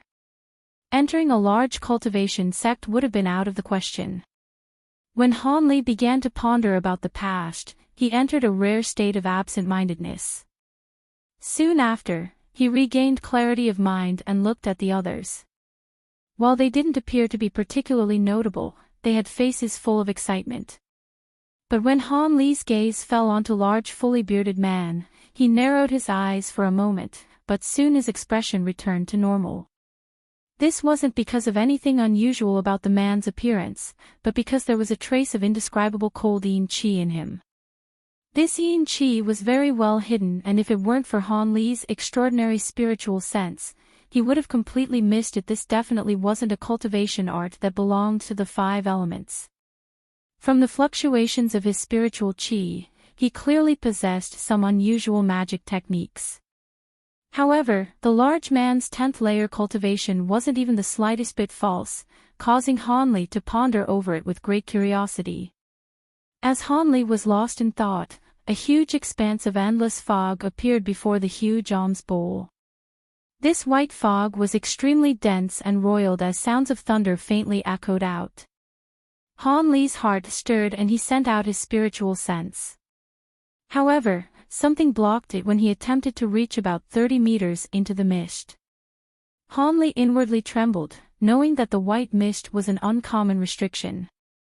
It was likely one of the drifting cloud sect's formidable sect protecting restrictions.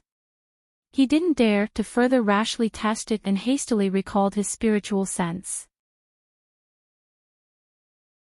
The group of vagrant cultivators all revealed an expression of awe when they saw the endless mist. Although they'd never come across a spell formation before, the astonishing restriction before them had greatly broadened their perspectives. At that moment, the youth surnamed Yu formed a hand incantation and had his flying magic tool slowly come a stop. Then he grasped his storage pouch and took out an azure formation flag. After muttering something, the flag in his hand began to glow with a piercing radiance that gradually grew. Open. After the youth finished his incantation, he glared at the fog and pointed the formation flag at it. A thick azure beam of light shot out from the tip of the flag straight into the mist, leading to an astonishing scene. The other areas of the fog roiled as before, but the portion of the fog in front of them became extremely calm. Then, following a series of clear chimes, the white chi parted before them, revealing a 10-meter-wide passage. After this occurred, the youth surnamed Yu carried the group through the passage without delay. In the blink of an eye, they disappeared from sight. Not long after, the passage closed and waves of thunder sounded out once more. After the time it took to finish a cup of tea, the group eventually passed through the mist and emerged within a hidden land.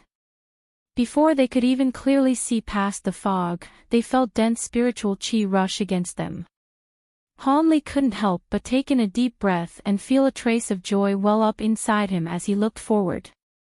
There was a huge expanse of earth with verdant greenery, fragrant aromas, birdsong, and several mountains that spanned over 3 kilometers tall, reaching out as far as the eye could see.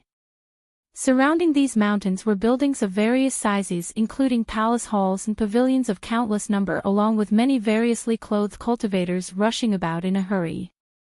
After seeing their surprise and excitement, the youth surnamed Ute silently smiled. He then pointed to the nearest mountain peak and said, "Take a good look. These are the 6 marvelous peaks of the Drifting Clouds Sect's monastery. If you truly enter our sect, this will be your home. But first, we will head to Dayspring Mountain's initiation residence. You'll explain a bit about your past and then we will test your cultivation."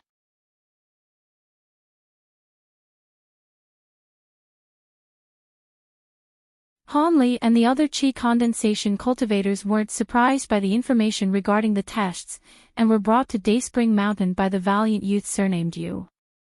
They met many cultivators along the way, with most of them being at Qi condensation. When they saw their guide, they respectfully saluted him. It appeared the youth had quite the reputation in the Drifting Clouds sect.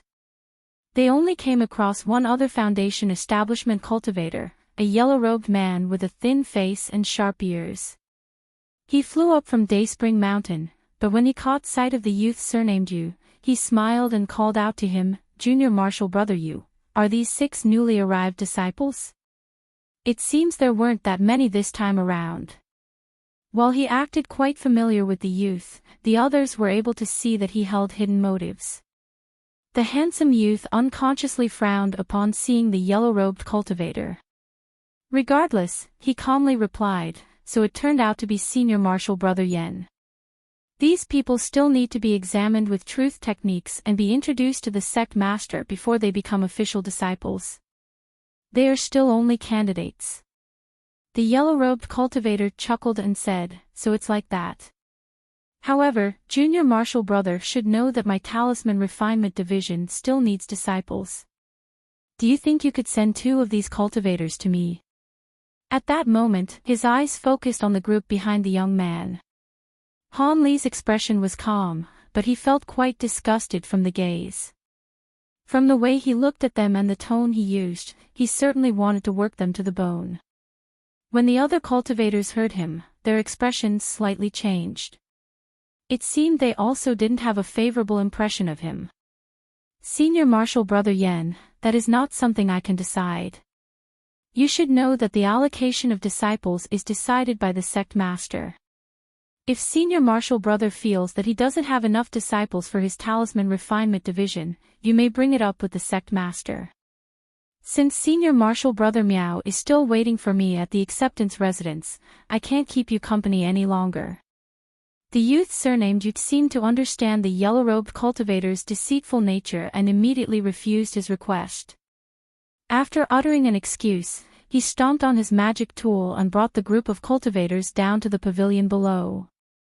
The yellow-robed cultivator thought to further hold him back, but after hearing the youth mention Senior Marshal Brother Miao, he revealed slight hesitation and allowed him to go. After watching the youth and company enter the pavilion from a distance away, his expression fluctuated. After lowering his head in thought for a moment, he coldly snorted and flew off to a different mountain in a streak of yellow light. At that moment, the group had already arrived on the first floor of the pavilion and were meeting with an unfamiliar man. He was a shriveled youth glancing through a bamboo scroll with keen interest as he sat in a sandalwood armchair. The man only appeared to be 30 years of age, but his cultivation had already reached the late Foundation establishment stage. Although he had only reached late Foundation establishment and hadn't yet consolidated his cultivation, he truly was a rarely seen talent. Having reached so far at his current age, he had great hopes of rising to the core formation stage. Could it be because of this man's name that the annoying yellow-robed cultivator didn't dare to trouble Junior Marshal Brother Yu any further? When the other cultivators witnessed the shriveled youth's cultivation, they glanced at each other with expressions of shock. At that moment, this person had already folded up the bamboo scroll and glanced at the youth. He said with a soft voice, "Junior Marshal Brother Yu, I've put you through a bit of trouble." "Did Junior Marshal Brother Yen block you just now?" Since Senior Marshal Brother already knows of it, there should be no need to ask. However, did that person come again to bother Senior Marshal Sister Peeling? The valiant-looking youth asked with disgust. That person. Even if Junior Marshal Brother Yen is somewhat excessive, he is still a fellow disciple of our Drifting Clouds sect. Your words are inappropriate. Please take note of it in the future, else if the master notices, punishment is unavoidable. The sickly youth's words may have been meant to rebuke him, but his tone was completely flat, lacking even the slightest anger. But all the same, the Junior Marshal Brother Yu's heart trembled and he hastily said, Senior Marshal Brother is correct. This younger disciple will certainly pay attention to it in the future. Seeing that the youth admitted his error, Senior Marshal Brother Miao nodded his head and smiled. He then turned his gaze to Hanli and the others as he began to examine each of them. He seemed to be looking at them quite thoroughly, slowly examining them from head to toe. This had aroused quite a bit of anxiousness among those present. Possibly due to a misconception, Hanli felt that his gaze momentarily paused on the large fully bearded man before quickly turning to another person. Although it was impossible for Han Li's true cultivation to be seen through by him, Han Li felt slightly uneasy. After a short moment, Senior Marshal Brother Miao withdrew his gaze and calmly patted at his waist and took out a talisman that sparkled with silver light. It's good that only about 7 have come as I had expected. Otherwise, I wouldn't have enough true heart talismans for all of you. Junior Marshal Brother Yu, take these talismans and place them on their body. After they take effect, bring them to my study. Senior Marshal Brother Miao spoke with a serene tone and handed the talismans to the youth.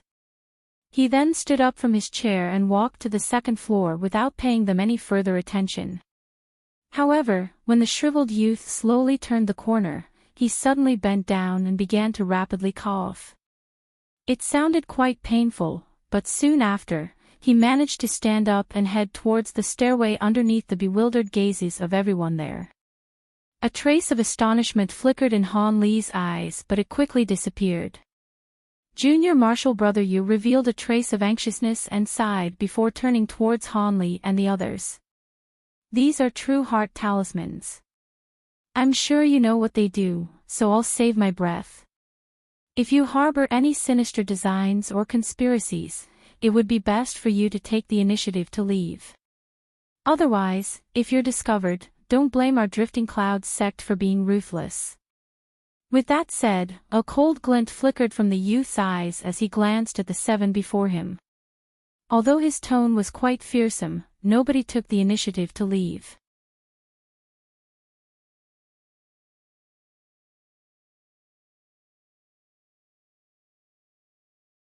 Chapter 602, Gold-Forged Constitution. The main peak of the 6 marvelous peaks was also the largest, standing at a height of over 10 kilometers.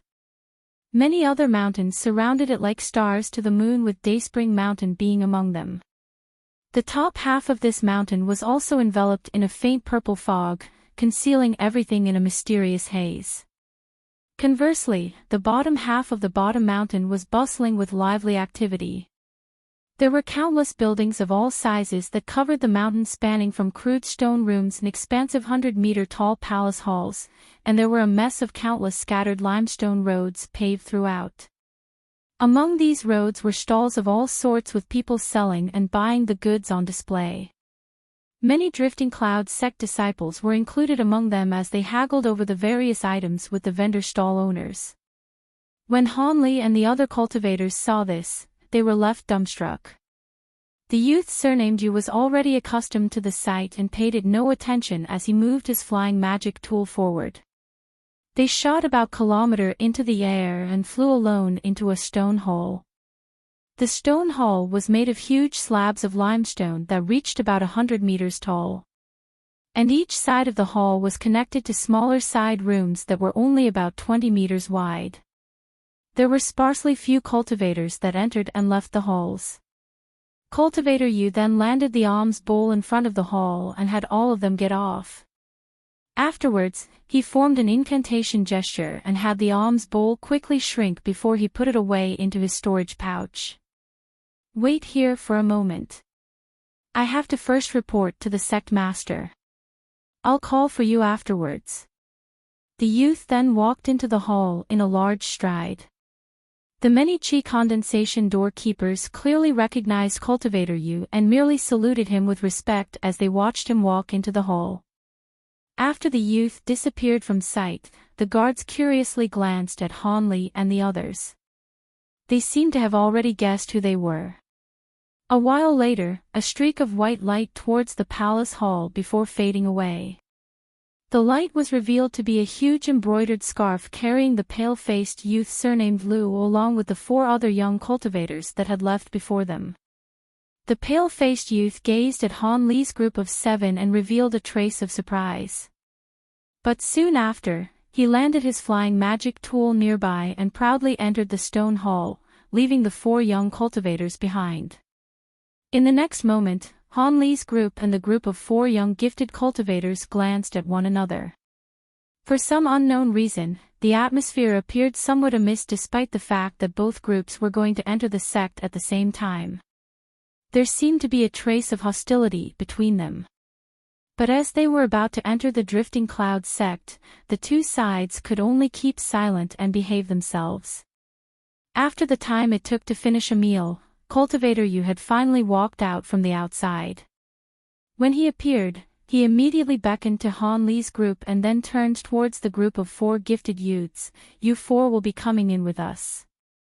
The sect master wishes to accept you all as disciples at the same time. With that said, the youth turned around and re-entered the hall. The 2 groups didn't dare to delay and hastily followed after him. Following the youth, they passed through a short corridor before entering a 100-meter wide hall. There were 8 cultivators sitting down in chairs, whispering about something as they each wore their own expressions. After the disciple were brought inside, the seated cultivators immediately ceased talking and began to examine Han Li's group. At that moment, Han Li appeared sincere as he displayed deference to them. But at the same time, he had released his spiritual sense and read the appearances and cultivations of the seated cultivators. There was a late Foundation Establishment cultivator, 2 mid-Foundation Establishment cultivators, and the rest were only at early Foundation Establishment. Senior Martial Brother Chiu and the pale-faced cultivator were sitting amongst them. The blue-robed late Foundation Establishment cultivator waved his hand at the youth and smiled. We've troubled Junior Martial Brother Yu. Please, take a seat. This person was the Drifting Cloud sect master, Wei Yiming. He had an ordinary appearance with 2 small eyes. However, each of his movements gave off an exceptionally imposing presence. It appeared he wasn't a simple character. Many thanks, Senior Martial Brother. The youth cupped his hands and directly sat down at the chair at the side. At that moment, the seated cultivators' gazes had finished examining Han Li's group and had finally moved on to the 4 talented youths. Each of the youths' gaze revealed a trace of fervent excitement and their bodies straightened upon being examined. As Han Li took all of this in with a trace of surprise, he heard the sect master speak. After examining the new disciples, the sect master glanced at the other seated cultivators and slowly said, Yes. These disciples are suitable enough to enter the sect. They are suitable. After all, we haven't taken in a batch of disciples since several years ago. Junior Martial Brothers, how do you wish for the disciples will be allocated? Naturally, we wholeheartedly agree that the final decision will lie with Senior Marital Brother Wei. An old man with gray hair twirled his short beard and spoke with an exceptionally respectful tone. His voice then changed as he smoothly said, My Hidden Sword Mountain have no need for any external affair disciples. However, for inner sect disciples, my own Hidden Sword Mountain only recruited 2 disciples the last time around and is lacking in manpower. My mountain should have a disciple this time around. I have no need for the other disciples, except for the disciple with the gold-forged constitution. After the old man said this, he pointed to the tall and sturdy youth. When the youth heard him, he couldn't help but reveal surprise. A deathly pale middle-aged man, unable to stay sitting upon hearing the old man, bluntly retorted, "Humph. You might have received fewer disciples the last time around, but you also received a disciple with dual attribute spiritual roots. Needless to say, our fire cloud mountain must be the ones to claim the disciple with the abnormal constitution." When the gray-haired old man heard this, he chuckled and shook his head. "Your fire cloud mountain mainly relies on fire attribute cultivation arts, but cultivators possessing the gold-forged constitution possess metal attribute spiritual roots. Junior Marshall Brother Yang, your position is lacking. Even if your hidden sword mountain possess metal attribute cultivation techniques, our Fire Cloud sect senior Marshal Uncle Lee's metal tempering arts are renowned throughout the entire state of Shi. Why can't this disciple cultivate his techniques?" The middle-aged man didn't reveal the slightest intention of backing down. "You." The sect master frowned and interrupted, "Enough, I've already heard your thoughts. There is no need to further speak of them." Senior Marshal Brother Liu smiled and mediated, "That's right. Senior Marshal Brother's dispute will have no end. It's better to have sect master decide. After all, regardless of which mountain receives him, he will still be a disciple of our Drifting Clouds sect in the end. There is no good reason to fight." The old man and the deathly pale middle-aged man glanced at each other, but the old man rushed to say, "Junior Marshal Brother Chio's words holds reason. Our hidden sword mountain will hold no complaint if the sect master makes the decision." When the middle-aged man heard this, he hesitated for a moment before agreeing. The sect master's expression relaxed, and after a moment of thought, he turned to Han Li's group and calmly said, "These disciples are particularly special, so we should handle them last. Let's distribute these other disciples. After all, our 6 mountains of the Drifting Clouds sect have never turned away from good help. Let's first distribute these 7 external affair disciples." 2 hours later, Han Li and the fully bearded man stood on a huge alms bowl and were being brought back to Dayspring Mountain by Cultivator Yu. They've already changed to the attire of blue robes for low-grade disciples and had been distributed to Dayspring Mountain. Cultivator Yu brought the 2 out of the stone hall once the distribution was finished without the slightest complaint. As for the tall and sturdy youth that was in high demand, he was unexpectedly assigned to Illusion Stone Mountain. Although the gray-haired old man and the middle-aged man were both dispirited, they could only concede the matter. But fortunately, they were each given an inner sect disciple and had ended up with something for their troubles. Although you've only entered the sect as external affair disciples, it is quite fortunate for you to be distributed to our Dayspring Mountain. Because our martial ancestor gentle and kind-hearted, we won't treat you too harshly. You only have to finish your assignments within the given time. The rest of your time will be free to do as you wish. If you have the opportunity to acquire great merits, perhaps the martial ancestor will even bestow a foundation establishment pill to you. After all, external affair and inner sect disciples receive the same treatment in name. However, the inner sect disciples' main assignments are to cultivate. Because of your poor aptitudes, you are assigned to other various tasks such as medicine and talisman refinement. The attainments of the many martial uncles in these fields are quite profound. Because Han Li and the fully bearded man were already disciples of Dayspring Mountain, Cultivator Yun spoke to the 2 with a much more gentle tone as he gave them an explanation of sect matters.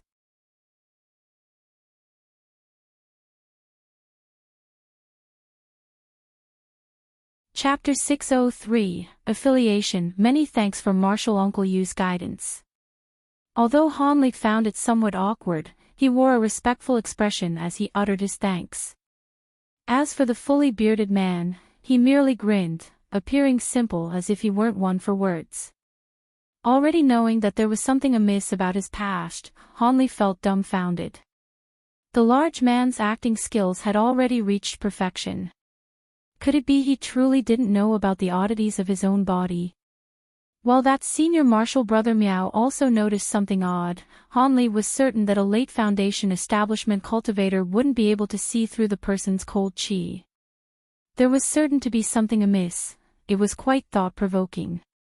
Cultivator Yu seemed pleased by the two's reactions and spoke a few words more before bringing them to a pavilion located at the center of Dayspring Mountain.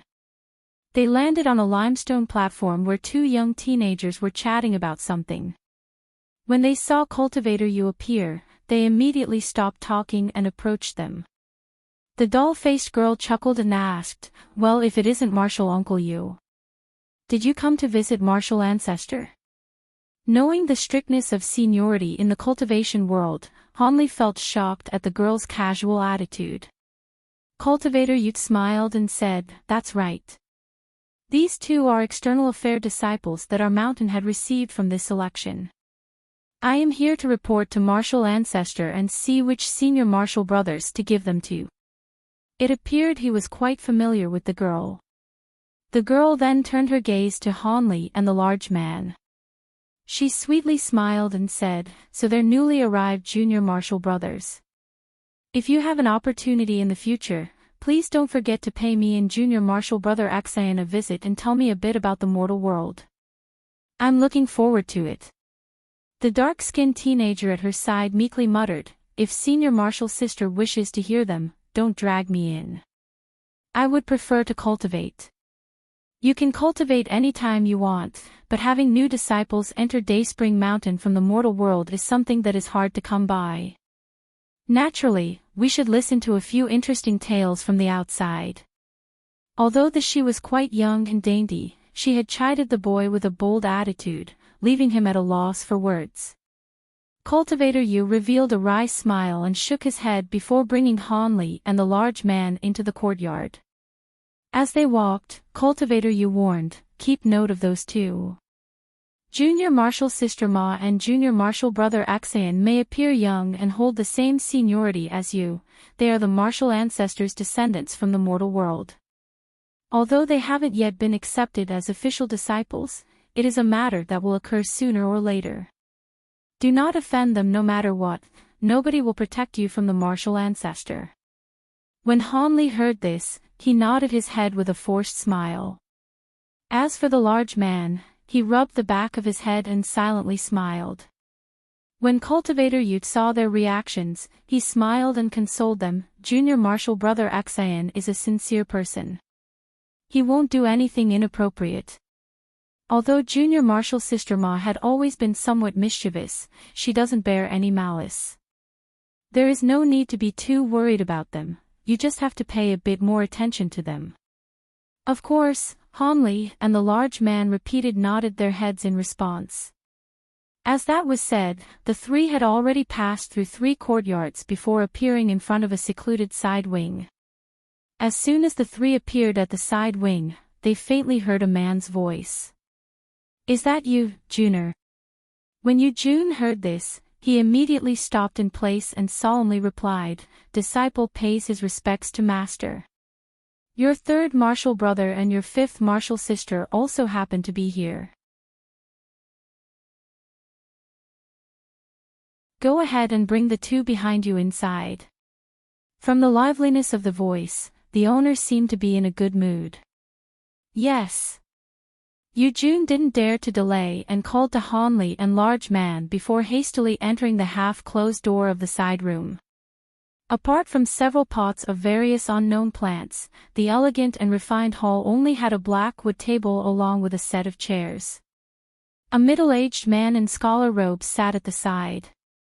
He had an incredibly old-fashioned appearance with a long, thin mustache and beard that reached to his chest, giving him a sage-like appearance with otherworldly poise.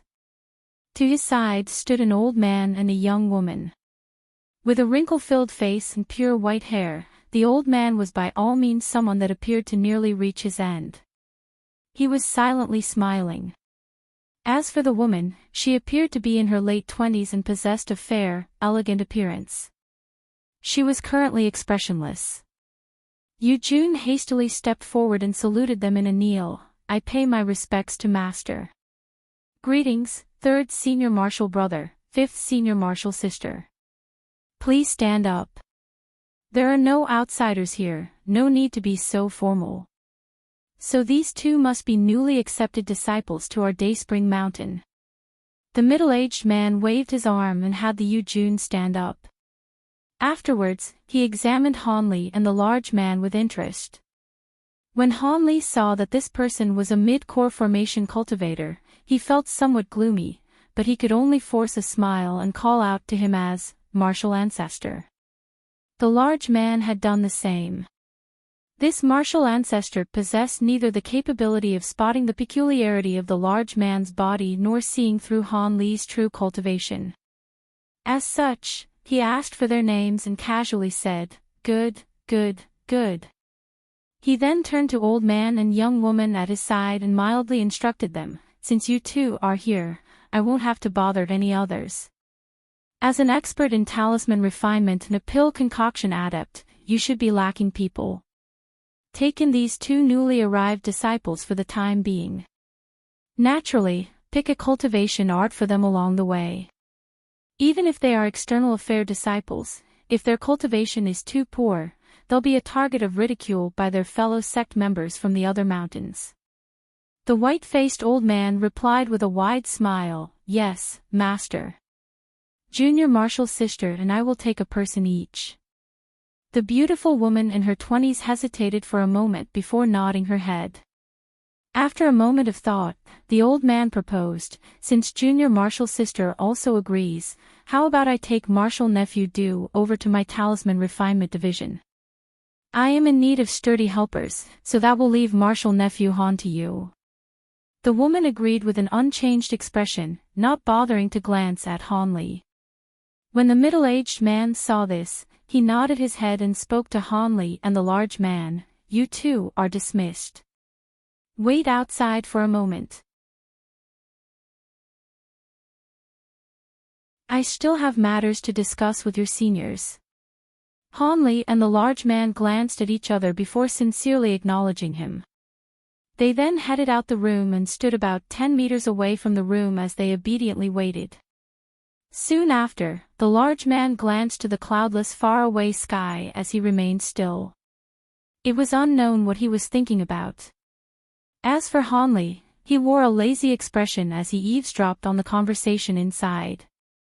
With his immense spiritual sense, Hanli was able to listen without a problem. Although his expression was unchanged, several odd movements escaped from his eyes. After the time it took to finish a meal, the door to the side room finally opened, and the three disciples left the room one after the other. The old man wordlessly raised his hand and released a slender magic tool. After he said his farewells to the woman and Yu-jun, he took the skies with the large man in tow. At that moment, the woman walked over to Hanli and coldly swept his gaze past him. She emotionlessly said, "Let's go. You'll be coming back with me to my cave residence." A faint smirk momentarily appeared on Hanli's face before he nodded with an indifferent expression. With a pulse of red light, an expanse of red mist enveloped the both of them. 4 hours later, Hanli had appeared at a strange medicine garden that was over 300 meters wide. The verdant medicine garden had many types of single medicinal herbs and a thatched cottage with 3 rooms. When Hanli saw the nameless small mountain nearby, Hanli stroked his chin and revealed a faint smile. Previously, the cold and elegant mid-foundation establishment woman had used a red ribbon to bring the two to her cave residence. This martial aunt Mu Peeling had asked him if he was willing to look after the medicinal garden or if he was willing to learn the art of pill refinement. This had stunned Hanli. After all, so long as a cultivator was right of mind, they would agree to learn without a doubt. But before the woman waited for Hanli's reply, she coldly explained that looking after the medicine garden was rather simple. So long as he handed over a fixed amount of medicinal ingredients, he could spend a majority of his time in cultivation. Although external affair disciples also had an opportunity to touch upon the profound path of medicinal pills, the cost of pursuing that path was to refine a certain amount of pills every month, greatly reducing their cultivation time. As a result, each of them had their own advantages. Without even the slightest deliberation, Hanli instantly chose his old task of looking after the medicine garden. This was a task that may as well have been created for him, it would allow him to cultivate without fear or obstruction. He had originally thought that he would have to escape from various menial jobs in order to cultivate. But as it turned out, this extremely suitable medicine garden task was brought before him by fortunate chance. The cold, elegant woman didn't reveal the slightest surprise at Han Li's choice.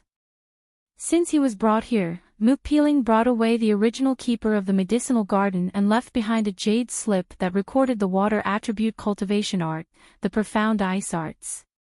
This medicine garden had now become Han Li's domain.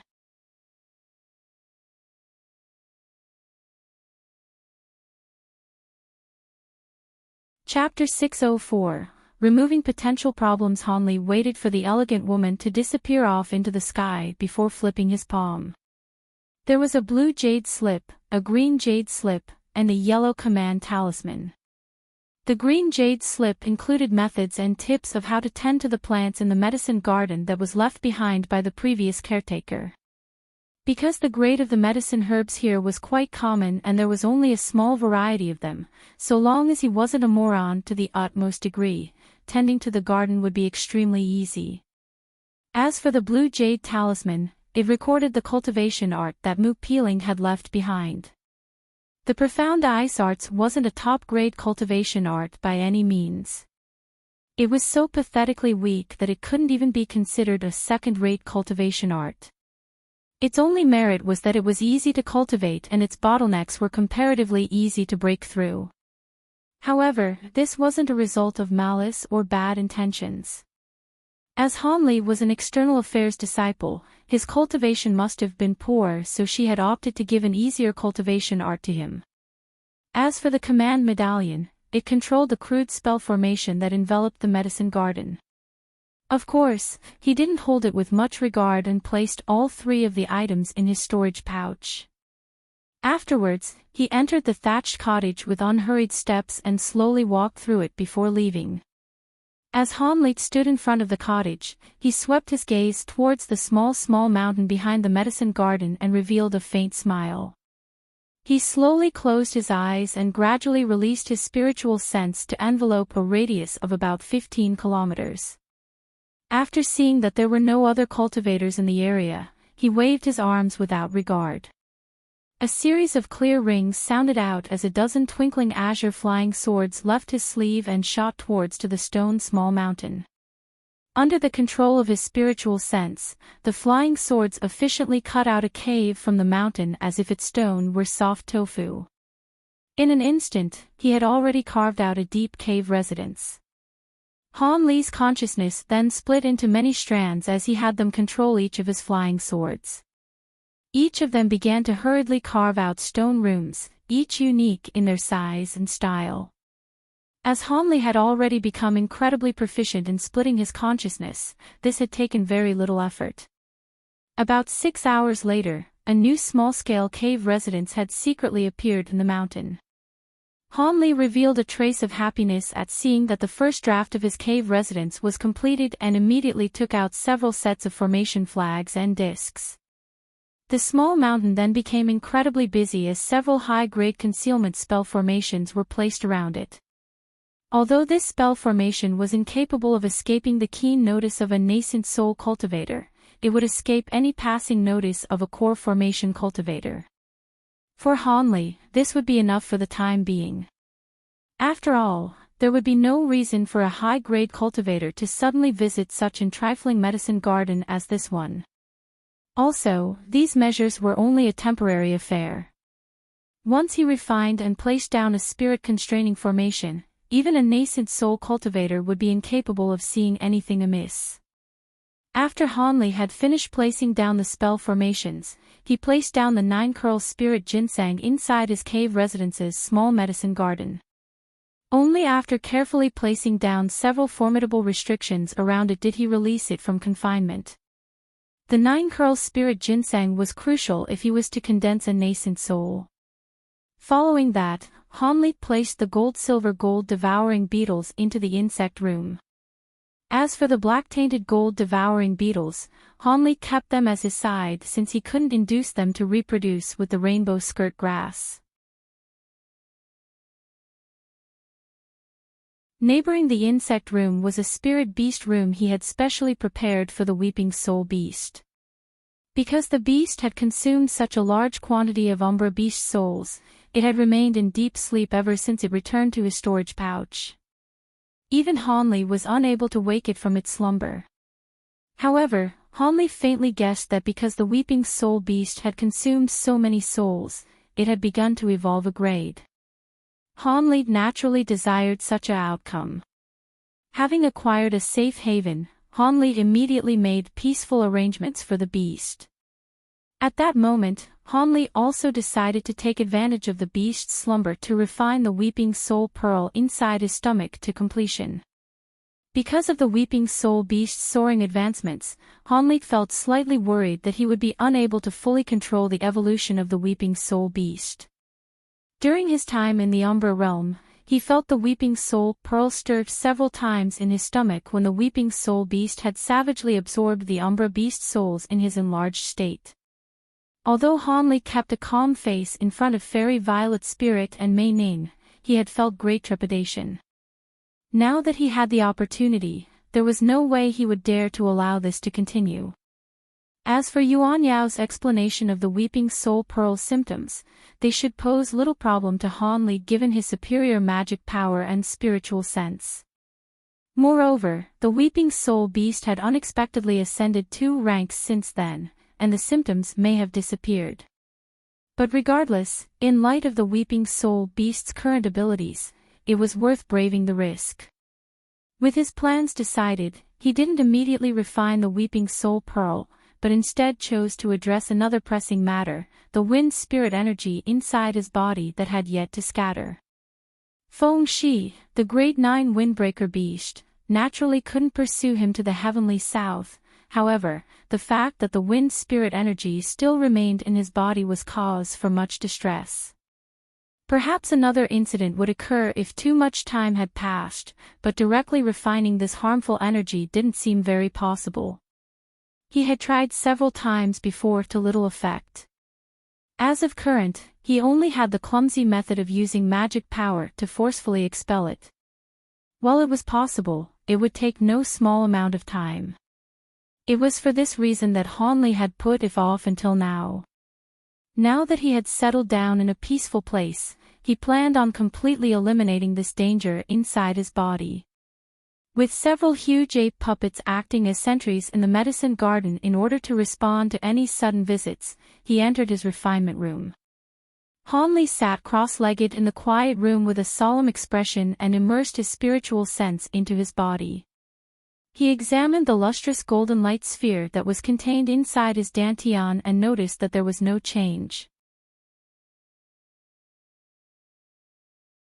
After a moment of thought, he decided to control the divine Devilbane lightning that enveloped the harmful energy and had the net of lightning slowly relax to reveal a gap. The originally calm energy contained within the lightning immediately grew restless and wildly rushed out of the gap. Just as the strand of harmful energy began to rush out, Hanli's spiritual sense began to stir and had the golden lightning envelope it once more, closing the gap and restraining the remaining wind spirit energy. Not knowing what kind of chaotic harmful chi that the wind spirit energy contained, Hanli felt extremely worried that this sliver could even damage his meridians. Resisting his feelings of great unease, he circulated all the magic power in his body and began to forcefully expel the sliver of harmful energy. As he motionlessly sat inside the calm room, large beads of sweat began to flow down from his head and his face paled. 4 hours had unknowingly passed. Hanli opened his eyes and spiritedly glanced around. He then waved his arms and flicked his fingers, shooting out 2 drops of gray liquid to the stone walls. 2 small holes appeared where they struck. Hanli let out a long breath of relief and wiped the cold sweat off his forehead. Although the expulsion process had been incredibly painful and strenuous, it still worked. If he continued this sliver-by-sliver process of expulsion, he reckoned that it would take half a year before his body was completely free of the wind spirit energy. This had greatly relieved much worry from his mind. After a moment of rest, Hanli calmly took out a black jade slip from his storage pouch and looked through the method of establishing the spirit-constraining formation. He had always been quite interested in this spell formation, but he never had the time to carefully examine it. He now took the opportunity to delve into it, as he wouldn't feel truly safe until he had a spirit-constraining formation placed around his cave residence. In the following days, Hanli began to divide his time into several parts. Apart from the 4 hours he used to expel the wind spirit energy and a bit of time used to refine the weeping soul pearl, he would spend the rest of his time studying the spirit-constraining formation. As for the outside medicine garden, Hanli had his many puppets tend to it. Additionally, Hanli continued to exploit the green liquid to mature the rainbow skirt grass and feed it to his gold-devouring beetles. He faintly felt that these beetles were about to reproduce once more. With this monotonous style of life, several months passed in the blink of an eye. During this time, Mu Peeling visited him 2 times. Once she saw that Hanli had tended to the medicinal garden in accordance to her conditions, she didn't pay much more attention to the garden. As for the profound ice arts, the woman had no interest in taking the initiative to explain anything, as Hanli hadn't raised any questions.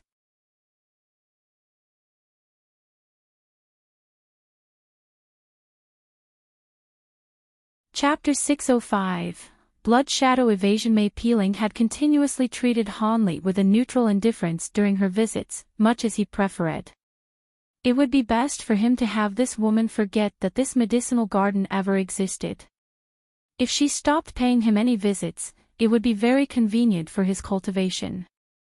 After yet another month had passed, Hanli eventually grasped a near-complete understanding of the spirit-constraining formation and immediately placed down a spirit-constraining formation around the mountain in accordance to his understanding. As a result, the faint spiritual chi fluctuations of the spell formations had completely vanished. From the outside, the small mountain appeared completely ordinary, much to Hanli's satisfaction. In the next 3 months, Hanli had eventually fully refined the Weeping Soul Pearl to completion and had expelled the wind spirit energy in its entirety, far quicker than he had expected. But what surprised Hanli the most was how he didn't feel any illness or headaches upon connecting his spiritual sense to the Weeping Soul Pearl when he had completely refined it. He didn't feel any headaches or illness in the slightest. It seemed that the Weeping Soul Beast's unexpected evolution had also caused the deathly Weeping Soul Pearl to also undergo a strange transformation. Hanli was overjoyed by the sight. As for the harmful wind spirit energy, although it had been difficult and exhausting to expel from his body, once he had expelled a majority of it, it had become far easier to deal with. Not only was the harmful energy less painful to handle, but he was able to expel it from his body in much less time. The last several strands of energy had been extremely easy to rid himself of.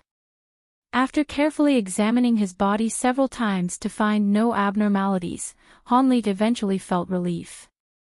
With the most vital matters already taken care of, Hanli brought his attention to cultivation and the medicine pill refined from the 9-curl spirit ginseng. He pondered several days on the matter of cultivation before deciding to simultaneously cultivate the 4th layer of the Great Development Technique and the Azure Essence Sword Arts.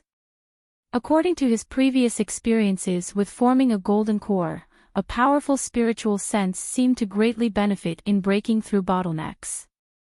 Even if the 4th layer of the Great Development Technique was extremely difficult, Hanli planned on giving it a try.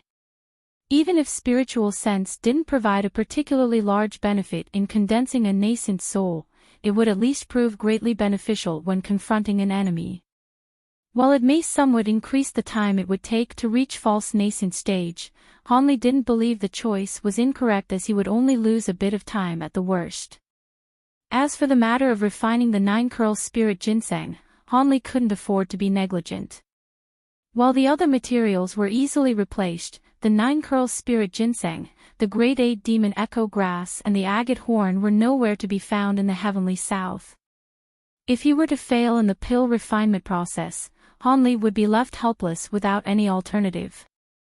As a result, Hanli began to study the formula for the 9-curl spirit ginseng in between his cultivation. He often refined a few various pills in accordance to the techniques described in the formula in order to improve his own pill concoction techniques. Time began to slowly pass by as he repeatedly cultivated and refined pills. During this period, Hanli had also taken the time to learn demon script in preparations to comprehend the old hide book and the copper plate in his possession so that he could finally read what they contained. By making use of his eidetic memory, Hanli was able to easily grasp the ancient demon characters and began to look through the details of the hide book. The old hide book contained a demon art known as the 9 Gale transformations.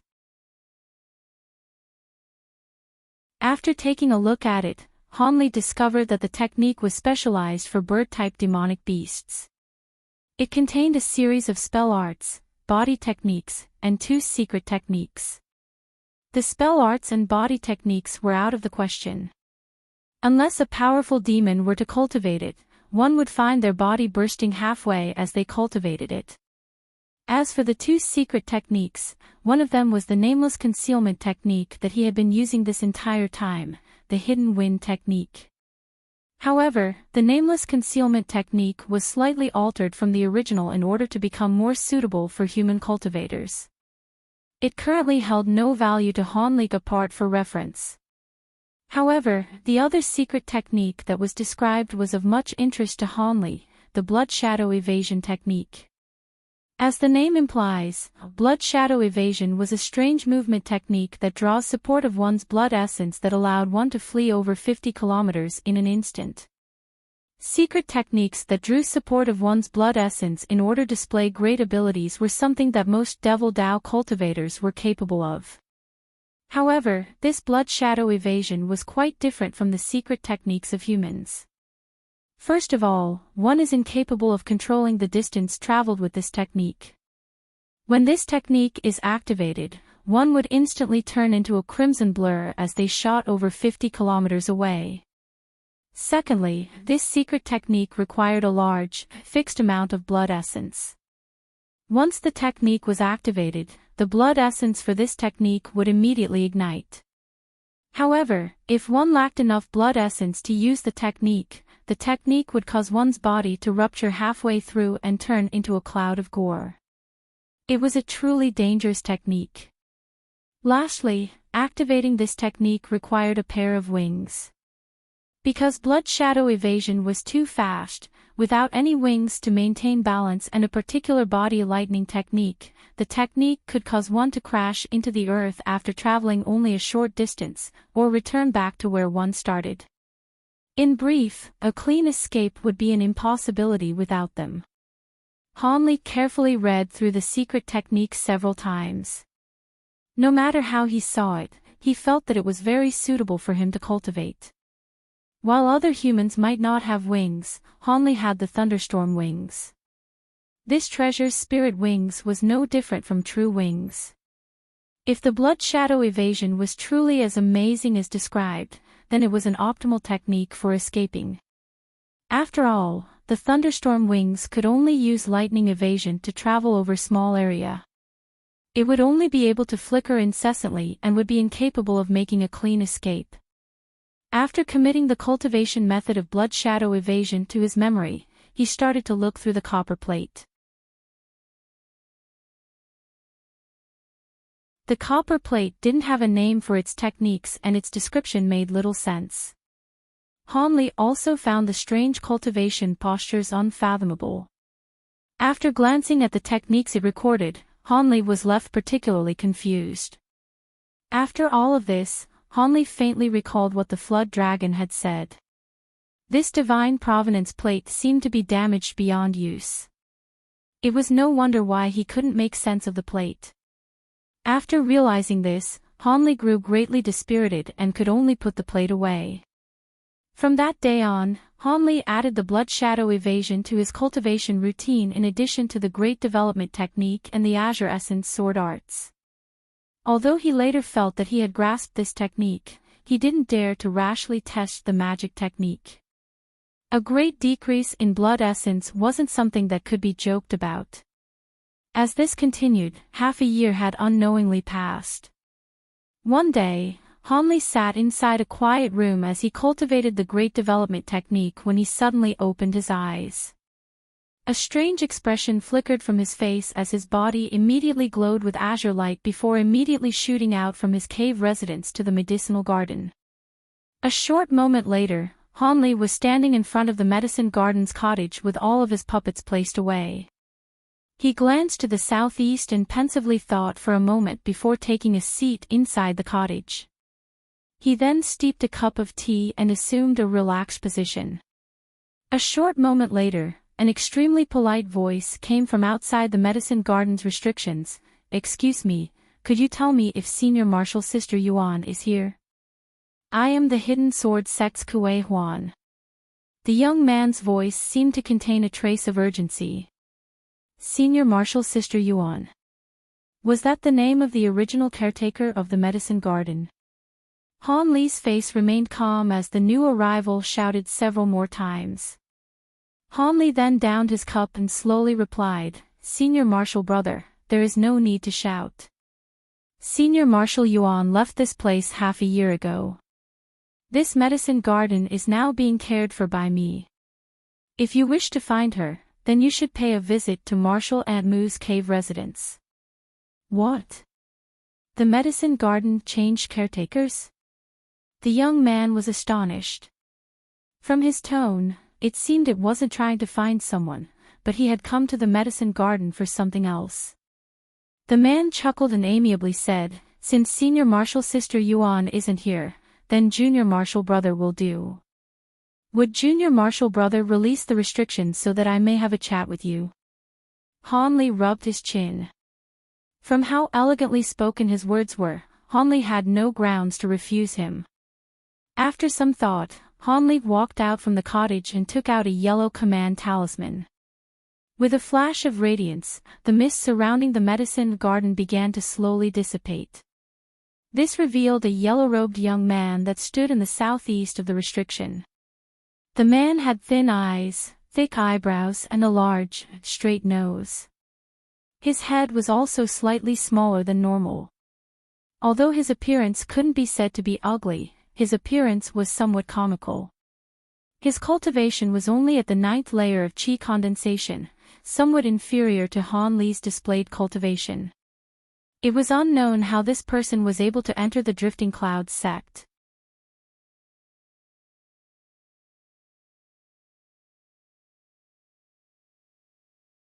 Chapter 606, Snowcloud Fox. As Han Li was examining the young man's appearance, he chuckled and walked into the medicine garden. He enthusiastically said, "So Junior Marshal brother is a disciple of Dayspring Mountain. Your face is quite unfamiliar. Could you be a new disciple? In that case, I could genuinely be considered your Senior Marshal brother. My surname is Han. I entered the sect earlier this year. Senior Marshal brother must be a brilliant disciple of Hidden Sword Mountain." Han Li withdrew his gaze and smiled. "So it's Junior Marshal brother Han. I am Hidden Sword Mountain's Kuei Huan. I take care of a nearby spirit beast field along with several other Senior Marshal brothers. Junior Marshal brother should pay a visit if he finds an opportunity. Although my cultivation isn't very high, I've been at the sect for 8 years and know many of the matters in the Drifting Clouds sect along with the various disciples of the 6 mountains. If there is anything you feel unsure of, please don't hesitate to ask me." The man had spoken elegantly the entire way through. Han Li faintly smiled. The eloquent man reminded him of little Abacus from all those years ago at the 7 Mysteries sect.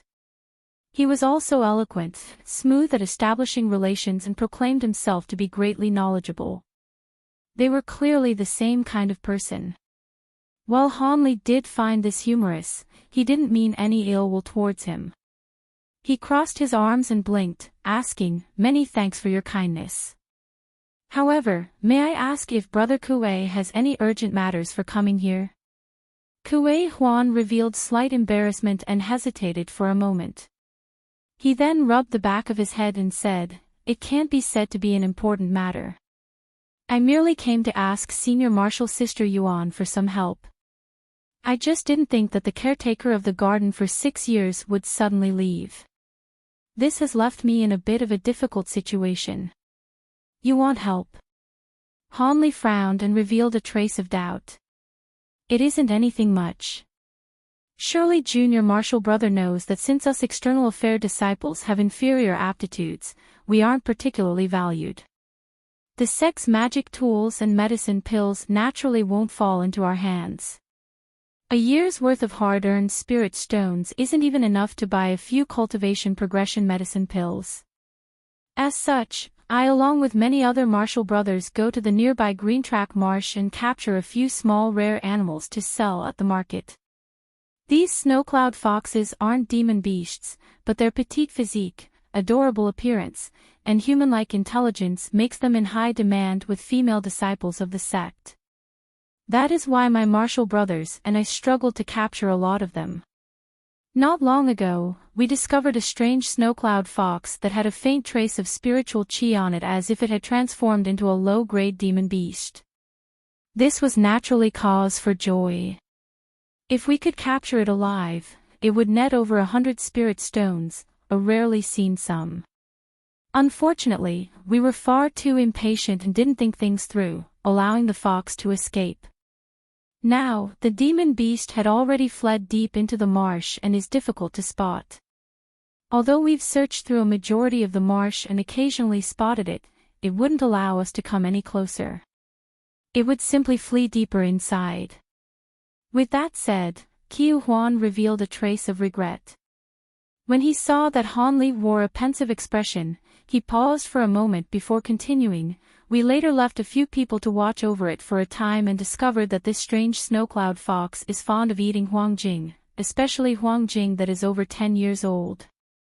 We reckon that if we wish to lure the beast, we would need huangjing that is at least 50 years old before it would fall into our trap.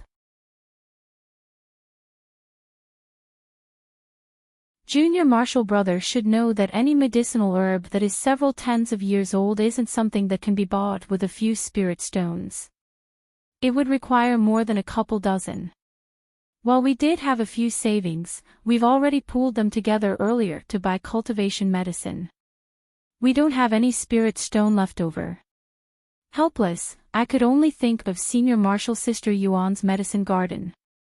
It seems there should be 2 or 3 stalks of huangjing, one, that is at that age. That's why I paid a visit, but I didn't expect that she would be swapped with Junior Marshall Brother Han. Do you think you could spare a stalk of huangjing for us to use?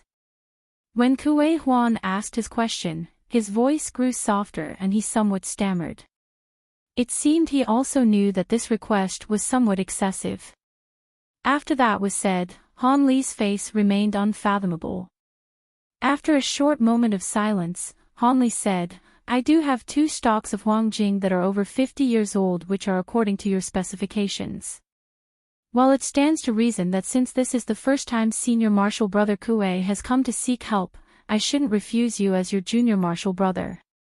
However, Senior Marshall Brother Kuei should realize I do not have the authority to give the spirit herbs in this garden. If it were lacking something or if it were to disappear, I wouldn't have anything to say when Marshall Aunt asks for them. I fear I would be punished. That is why I cannot help you.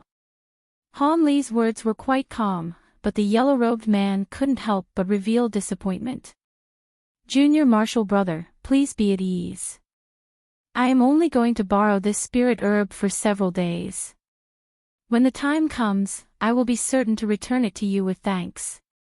We will also be extremely careful as we transport the spiritual herb so that there will be no mistakes.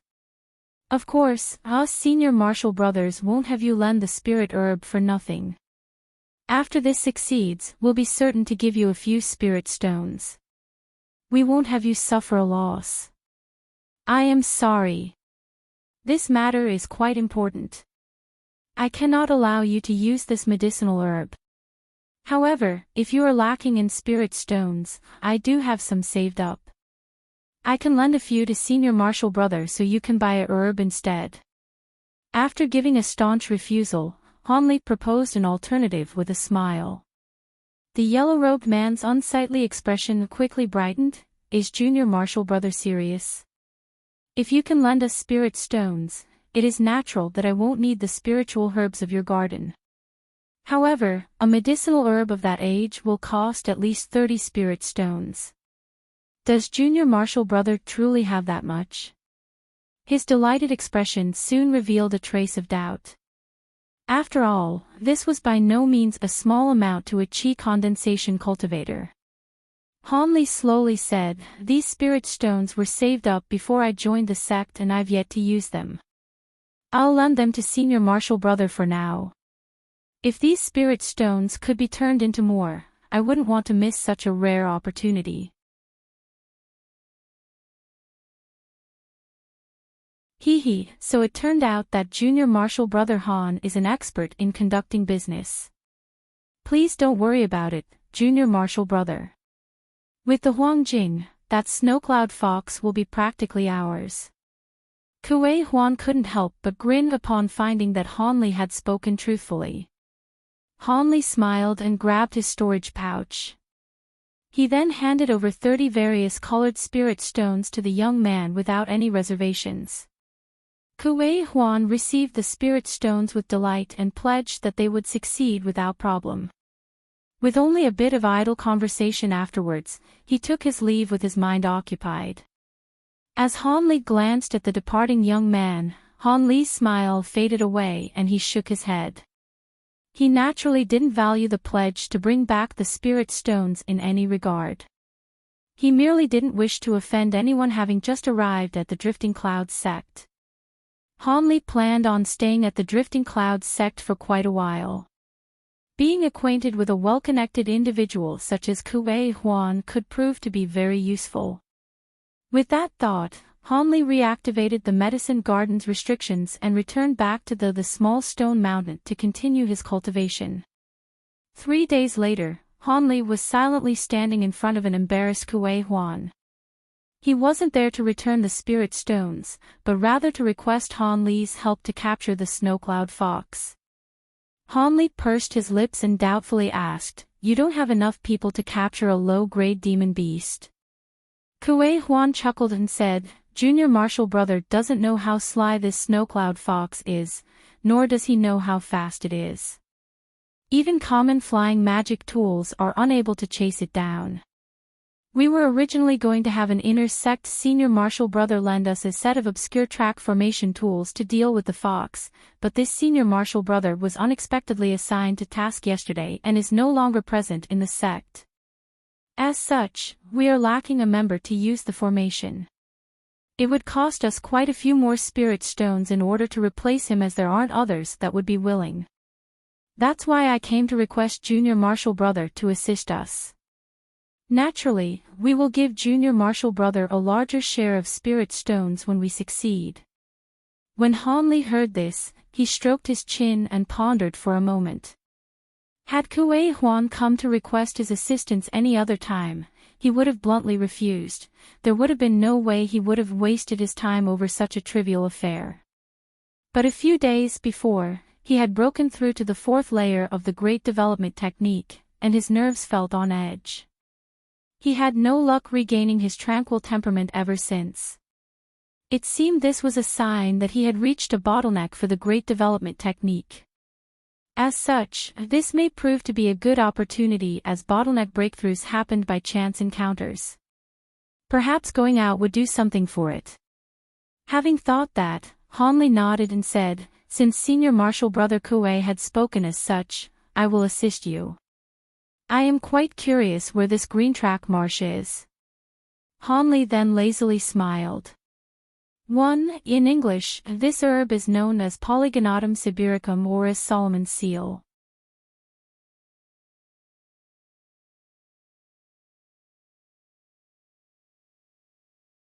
Chapter 607. The Green Track Marsh. Kuei Huan was delighted upon hearing Hanli agree to help him. After deciding on the time and place for Hanli to meet his group, he happily departed. On the dawn of the following day, Hanli activated the restrictions on his cave residence and departed from the medicine garden. He then aloofly flew towards the agreed meeting spot on a flying sword magic tool. It was quite hilarious.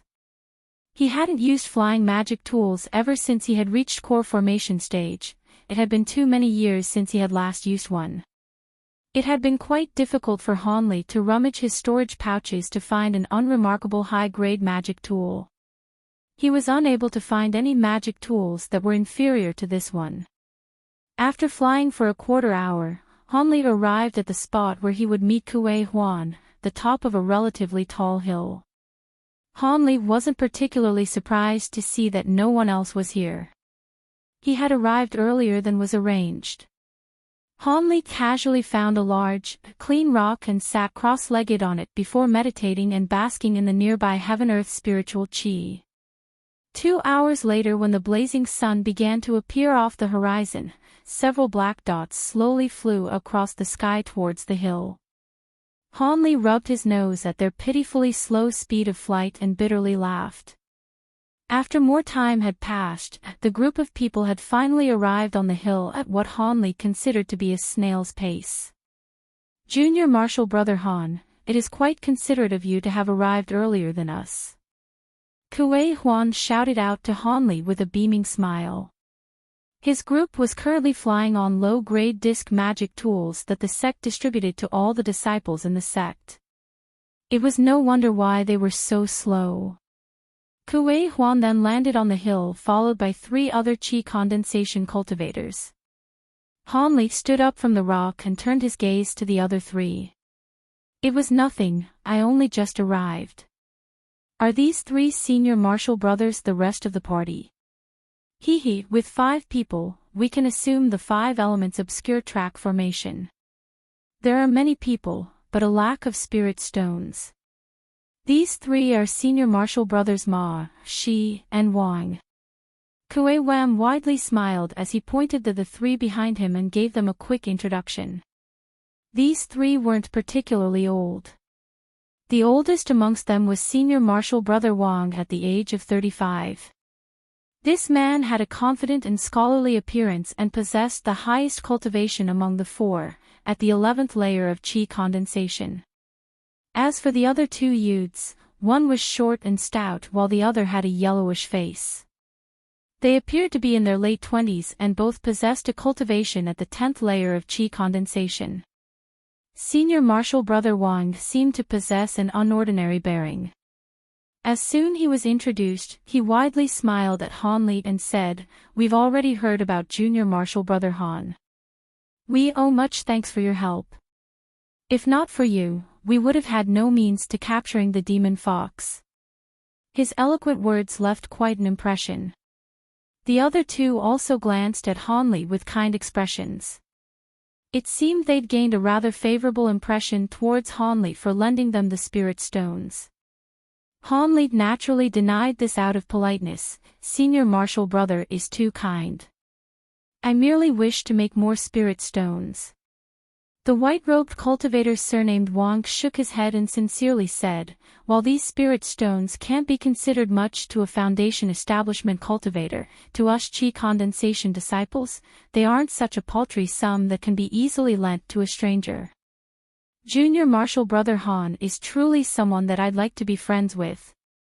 When Hanli heard this, he inwardly nodded and couldn't help but re-examine this man. Senior martial brother Wang's presence, conduct, and cultivation was exceptional. He was obviously the leader of this group. As a result, Hanli smiled and thought to say something else when Kuei Huan looked to the sky and suddenly reminded, "Senior martial brother Wang, junior martial brother Han, we can talk along the way. If we delay, we'll reach Greentrack Marsh without much time to catch the snowcloud fox. After all, we can't be away from the sect for too long, and our speed isn't fast." Senior martial brother Wang nodded his head and said, "Senior martial brother Kuei makes sense. We truly have no time to waste. Let's go. If we have an opportunity in the future, let's have a proper chat." The group of 5 then immediately released their magic tools and took to the skies. Junior martial brother Han uses a magic tool that he bought himself. It must be a mid-grade magic tool at the very least. Could it be that junior martial brother Han is actually a disciple of a clan? When the several people took to the skies, they caught sight of Han Li's flying sword and couldn't help but shout in surprise. After all, even if it was a mid-grade magic tool, it represented a hefty amount of spirit stones to external affair disciples such as themselves. When senior martial brother Wang saw this, his face revealed a trace of astonishment. Although he didn't say anything, a strange expression flickered from his eyes. The other cultivators also appeared quite flabbergasted. Having guessed that this would eventually happen, Han Li faintly smiled and said, "How could I possibly come from a clan? It's just that many years earlier during my time as a vagrant cultivator, I made a few spirit stones by using my shallow skill in refining talismans. Were it not for this, I wouldn't have been able to afford to so magnanimously lend senior martial brother Kuei so many spirit stones." Their shock soon turned into that of envy instead. The short and stout senior martial brother Ma wore an expression of shock and curiously asked, "Talisman refinement? I didn't expect that junior martial brother Han possesses such skill. Since you were able to earn spirit stones, your skill in talisman refinement must be quite acceptable. What grade of talisman can you refine?" Han Li indifferently answered, "I mostly refine low elementary grade talismans. While there are 2 mid-elementary grade talismans I can refine, their success rate is rather poor." Junior martial brother Han can actually refine mid-grade talismans. Senior martial brother Wang was greatly moved and couldn't help but take another glance at Han Li. Han Li calmly said, "That's right. I can refine the Thunderfire talisman and the Guardian talisman. Unfortunately, I only succeed once in every 6 attempts. It is barely enough to cover the costs of the materials." Senior martial brother Wang sighed and regretfully said, "Junior martial brother Han is far too modest. From what I know, only a minority of external affair disciples of the talisman-centric Fire Cloud Mountain are able to refine mid-grade talismans.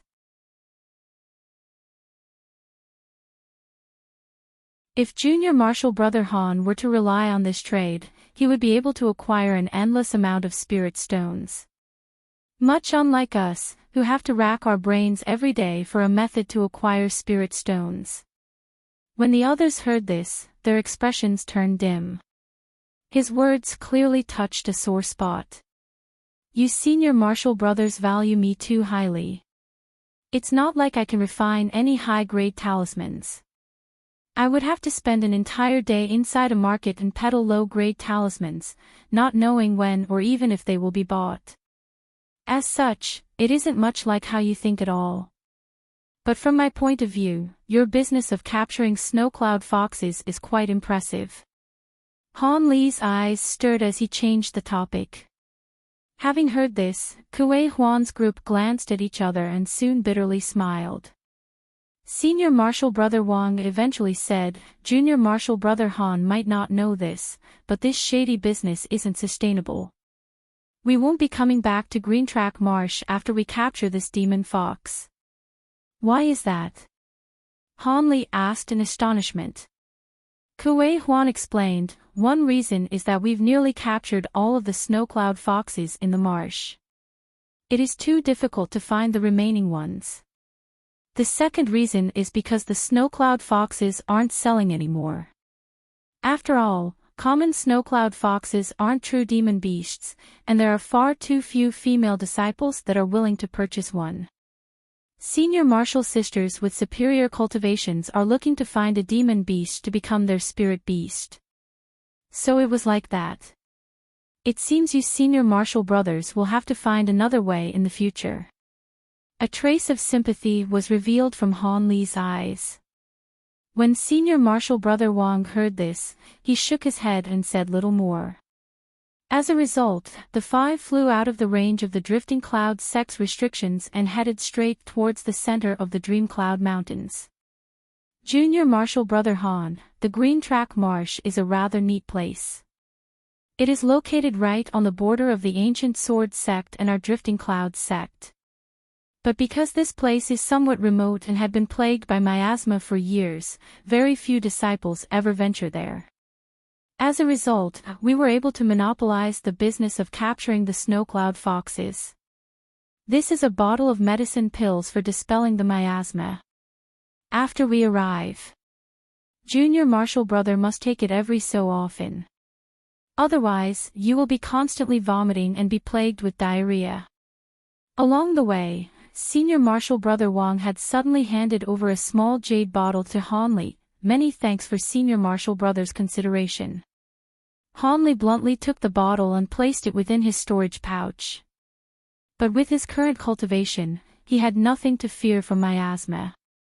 Who knew if he would actually use the medicine? After flying for about 6 hours, they arrived at a tall mountain range.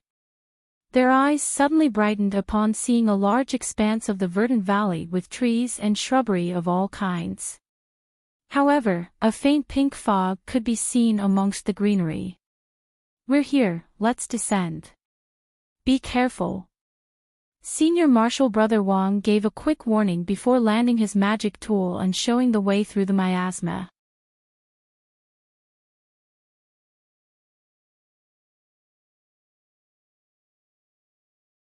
Hanli was the last to descend into the valley. Seeing that everyone around him had started to take the miasma treatment pills, he couldn't help but smile. With his body's essence having been purified, any miasma entering his body was cleansed with a single breath. At that moment, the group was flying straight towards the center of the valley. That demon fox is extremely clever, and we will only get one chance to capture it. As such, we must find a wide area so that it cannot escape from the formation. There is a flat field free of mud not far ahead of us. We won't have to fear it running away by digging into the mud. From Senior Marshall Brother Wang's plans, it seemed he had deliberated much about this matter. Having followed Senior Marshall Brother Wang this long, the others in the group naturally raised no objections. As for Hanli, he merely smiled and remained silent.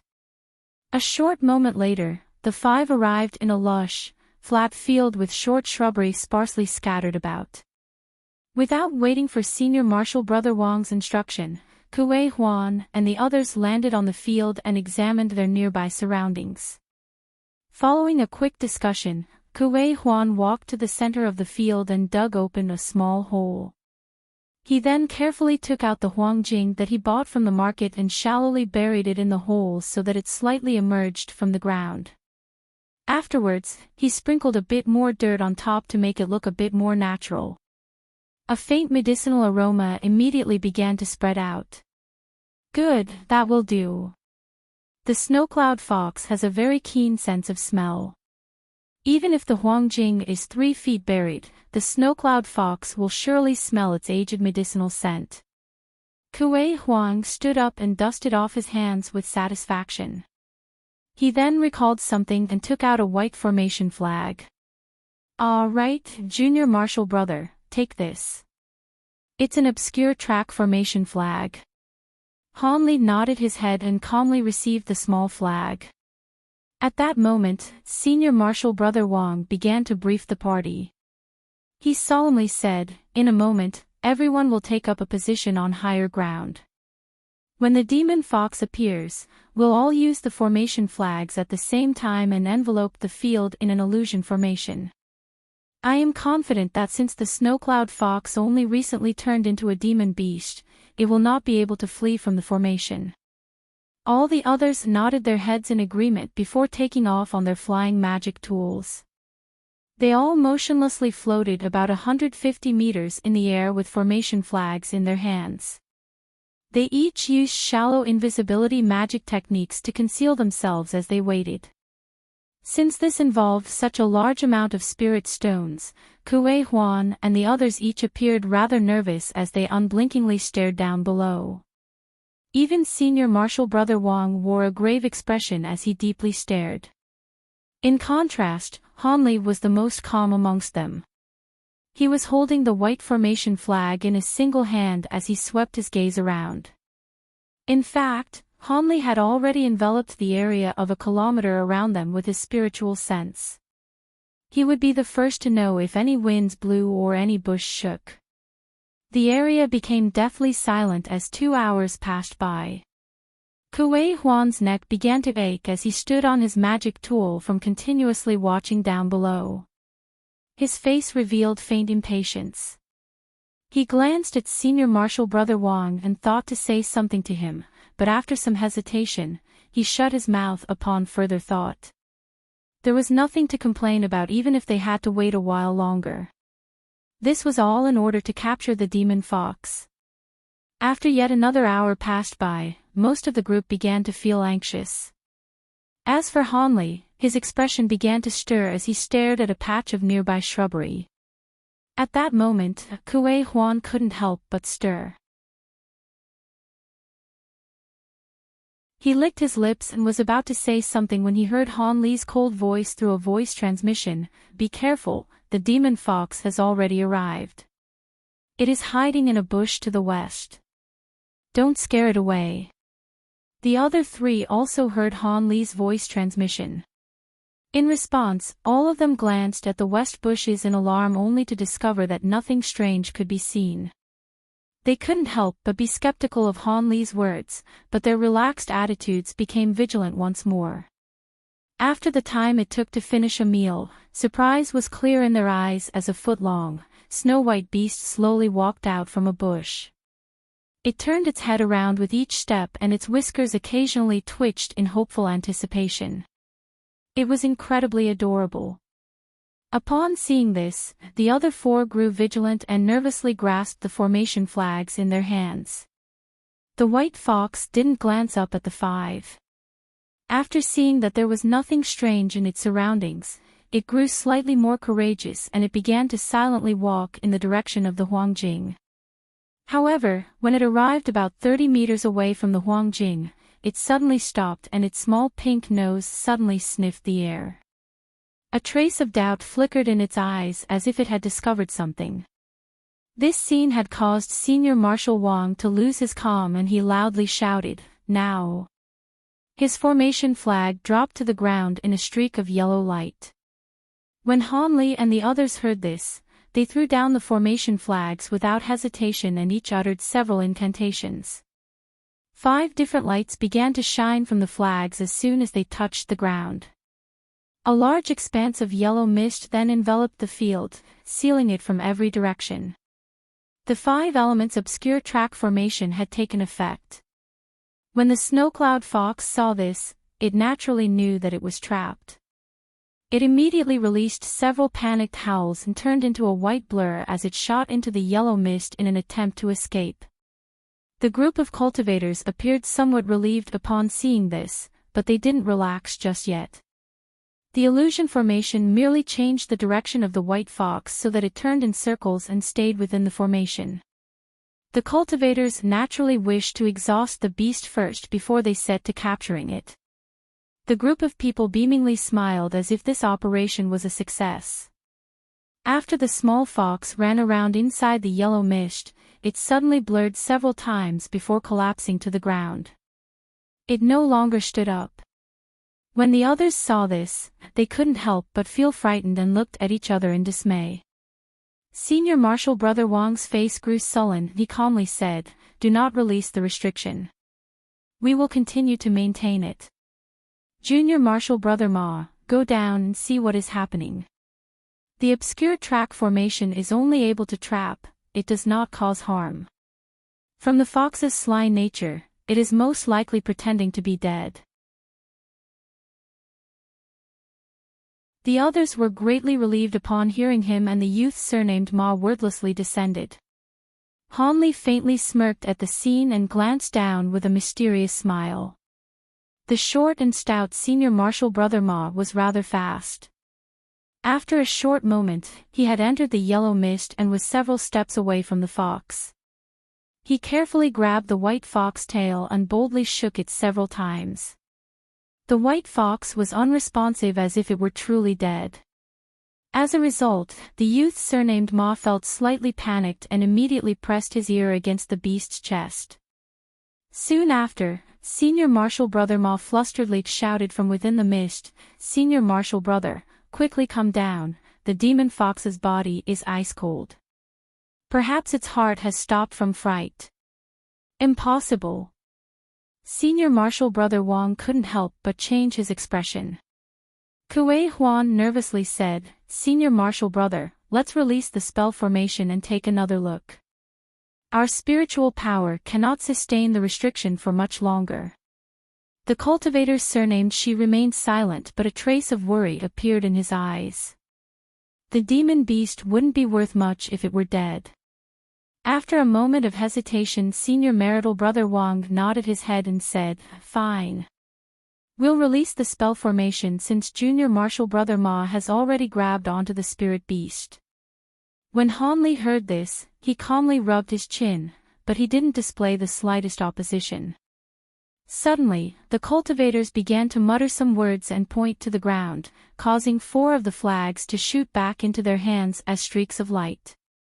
In the instant the yellow mist dissipated, a short and stout youth placed his finger on the small beast's nose as if he were testing something. The 3 dropped down with sullen expressions. However, Han Li remained standing in his original position as he glanced at the white fox down below. His face revealed an odd expression.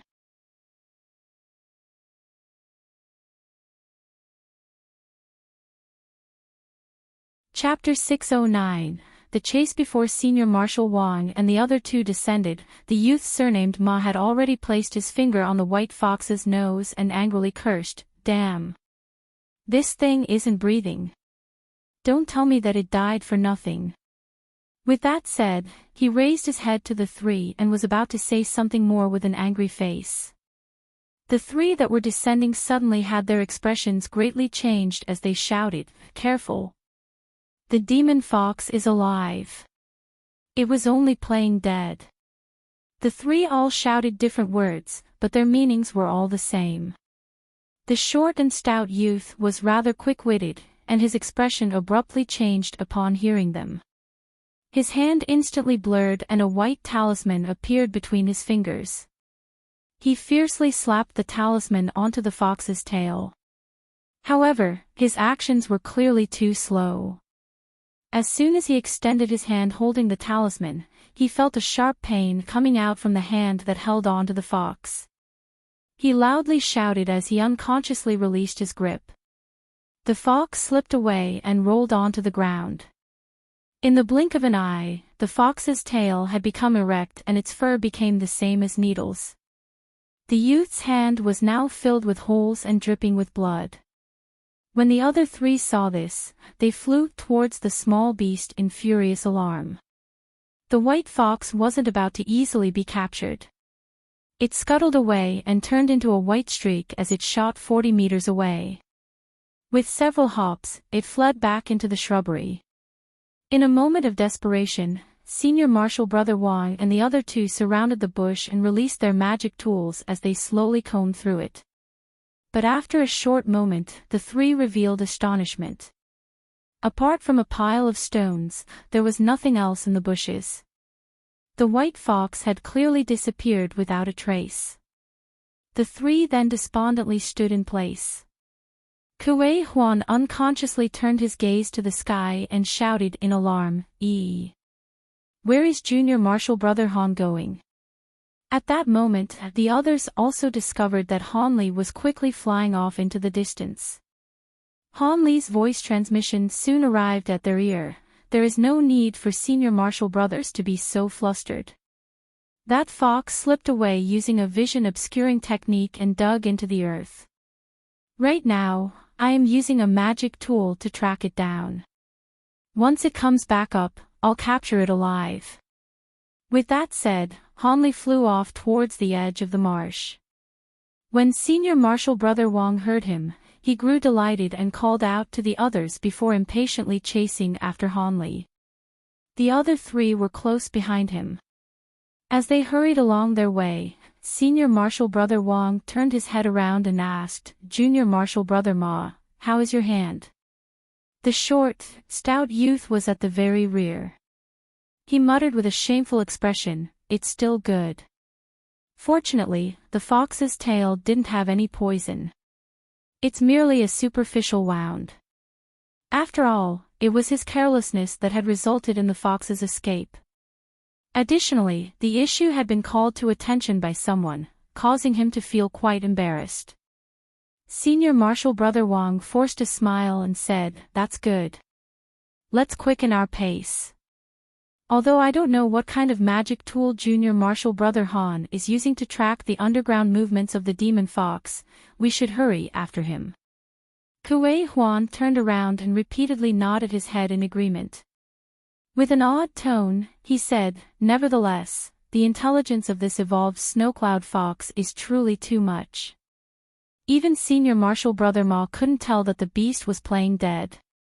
It was quite a shock. Grabbing onto his wounded hand, the cultivator surnamed Ma deeply blushed. Fortunately at that moment, Senior Marshal Brother Wang spoke up for him. "We cannot blame Junior Marshal Brother Ma. Even if I had been the one to check, things might have ended up the same." It's just that the snowcloud fox was too sly. Having heard that, the youth surnamed Ma shot an appreciative glance at Senior Marshal Brother Wang and felt much better. As the three were talking, the youth surnamed Shi suddenly wore an incredulous gaze and suddenly shouted, "Everyone, quickly look." Junior Marshal Brother Han drilled through the stone wall. What should we do?" The others glanced ahead in alarm and discovered that the marsh's end lay ahead of them. A kilometer ahead of them, there was a mountain so huge that its peak couldn't be seen. There was a cliff that faced them that had its black walls cut through with a sword. Furthermore, Hanli was nowhere to be found. The four stood in front of the cliff and glanced inside the opening that had been cut with dumbfounded expressions. Hanli had truly gone inside the mountain. At that moment, he was holding a jade scepter with a wolf's head that enveloped his body in a faint yellow radiance. There was a meter-long yellow wolf in front of him that was opening a path with an earth movement technique. As the artifact spirit continued forward, the earth parted as if there was nothing there. Hanli followed after the wolf with a pensive appearance on his face. Underneath the scope of his spiritual CC, Hanli saw the white fox strive its hardest to continue forward as it blurred 100 meters beneath him. With his profound abilities, it was only natural for him to see through the snowcloud fox's act. He even saw how the fox took advantage of a stone vein in the shrubbery to slip away. If this were a common low-grade demon beast, Hanli would have naturally warned the disciples as a favor. But Hanli was quite surprised to see that when the spirit fox revealed itself, it possessed spiritual chi fluctuations that felt quite familiar to Hanli. In his astonishment, he carefully examined it and found that the beast faintly carried the same spiritual chi fluctuations as the nine-curl spirit ginseng's incarnation, the white rabbit. Hanli was delighted, believing that he had discovered another incarnation of a spiritual object. But after he examined the white fox once more, he grew somewhat puzzled. The spiritual chi fluctuations of the fox were far too small in comparison with the nine-curl spirit ginseng. The difference between them could be said to be as wide as heaven and earth. Moreover, upon deeper inspection, he found that the snowcloud fox possessed a true flesh body, not that of a spiritual incarnation. Otherwise, the trifling obscure track formation wouldn't have been able to contain it. Although the small fox wasn't a spiritual incarnation in the end, Hanli was still deeply curious about it. He was certain that this pure spiritual chi had something to do with how this ordinary beast was able to turn into a demon beast. Having decided to investigate this fully, he allowed the fox to escape from the chi condensation cultivators and slowly followed after it, wishing to investigate the secrets of the fox.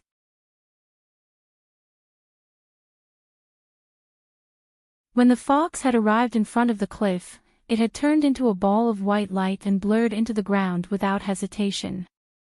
As a result, Hanli summoned the earth attribute artifact spirit from the jade scepter and had the wolf silently open a path.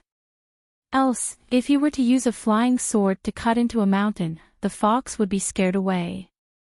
The mountain was obviously large. Hanli followed the white fox for at least a kilometer before it stopped, appearing inside what seemed to be a stone room. Hanli rejoiced and hastily ordered the yellow wolf to hurry and clear a path. At the same time, Hanli increased the power of his spiritual sense and began to examine the inside of the room. However, as soon as his spiritual sense neared the room, it was repelled by a strange force and he was unable to move it any further. Hanli shouted out in surprise. His rush came to a stop and he suddenly grew careful. At that moment, he felt his body grow still and heavy as if it were bearing the weight of Mount Tai itself. He then heard an insipid voice, "Since a guest has come, there is no need to be overly cautious. Don't tell me that you're waiting for this elder to invite you in." Just as this was said, countless yellow lights began to appear around him as a huge force pushed him forward. Hanli merely saw a flash of light before he found himself inside the stone room. He was greatly alarmed and instantly waved the jade scepter, covering himself in a red-yellow barrier of light. At the same time, he opened his mouth and spat out a dozen streaks of azure light that hurriedly revolved around him outside the barrier. It was only after this that Hanli could finally feel secure enough to look around.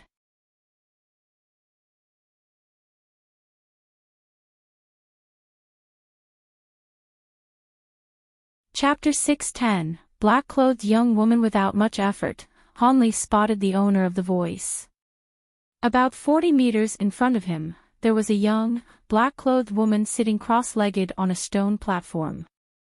The woman had a graceful appearance, but her complexion was deathly pale and her luminous eyes seemed to glow with sparkling light. Hanli was shocked to see that one of her sleeves was empty.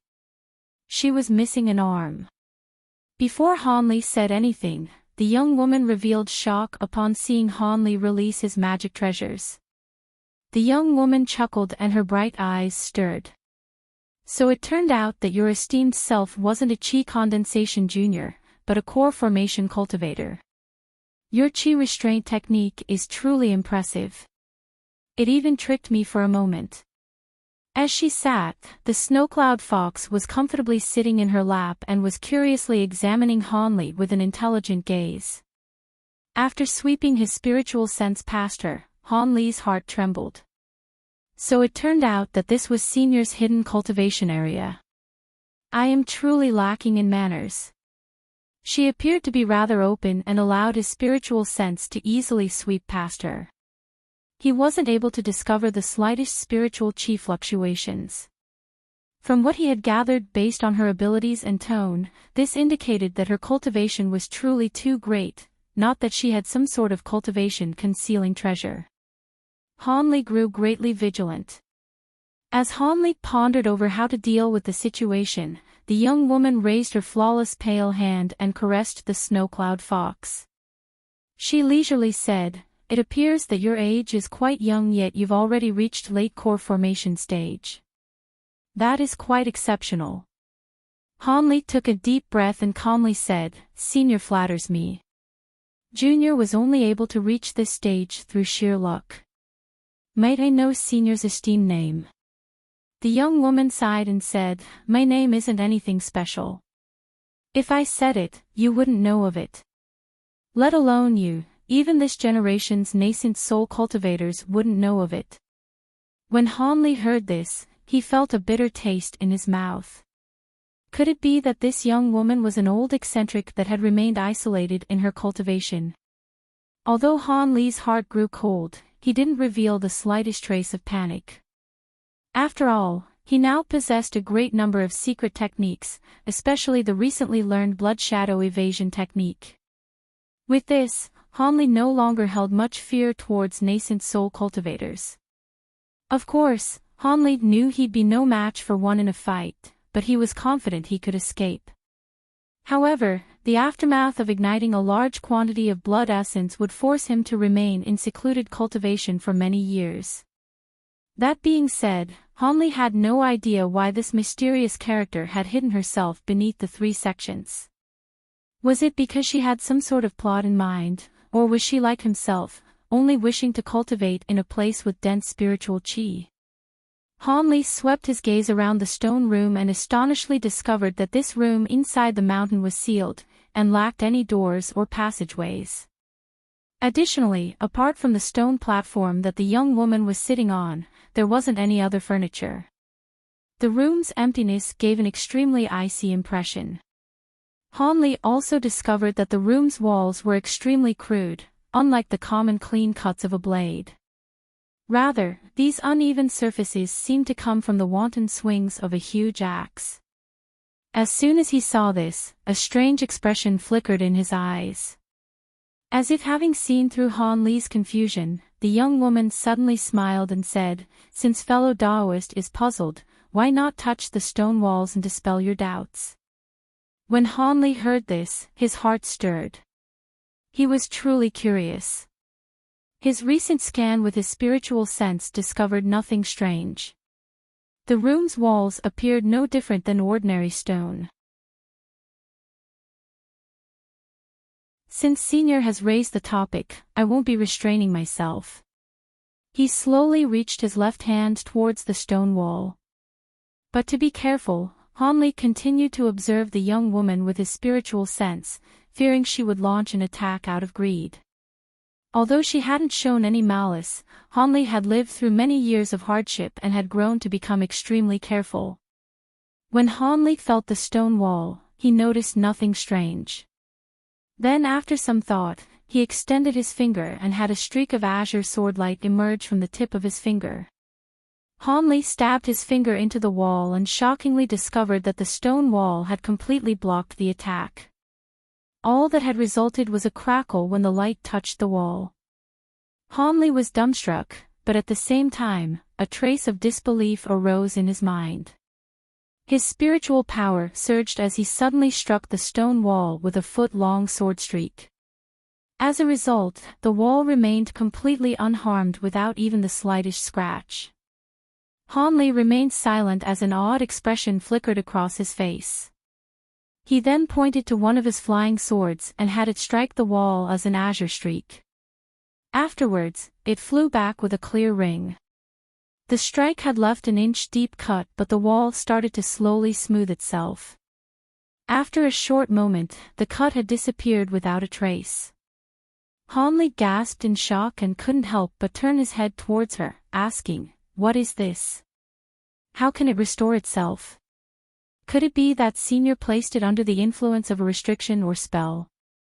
The young woman indifferently said, "Spells. Restrictions. You think too highly of me. This is merely lapis stone. Also known as spirit-absorbing stone, it is an incredibly rare tool refinement material.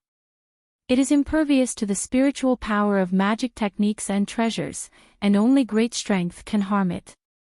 Han Li faintly frowned and turned back towards the stone wall. He slowly said, "Lapis stone. This junior is quite inexperienced and ignorant. I haven't heard of such a material before." The young woman casually explained, "Hee, it is natural for fellow Taoists to not hear of this material. This material was incredibly rare even during the era of antiquity, and there aren't many that presently know of it." When Han Li heard this, he was flabbergasted. Just as he thought to say something else, the young woman sweetly smiled and interrupted him. "Although fellow Taoists' cultivation is nearing the false nascent stage, your aptitude seems inferior. No, it would be better to say that it is terrible. It seems you've come across fateful encounters to be able to reach this stage of cultivation. Otherwise, your greatest efforts would have only taken you to the foundation establishment stage. Meeting me could also be considered an act of fate. If you don't find the idea undesirable, this elder has a treasure that I can lend to you." As soon as Han Li heard her, he revealed an odd expression, "Lend this junior a treasure." As if seeing through Han Li's suspicions, her expression sunk and she coldly said, "Of course, there will be conditions. First, this item will only be lent. You will have to return it. Secondly, after taking the treasure, there is something you must carry out on my behalf as payment for it." She rummaged through her robes for a moment before taking out a jade box in her hand. The jade box was pitch black and only the size of a fist. Its exterior was incredibly rough and crude, but there was a trace of yellow within the black. It seemed to be incredibly old. Hanli glanced at the young woman's face before turning his gaze back to the black case. Still silent, his expression fluctuated for a moment as he pondered for a moment. He then gravely asked, "Could Senior first tell this junior what is inside the box before he decides?" Upon seeing Han Li's hesitation, the black-clothed woman revealed a trace of impatience. With her brow raised, she pointed at the black box and said, "Surely you must know what a spirit well is. This box happens to hold a spirit well stone of the highest rank, known as a jade spirit well. At the very least, its spiritual chi should allow you to further stabilize your cultivation at the false nascent stage. It will allow you to condense a nascent soul with greater ease. This treasure has been with me for many years. If not for my current cultivation and my current inability to further use it, I wouldn't be lending it to you." With that said, she stroked the black jade box with a reluctant expression. Jade spirit well. Han Li's expression changed several times. This would cut down the time it would take for him to reach false nascent stage by 2/3. He completely swallowed his original words to reject her. After some hesitation, Han Li sighed and said, "Might I ask what Senior would like Junior to do? If you can't do something with your current cultivation, how could I possibly help you?" The young woman revealed an expression of joy seeing that Han Li was willing to agree. "Be at ease. I'm not asking you to kill someone. I'm only asking you to run errands. Although my cultivation is great, I cannot depart from this room for a certain reason. I only want you to deliver a letter for me. You only wish for me to deliver a letter." This was completely beyond his expectations. "Of course. Did you really believe that I'd have you kill someone?" The black-clothed woman covered her smile, revealing an overwhelming allure.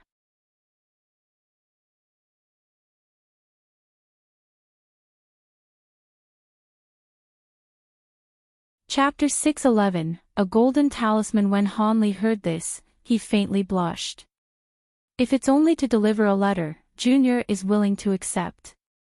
It was only natural for him to accept such a trivial task, considering the reward.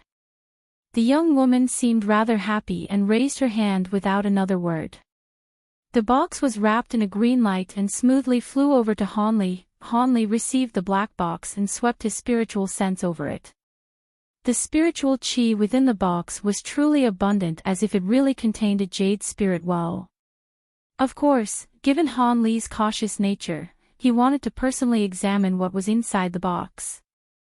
With a flash of azure light from his hand, the black box opened by itself to reveal a dense, white mist of extremely pure spiritual chi, flooding the stone room in an instant. Han Li's heart stirred and he examined the inside of the box with suspicion. He only saw a gentle white light that emitted from a sparkling white jade stone only several inches long. Han Li was left startled not by the stone itself, but by the thumb-sized cow inside the transparent stone that was continuously wagging its tail as if it were alive. When the young woman saw Han Li's shock, a peculiar expression flickered from her bright eyes. She casually smiled and asked, "What's the matter?" This jade spirit well had quickly nurtured a treasure incarnation. Common spirit well stones are incomparable to it. If you were to cultivate with this, you would achieve twice the results with half the effort. After taking another glance at the jade spirit well inside the box, he eventually closed it and calmly raised his head. Right. With this item, Junior would only spend about a dozen years to reach false nascent stage instead of several tens. At that moment, Han Li had finally realized that the jade cloud fox had been stained by the jade spirit well's spiritual chi. That was why it had possessed such a faint, pure spiritual chi. It was quite possible that its transformation into a demon had something to do with the spirit well. Han Li's regained calm somewhat surprised the young woman. She couldn't help but take another glance at him in her astonishment. After drawing away a loose hair from her forehead, she casually said with an insipid voice, "All right, since I've already given this item to you, I'll be giving you the jade slip to deliver as well. There is also another jade box below on the platform I am sitting on. Tear off the talisman that seals it and hand it to me. There is a token in the box that I want you to deliver with it. You want Junior to take it for you." Han Li revealed suspicion and grew vigilant. "Humph. Still afraid this old woman means you harm? If I could grab it myself, would I ask you to do it?"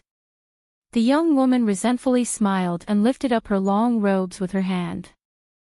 Han Li's expression greatly changed upon seeing her legs. They were shriveled like firewood as they were crossed together. There wasn't the slightest flesh apart from some dried-up skin. It made for a rather fearsome appearance. But what surprised Han Li even more was the several silver sparkling chains that penetrated her legs that deeply bore into the stone platform. Han Li pursed his lips and raised his head to look at the young woman. Although his face appeared completely bewildered, he didn't ask anything further. He knew that the woman was certain to offer the explanation. As a result, the woman's face grew icy and she placed her robes back down. She dryly said, "I am in this stone mountain for the lapis stone. I had a room of it and then I used the 2 chains to restrict my legs and trap myself here." "You trapped yourself?" Han Li was entirely confused by this. "That's right. My cultivation art is the underworldly slaughter arts. Although the cultivation art is incredibly fast and its might is extraordinary, it has a fatal flaw. Once it is completed, the cultivator will easily lose their human nature and become bloodthirsty. Back then, I had a fateful encounter with this technique and decided to cultivate it despite the advice of others. I had been extremely confident of my exceptionally powerful spiritual sense.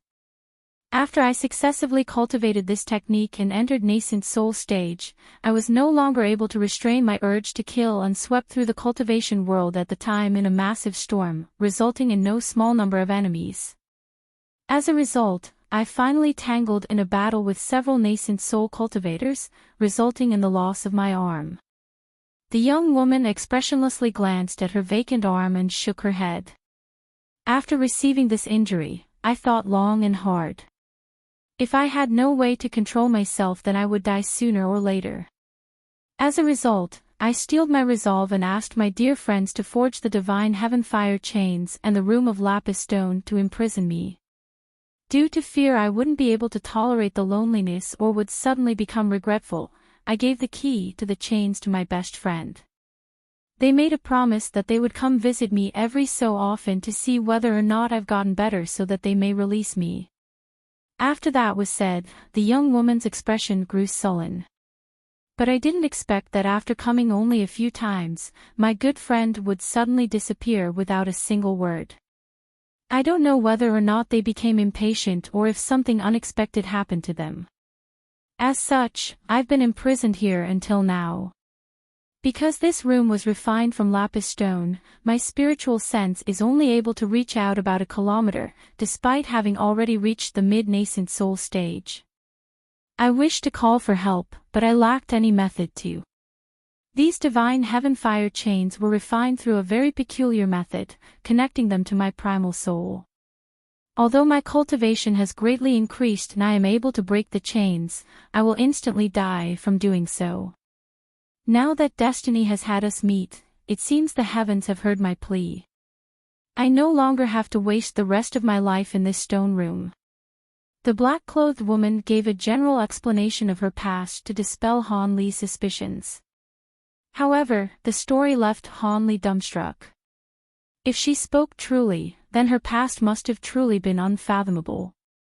After a moment of deliberation, he hesitantly asked, "Could it be that Senior wishes for Junior to deliver a letter to your best friend?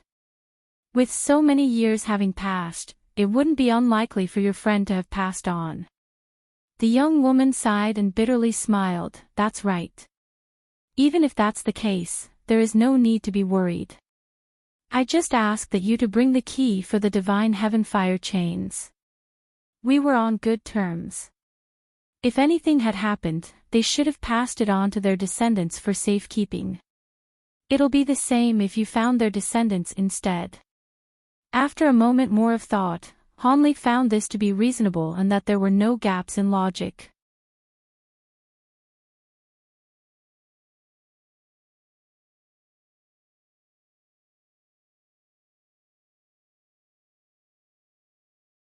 Chapter 6:12 Cadaver Demon. When Hanli saw the young woman's reaction, his expression immediately became gloomy and a cold glint appeared in his eyes. He wordlessly raised the box as he approached her. Although he didn't know why she was so scared of this talisman, he knew she wasn't harboring any good intentions toward him, and he decided to drop any formalities. The black-clothed young woman had completely lost her mind to fear as he approached and instantly slapped the stone platform beneath her to launch herself away. However, this action activated some sort of restriction. Just as she reached 3 meters away, red light enveloped her and brought her back to her original position. At that moment, the jade box flew out of Han Li's grasp and released a series of clear rings as it flew towards the woman's head.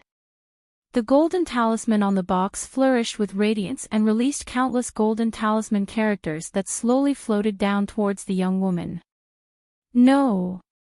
The black-clothed woman shouted in despair. Her beautiful appearance warped in an instant. She quickly used her soul arm to cover her face and dropped her head down to her chest, desperately trying to keep her face away from the talisman. As the golden talisman characters finally dropped down to the young woman's shoulder, golden light sparked and released a wisp of green smoke. The young woman's body greatly trembled as she released a monstrous wail of anguish. The wail was deafeningly sharp and inhuman, much to Han Li's shock. He unconsciously took several steps back and he felt cold sweat line his palm. In one hand he tightly grabbed onto his spirit beast pouch with the gold-devouring beetles and tightly clutched onto the jade scepter with the other as he solemnly stared at the stone platform. As further talisman characters fell onto the black-clothed young woman, even more green smoke began to surge from her body. After a short moment, the green smoke had enveloped her. Her body could no longer be seen, but the flashes of light and wails never ceased. In a moment, the wails became screeching, in another, they became frantically hoarse. The sudden and unceasing transformations of the monstrous wails were awful to behold. As Han Li watched in apprehension, he held his breath and pursed his lips. A fishy scent had filled the room as soon as the green smoke appeared. Each breath of it immediately caused him to feel a wave of dizziness and nausea, much to his surprise. The smoke seemed to be extremely poisonous. Soon after, cracks began to sound out from within the green smoke. Han Li was startled. Before he realized what those sounds were, he heard a swish of wind. A dark green claw that was tangled in silver chains suddenly extended from the mist at the speed of lightning and fiercely swiped towards Han Li at the corner of the room. The claw was as flexible as a snake, suddenly bending and reaching out 10 meters towards Han Li trying to grab him. Han Li trembled and his grip tightened on the jade scepter. Just as he thought to execute a technique, the silver chains suddenly restrained the ghostly claws in a storm of sparks, filling the room with a scorched stench. A painful moan roared from within the smoke and the sharp claw quickly withdrew. Han Li stared into the mist with tightly shut lips, his expression continuously fluctuating.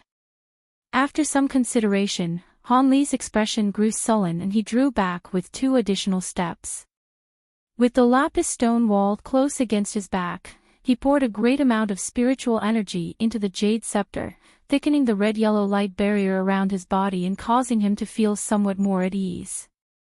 After the time it took to brew a cup of tea, yet another monstrous scream left the mist, and the radiance of the jade box's golden talisman gradually dimmed.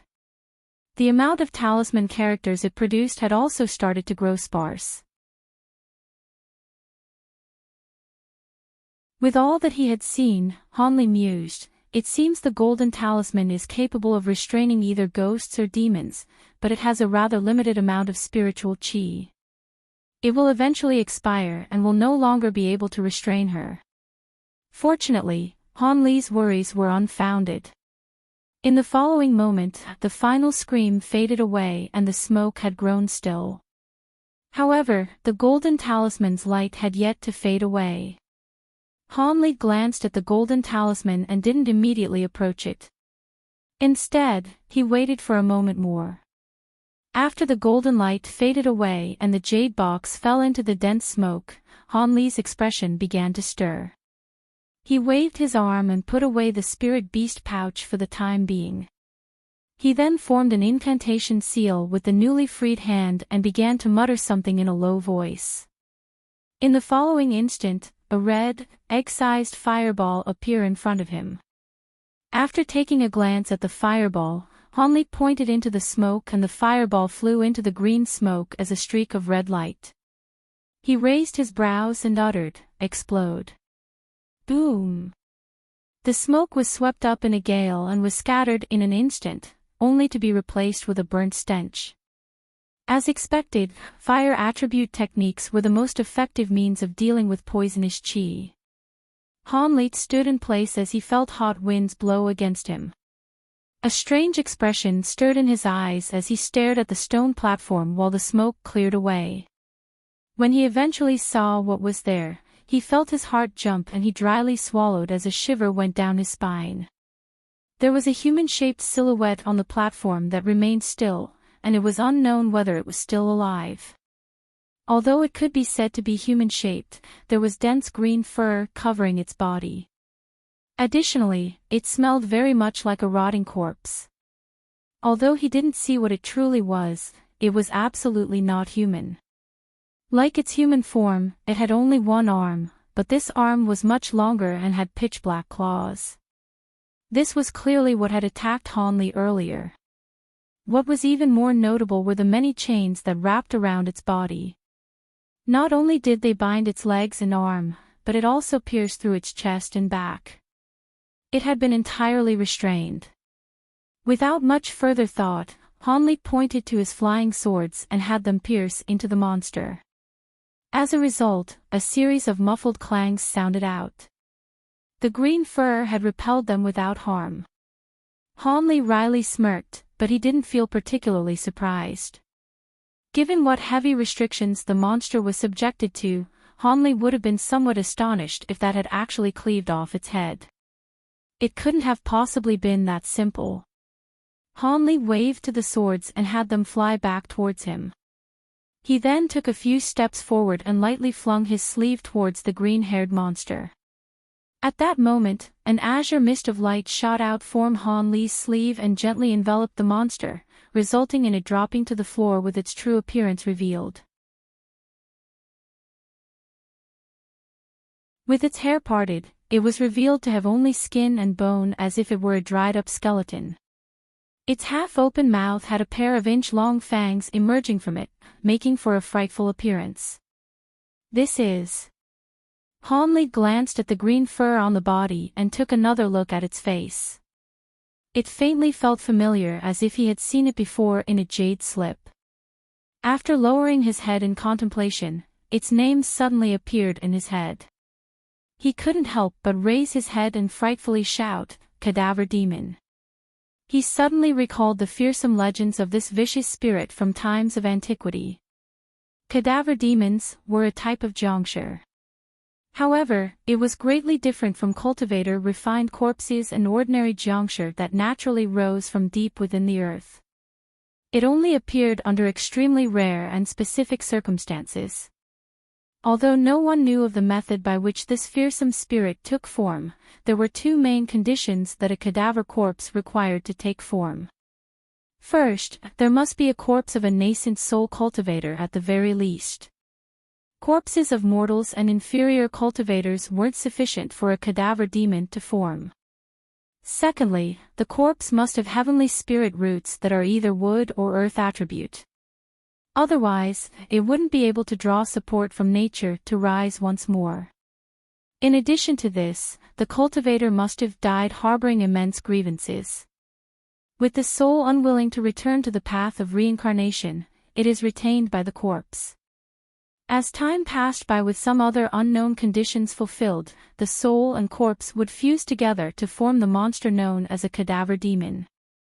The monster could be said to be half human and half jonksher, as well as half jonksher and half ghost. Not only did it lack the fatal weakness of sunlight that ghost demons and jonksher possessed, but it also possessed most of its memories and techniques from when it was alive. And because it died harboring grievances, this fearsome spirit was undoubtedly bloodthirsty. They were particularly fond of hunting down cultivators and slowly torturing their souls with corpse fire for their amusement as they feasted on them.